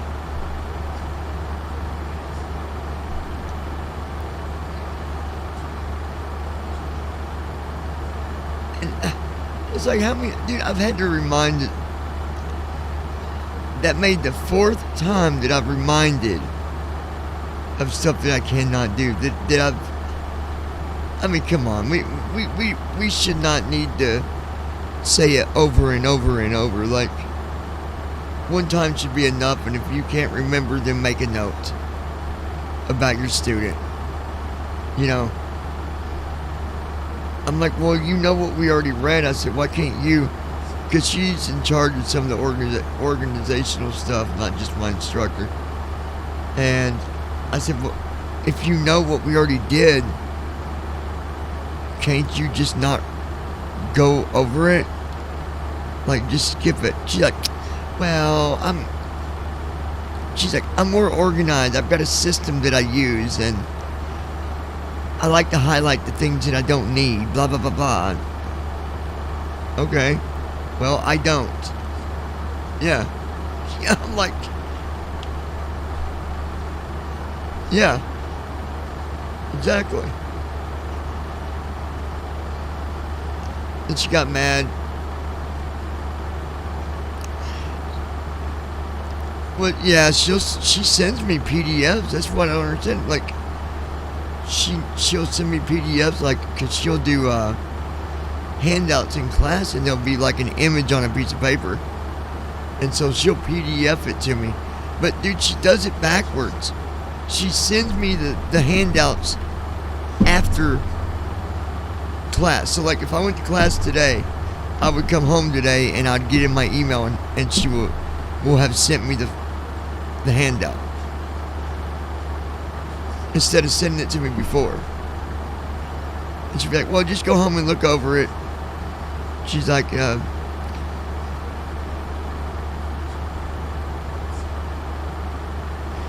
one thing is, she's not even having me do anything, like, because the one class is more discussion than it is like doing quizzes and stuff. And so I was like, well, I said, do you want me to put my summary on this after you send it later today? And she's like, no, just look over it and study it a little bit. And she's like, that'd be good enough. I'm like, well, I mean, okay, it's easy enough grade, but I'm not learning anything like that. But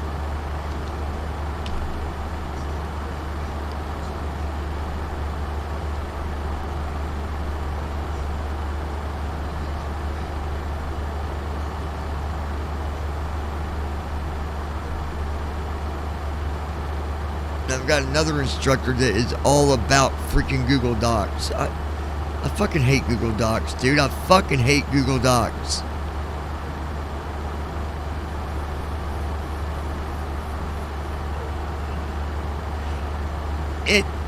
Either I don't know how to work it, or it doesn't work that good, because I can never navigate on that fucking thing.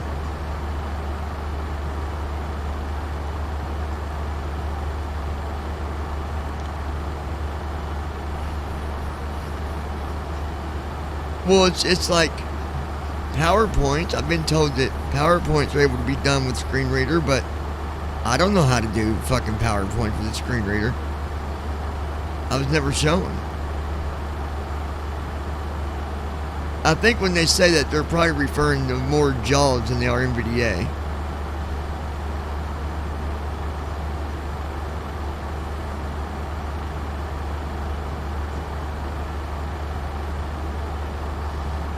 Easier, yeah.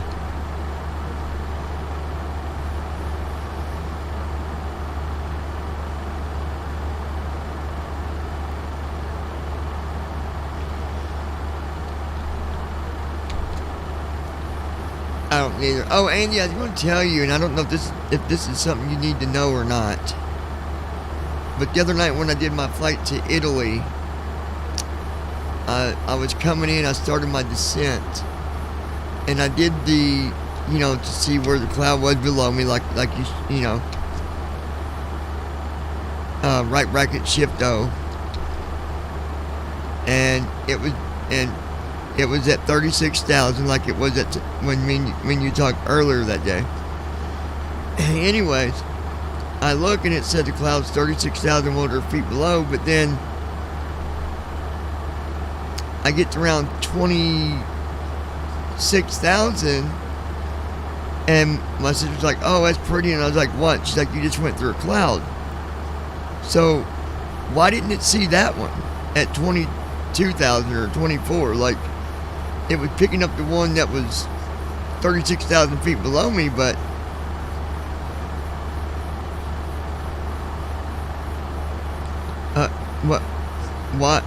what is it, Andy?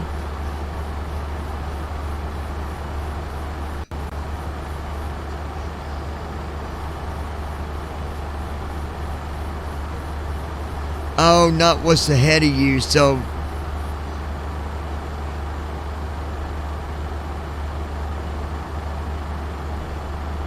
if I would have, say, went over that cloud on descent, it would have picked it up, basically.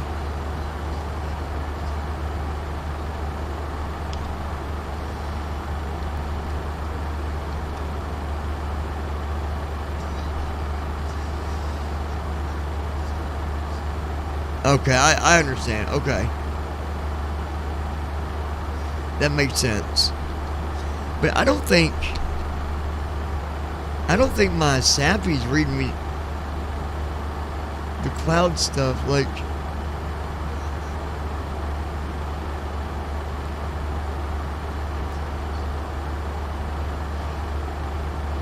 so, you know, somebody showed me before, I don't remember, you gotta go like to change your Sappy voice on your computer, you gotta go to some directory and do something to get it to change it, like does anybody know what I'm talking about? To change my Sappy voice on my computer. Somebody showed me before, like you got to go into like Windows and you got to go kind of deep and you do something with a file or something. I forget what it is. I can't remember who showed me. Or is there an easier way to do it to change Sappy? Let me see if I can change it a different way. I just don't like the voice I'm using.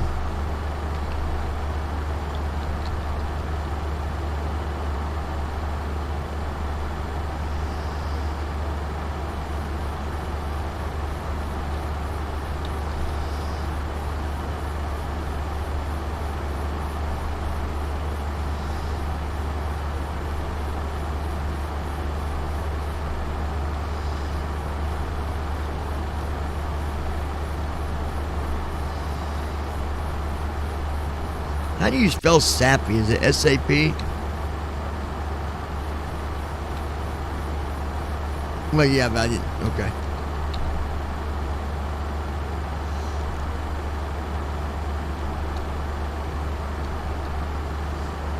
You'd think there'd be Sappy settings, but...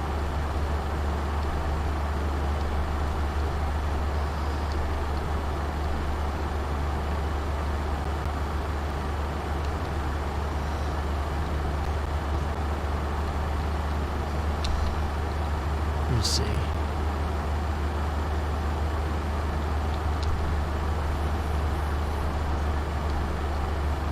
No.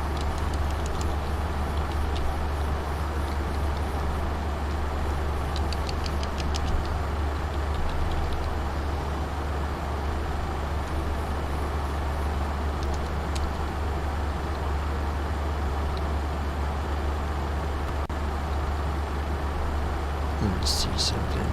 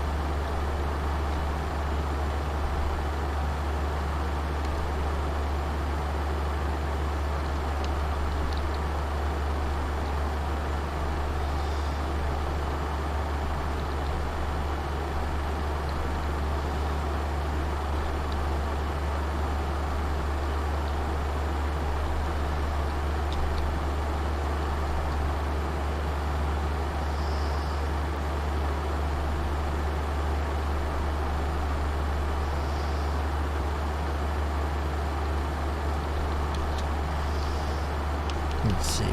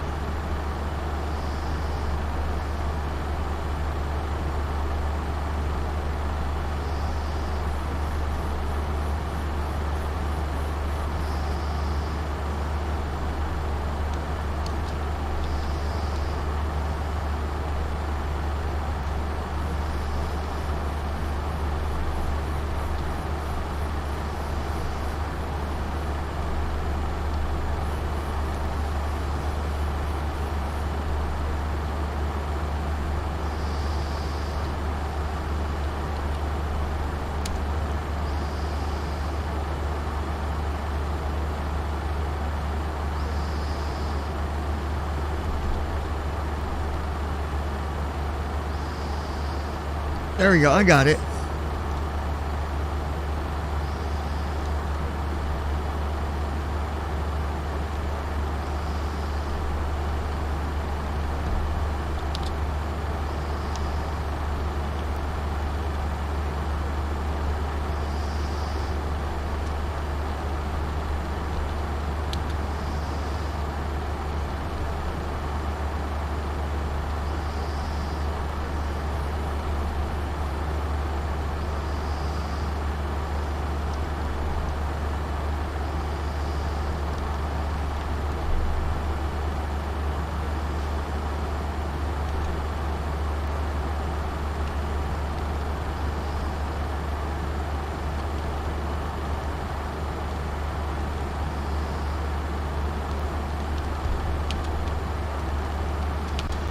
Okay, so I figured it out. If you guys ever want to know how to do it. So you just type this in.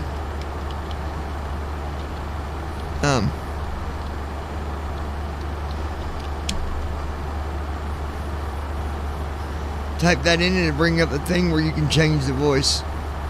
Put that under run, go to run and put that in, and that will let you change it. I changed it to the female voice. I don't like the other one. He sounds very depressed.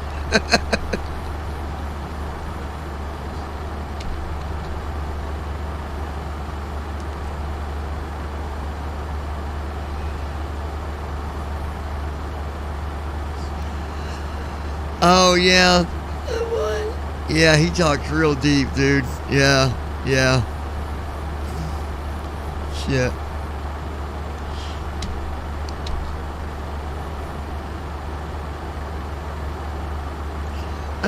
I think you can download professional voices though, can't you? I thought you could download voices for Windows.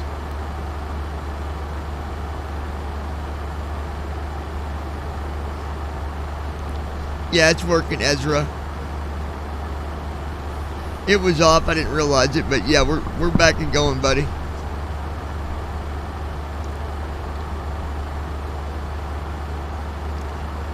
How's things going, Mr. Ezra? Ezra lives over in good old Hawaii.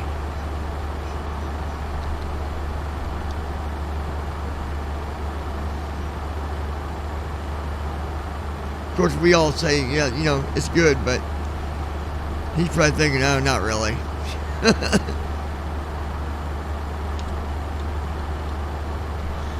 That's usually the way that works.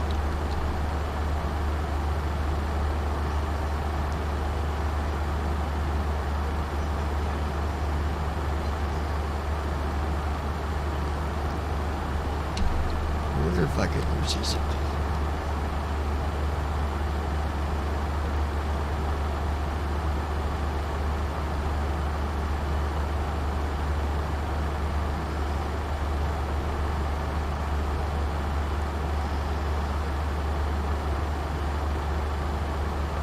Oh yeah, we're up here on Declan's, the BVI here with Declan on his, yeah.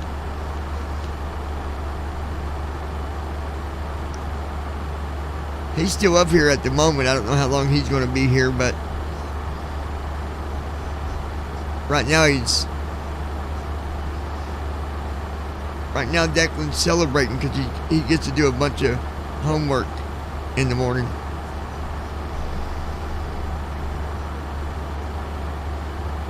Yeah, you sound really. you sound very excited, Declan. You sound like me when doing homework. I got to do it too, brother. You know, the best time, I tell you, is when doing oceanics. I can let it. Ezra, if you text Declan. Or not text, if you message him, email him an account name and password, I'm sure he'll set you up a thing so you can Oh, okay. Did you hear Declan? I think I might have you guys muted because from earlier. Just message. He said message him on WhatsApp, Ezra, with the username and the password, and then he'll give you access.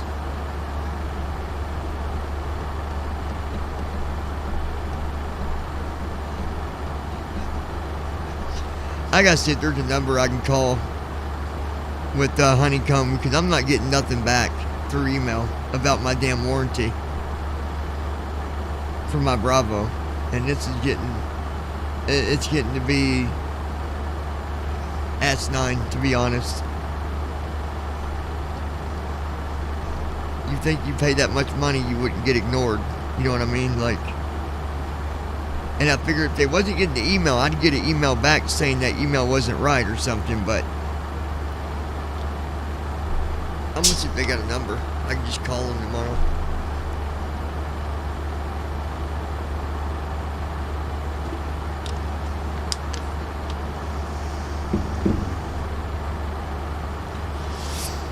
I'm probably just going to buy me just a regular throttle or something for now.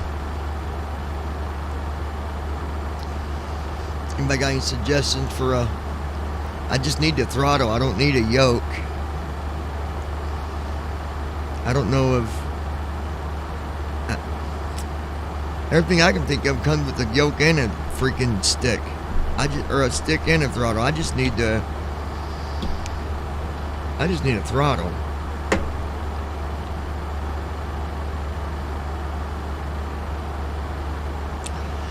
I almost did I ever tell you about that deck when I almost bought a throttle? It was a 737 throttle for, I forget, it was like $70 or something. I forget the price. But anyway,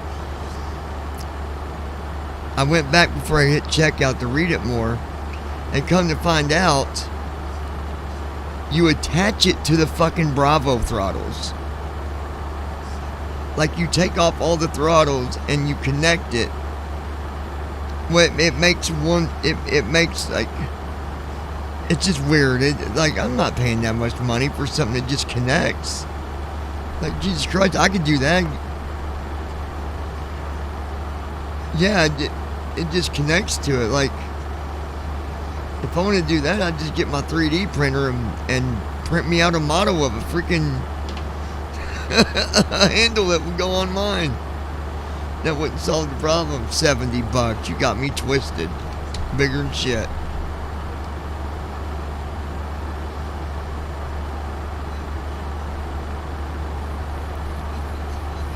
I've been using my F3 key and it's fine. I mean, it works, but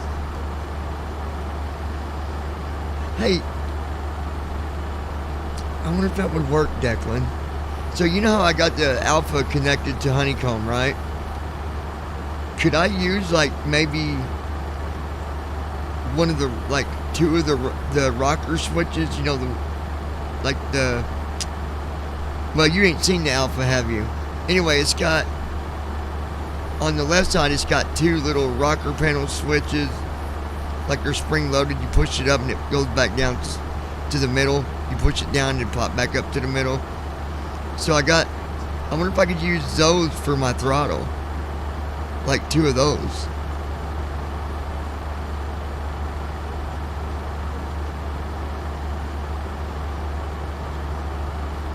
Would I do it in P3D or would I do it in Honeycomb, being that I use a profile?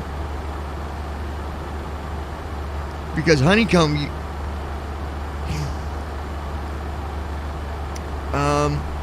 Command A off. Command A on. Yeah, that turned my Command A off. I got it back on now, though.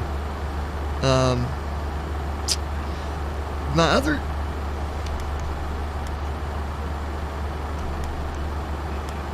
So I don't know what these other two on the right side do, but when I push them... So if I push it and hold it, I'll hear a click, and then when I let off of it, it'll go click. So it's like a spring-loaded button, but I don't know what the fuck it is. I wonder if that's my yaw, like my, you know, the things on the back that turn to make you, like, the rotors or whatever on the back. You know, the whatever it's called on the back of the jet. Maybe that's what it is. Cause I can push it and I can hear it click. Well, no, it just.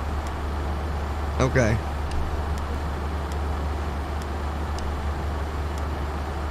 Yeah, no, it's just, I don't know what that is. But you gotta remember too, the honeycomb deletes the keys in P3D when you, when you activate PMDG, there's a thing there that says deactivate keys for P3D5, blah, blah, blah. That way you ain't got a yoke with, you know, keys that do more than one thing. That's why I thought maybe I had to do it through the honeycomb. Make a key for it.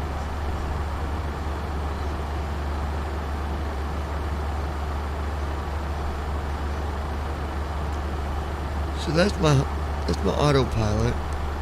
Command A off. Command A on. What's the other one do? Command A off. Command A on.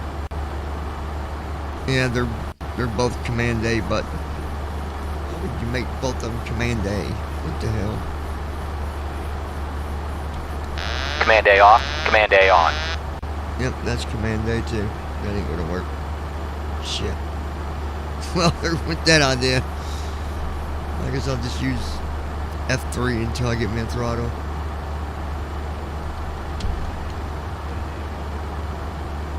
We're almost there, guys.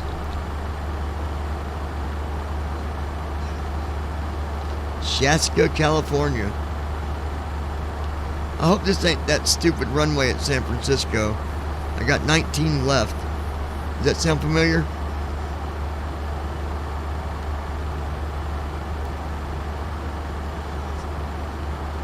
Because I thought one of them was kind of off. I thought there was one that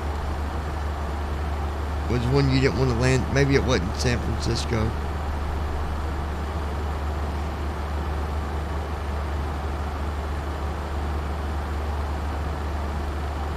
Where do you check, Declan? Where's the best place to check that when you're flying and you want to look up a runway real quick? What do you rely on for your... Like when you're flying and you want to maybe check on a runway or something, look it up. What is the best program to do that with? To look up runways and stuff.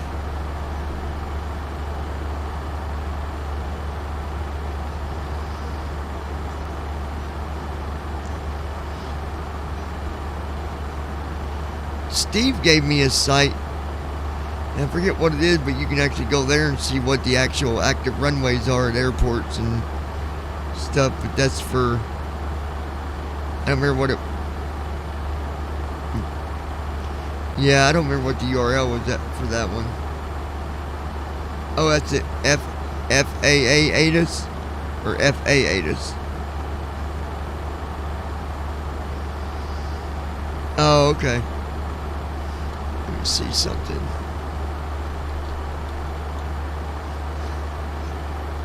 Hey Declan, how's things going with Rob and his adventure with that project he's doing?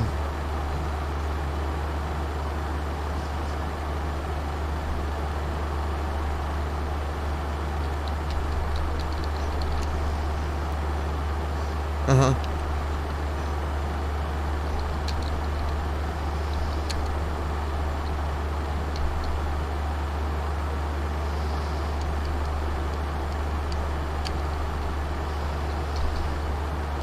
Oh man.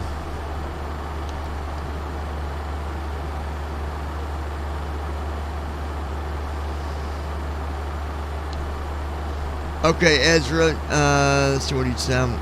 I'm encountering something weird with the views. When I press S, it toggles between tower view and spot view.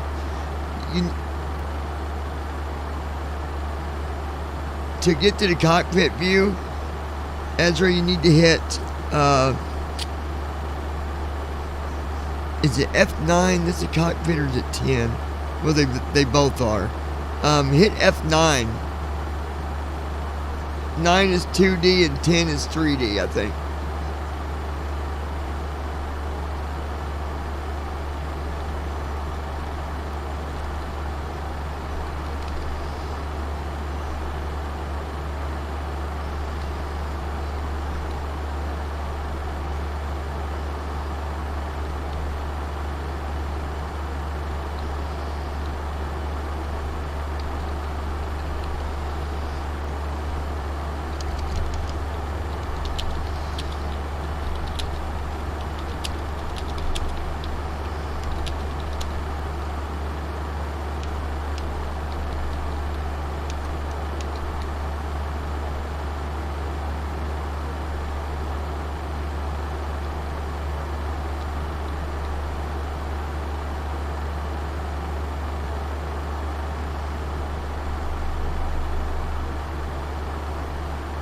AOPA.org is one result it gave me for airport or pages.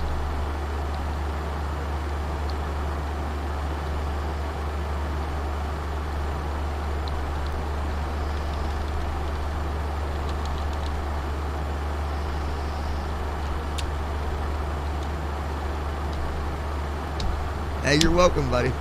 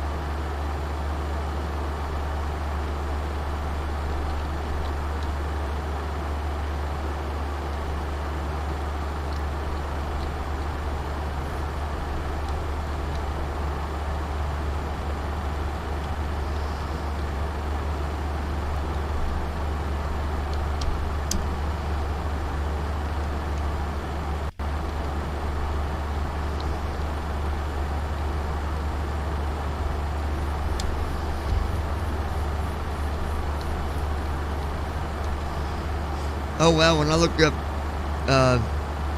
KSFO, it only gives me 3 runways. 19L, 28L, and 28 right. Well, I guess them are ILS's. Okay, that's the one I need though, 19. Okay.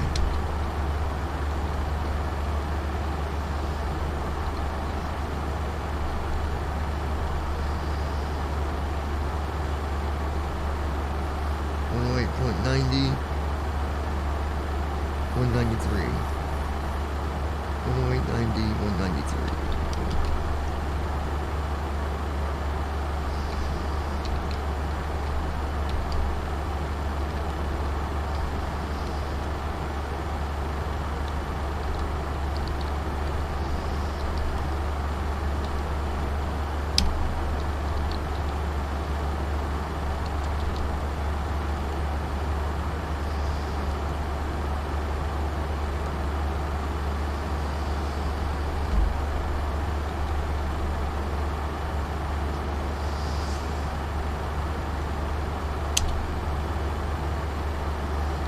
Alright.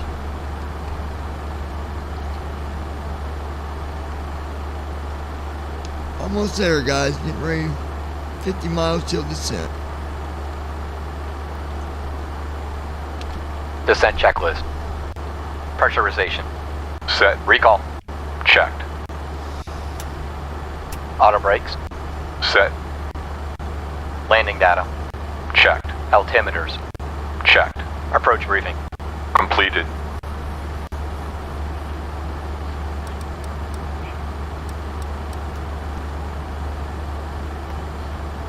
Checklist complete.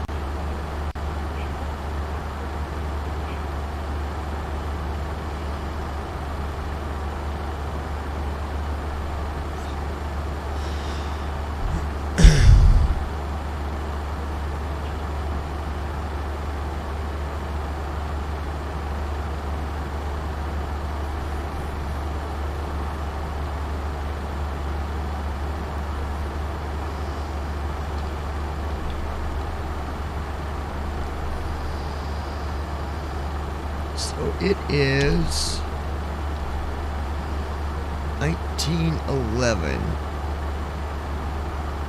in California.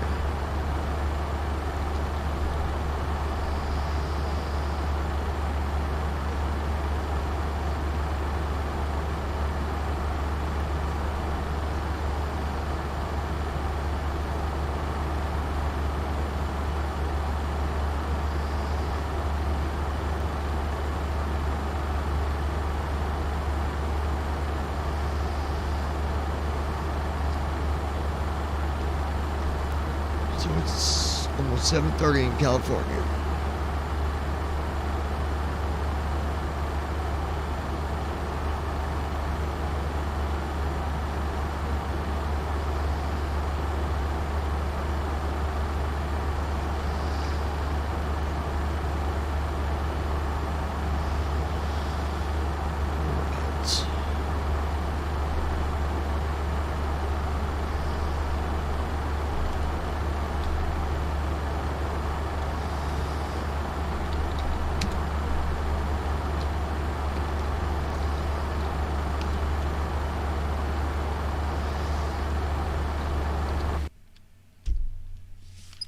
All right, yeah, I'm coming. Hold on, guys. I'll be right back. My dog needs to go and do her thing.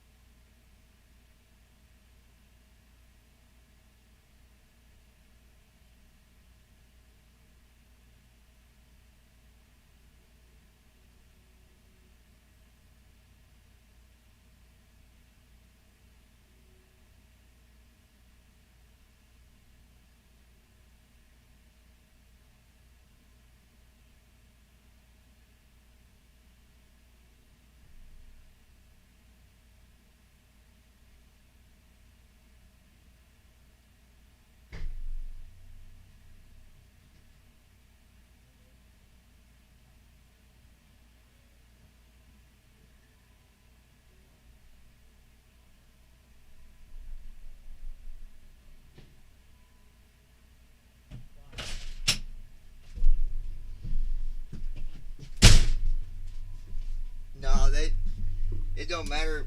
I mean, hey Pat, if the judge done signed it off,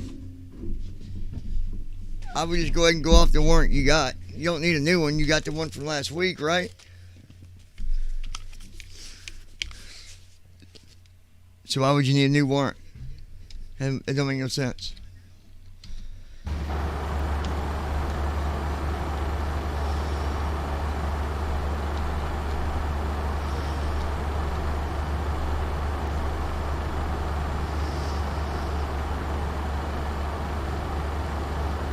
All right, mate. Yeah, just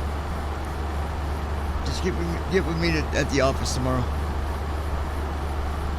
But you got a warrant, so I mean, go pick him up or her. I mean. All right, later.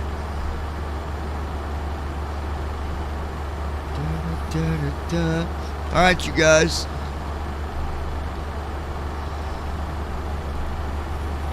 $229 miles to go.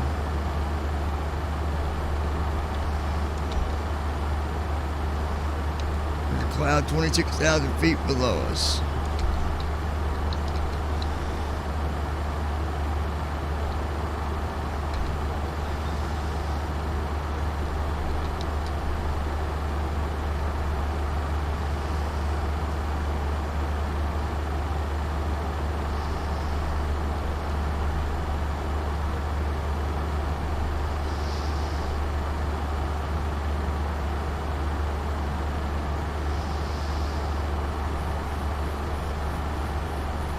Alright, sounds good, dude. Have a good night, buddy. Yeah. Yeah, thanks, buddy. Well, with that said, I'm going to go and log into the other server here. Y'all. Alright. Alrighty. Let's see here, folks.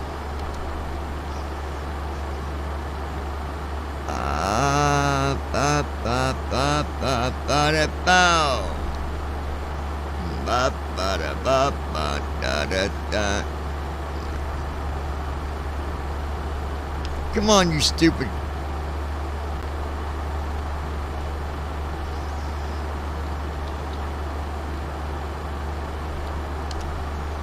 There we go.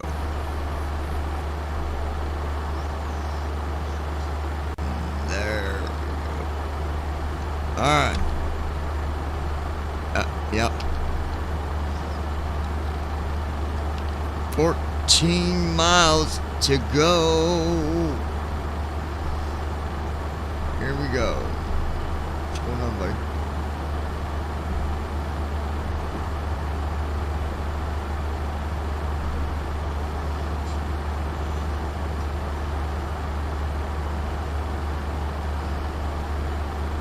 Hold on. Hold on a minute, Peyton. Let me get done my flight here.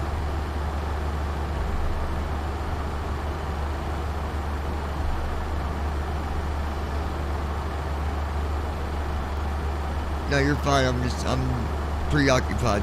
You're fine. Approaching top of descent. All right, here we go, folks. Top of descent.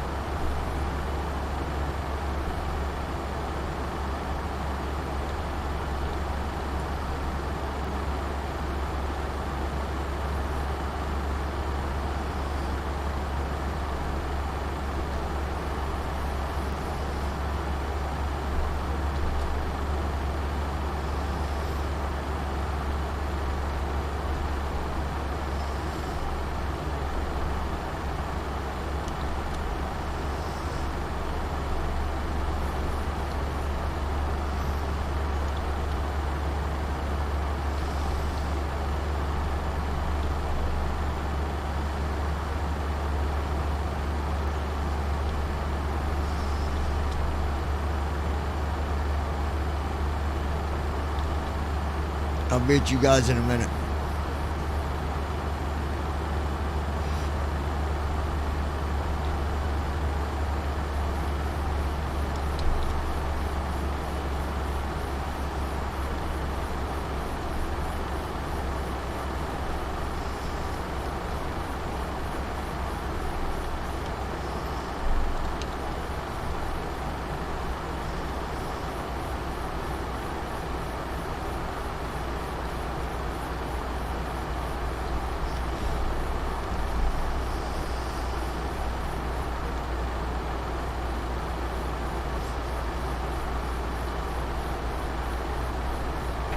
Speed brake arm.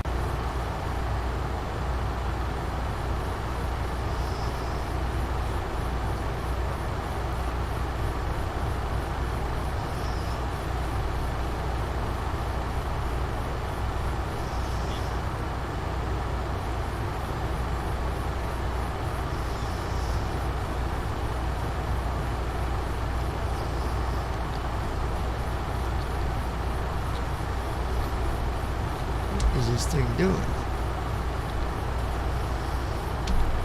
Yeah. Hold on, guys.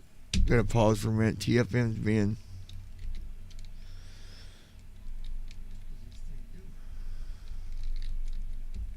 unresponsive.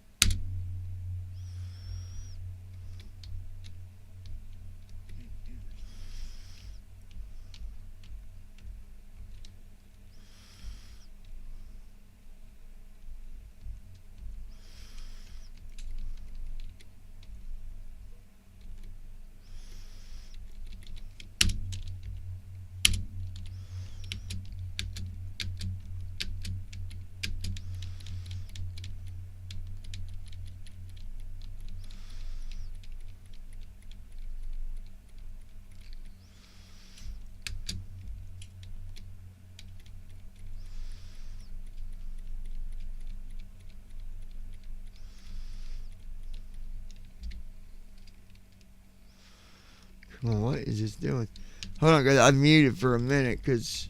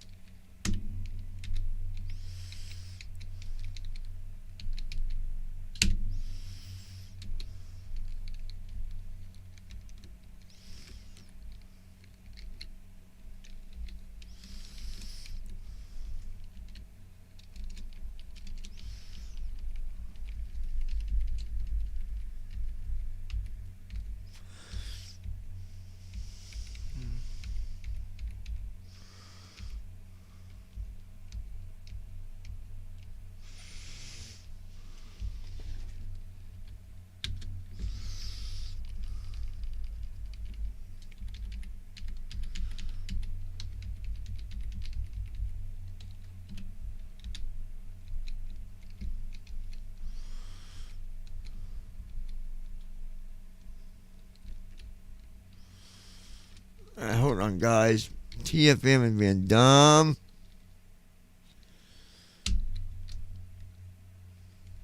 I don't know why.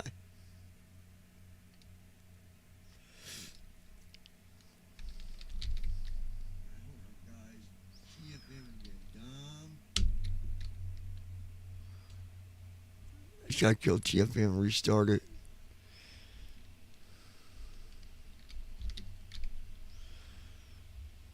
Come on.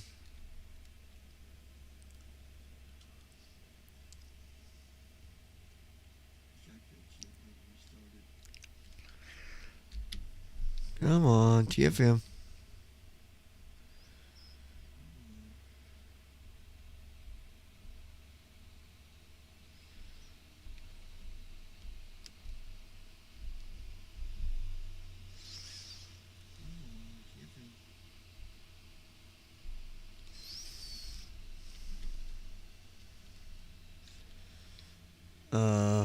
It didn't show it, did it?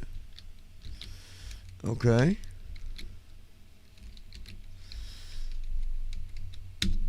Alright, let's just go try to reload it then.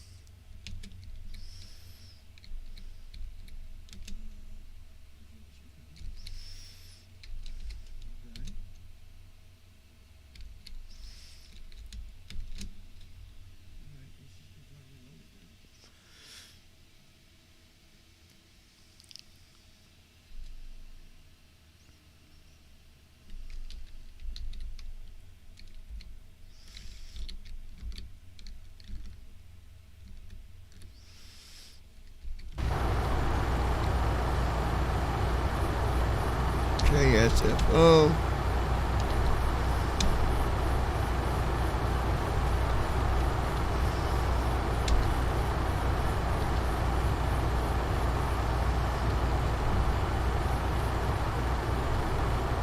Oh, 890, 193.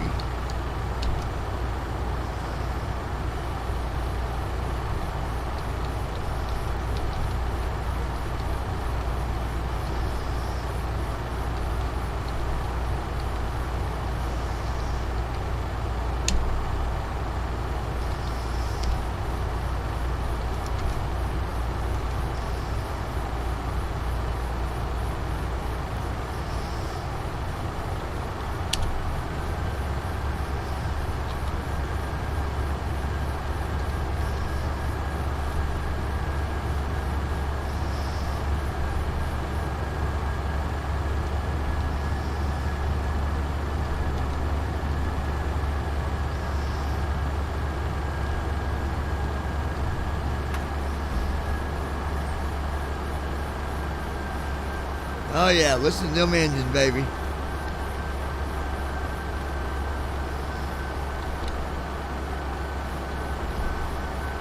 Alright, let's see.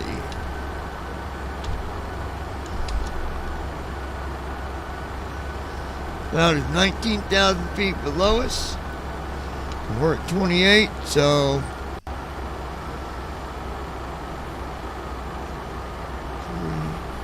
it's about 10,000 feet.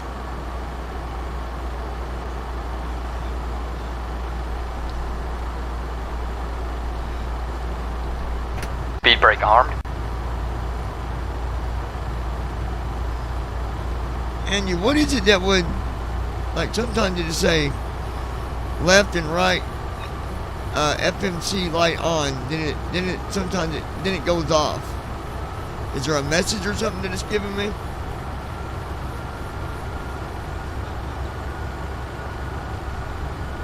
Oh, probably drag or something, I bet. 'Cause I'm on my descent.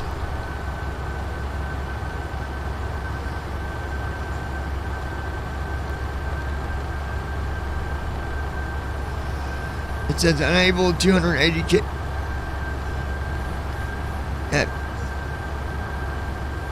Oh, okay.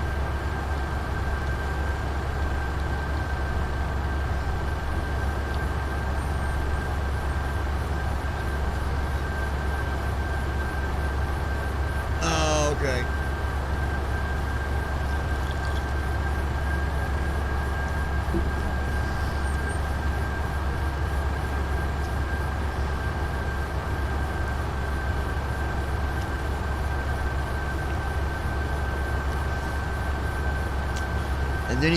And then he's going to fly from Heathrow to North Korea. Hey, have you ever flown up there yet? I thought about flying there, just for the hell of it.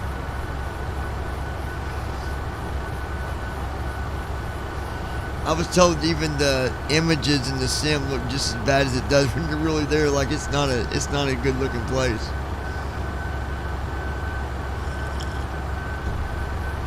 They've got a pretty big area there for airport, though, from what I was told.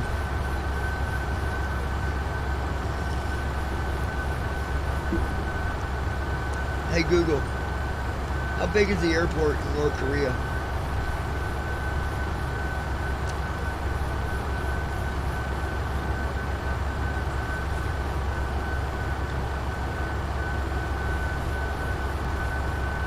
Oh, shut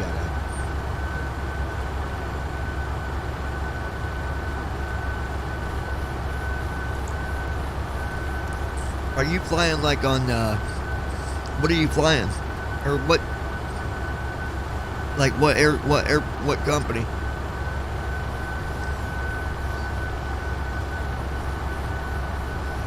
Oh, a pilot's flight. I thought about setting mine back up, but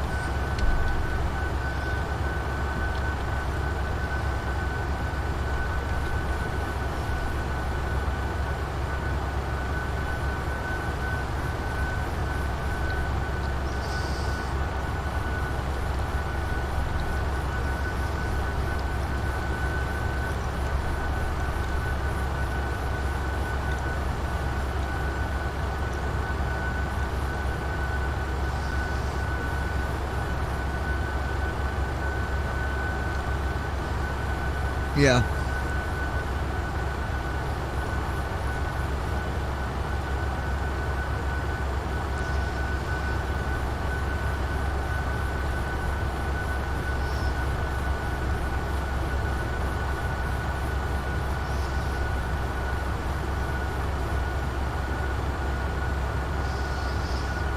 I mean, everybody else has one, so. And honestly, if it's,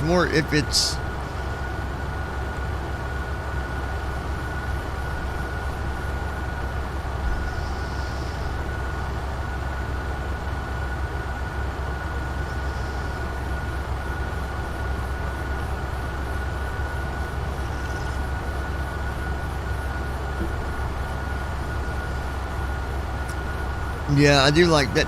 I just worry that if he does that, it's going to be freaking unaccessible like crazy.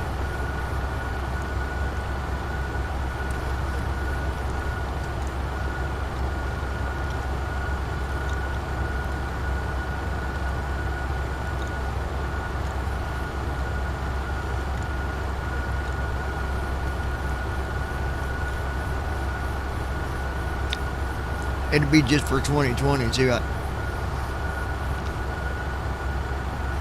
I mean, I don't think he should have left P3D5 behind, or P3D behind just because of 2020. I think that was stupid. Because there's still a lot of people that fly P3D. Period. Like,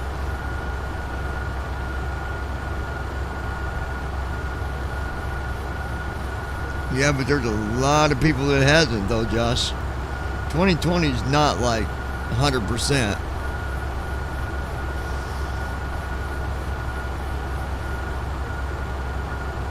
Well, I know developers. I know I know that. But just because the developer leaves don't mean... Transition altitude. Well, we better leave because that developer left. Checked. That's stupid.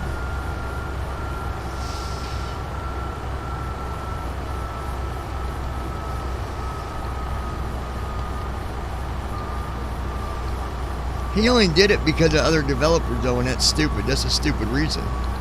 Is my Dear point. passengers, as you can see, we have already started descent. Well, oh, sure it is. Fasten your seatbelts. Because he knows return your seats to their upper positions. he's staying up to par with the other overhead developers. compartments or under the seat in front of you. The cabin crew will be passing by to clean the cabin and perform their final safety checks. Well, yeah, but still, like.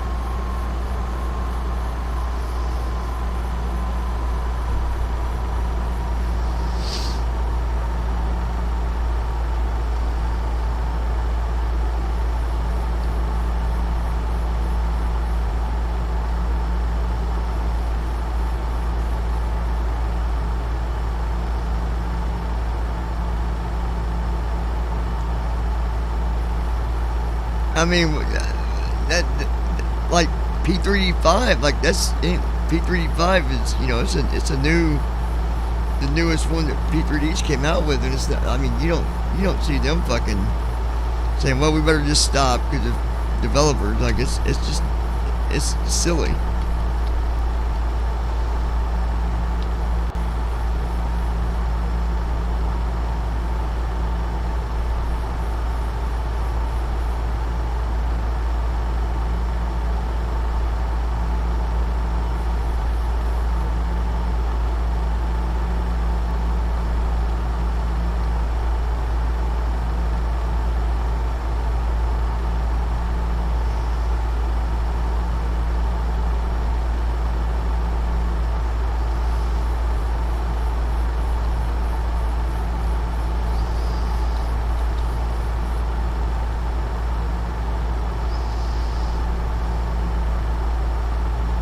Yeah.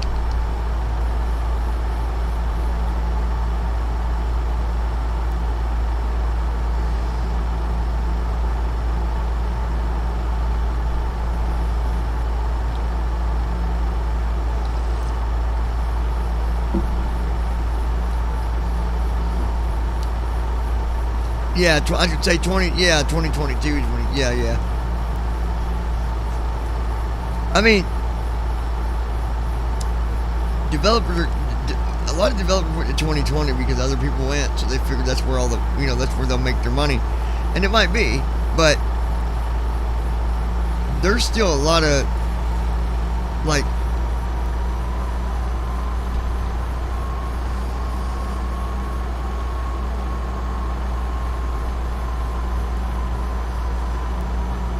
and I don't know why SLC, why they don't fucking get their shit together, like,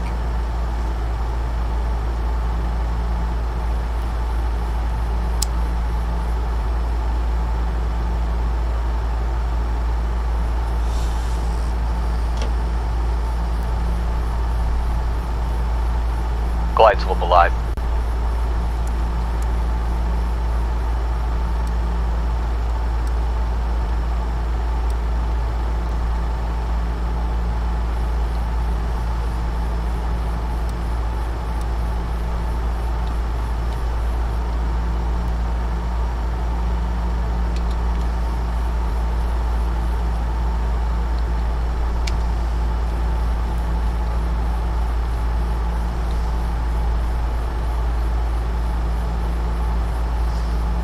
yeah, like, I don't know why he won't, like,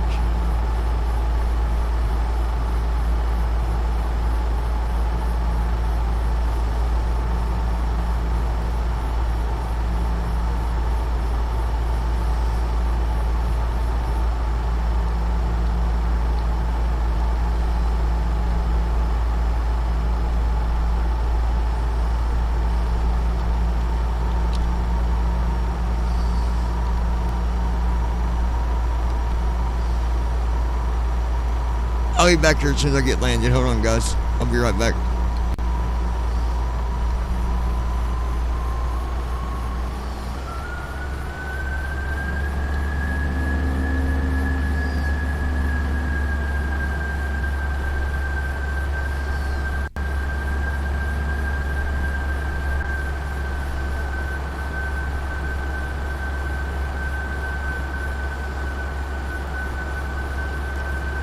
Now I seen you on here, Ezra. You was connected and then you left, but no, you leave that unchecked.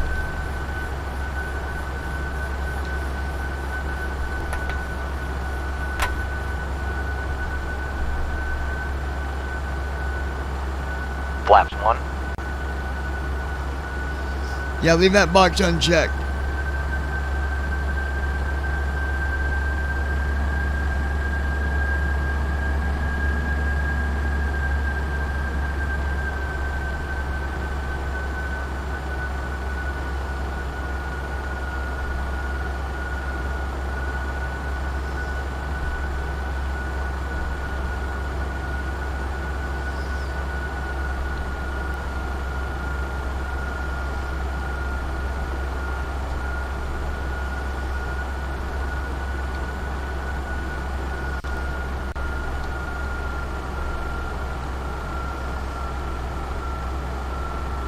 Dear passengers, We have reached an altitude that requires all electronic devices to be switched off, including video cams, laptops, CD and cassette players. Please make sure all of these devices Watch your airspeed. are switched off.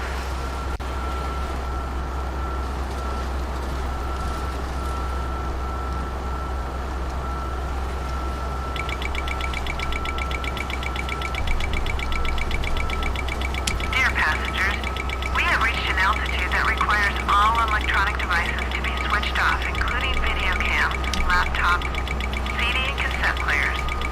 Please make VNAV sure off. all of these devices are switched off.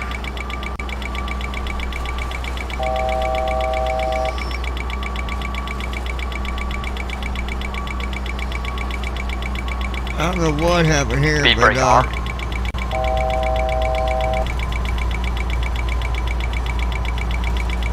this thing is majorly tripping out.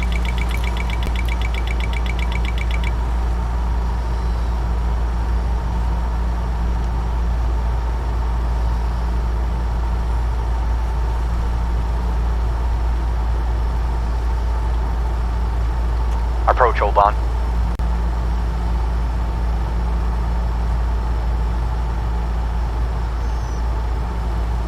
Approach, hold off. Hold on, guys.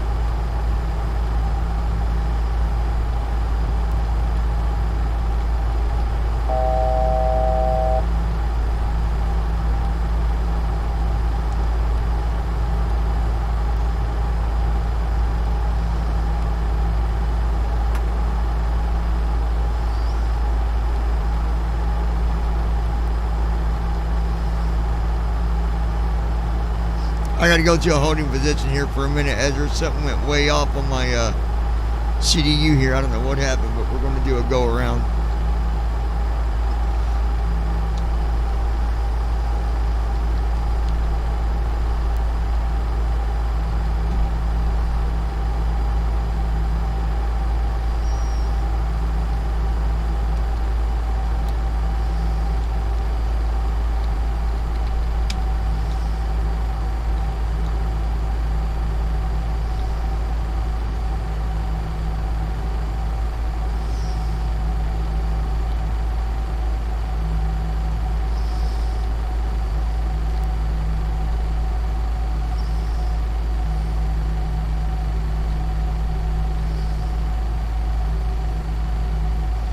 Once I get to my hold point, I'll set up my runway again.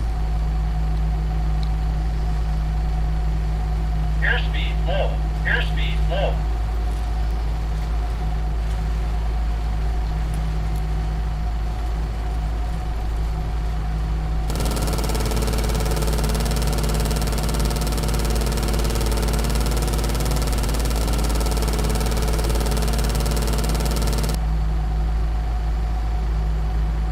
We got some crazy stuff going on here.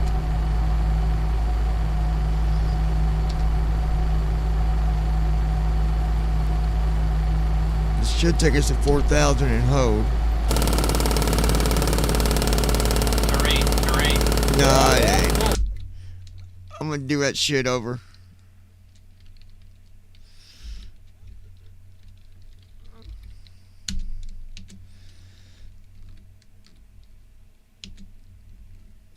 Did you get it, Ezra?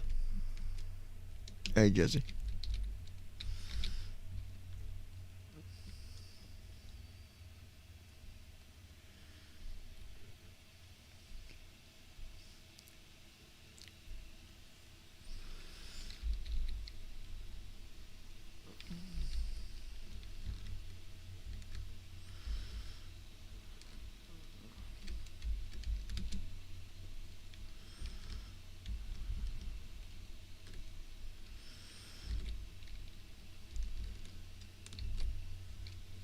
Yeah, I'm going to do that.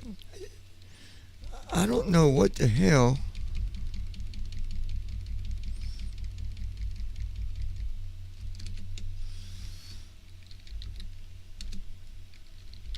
Did you? Oh, okay, you got it, Ezra. Okay, good deal. All right, guys, I'm going to disconnect from the OBS right now, and we're going to do a long haul next time.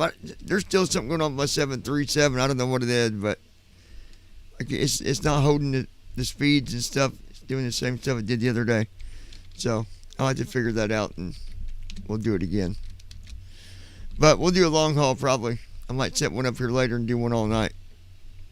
So we'll be back.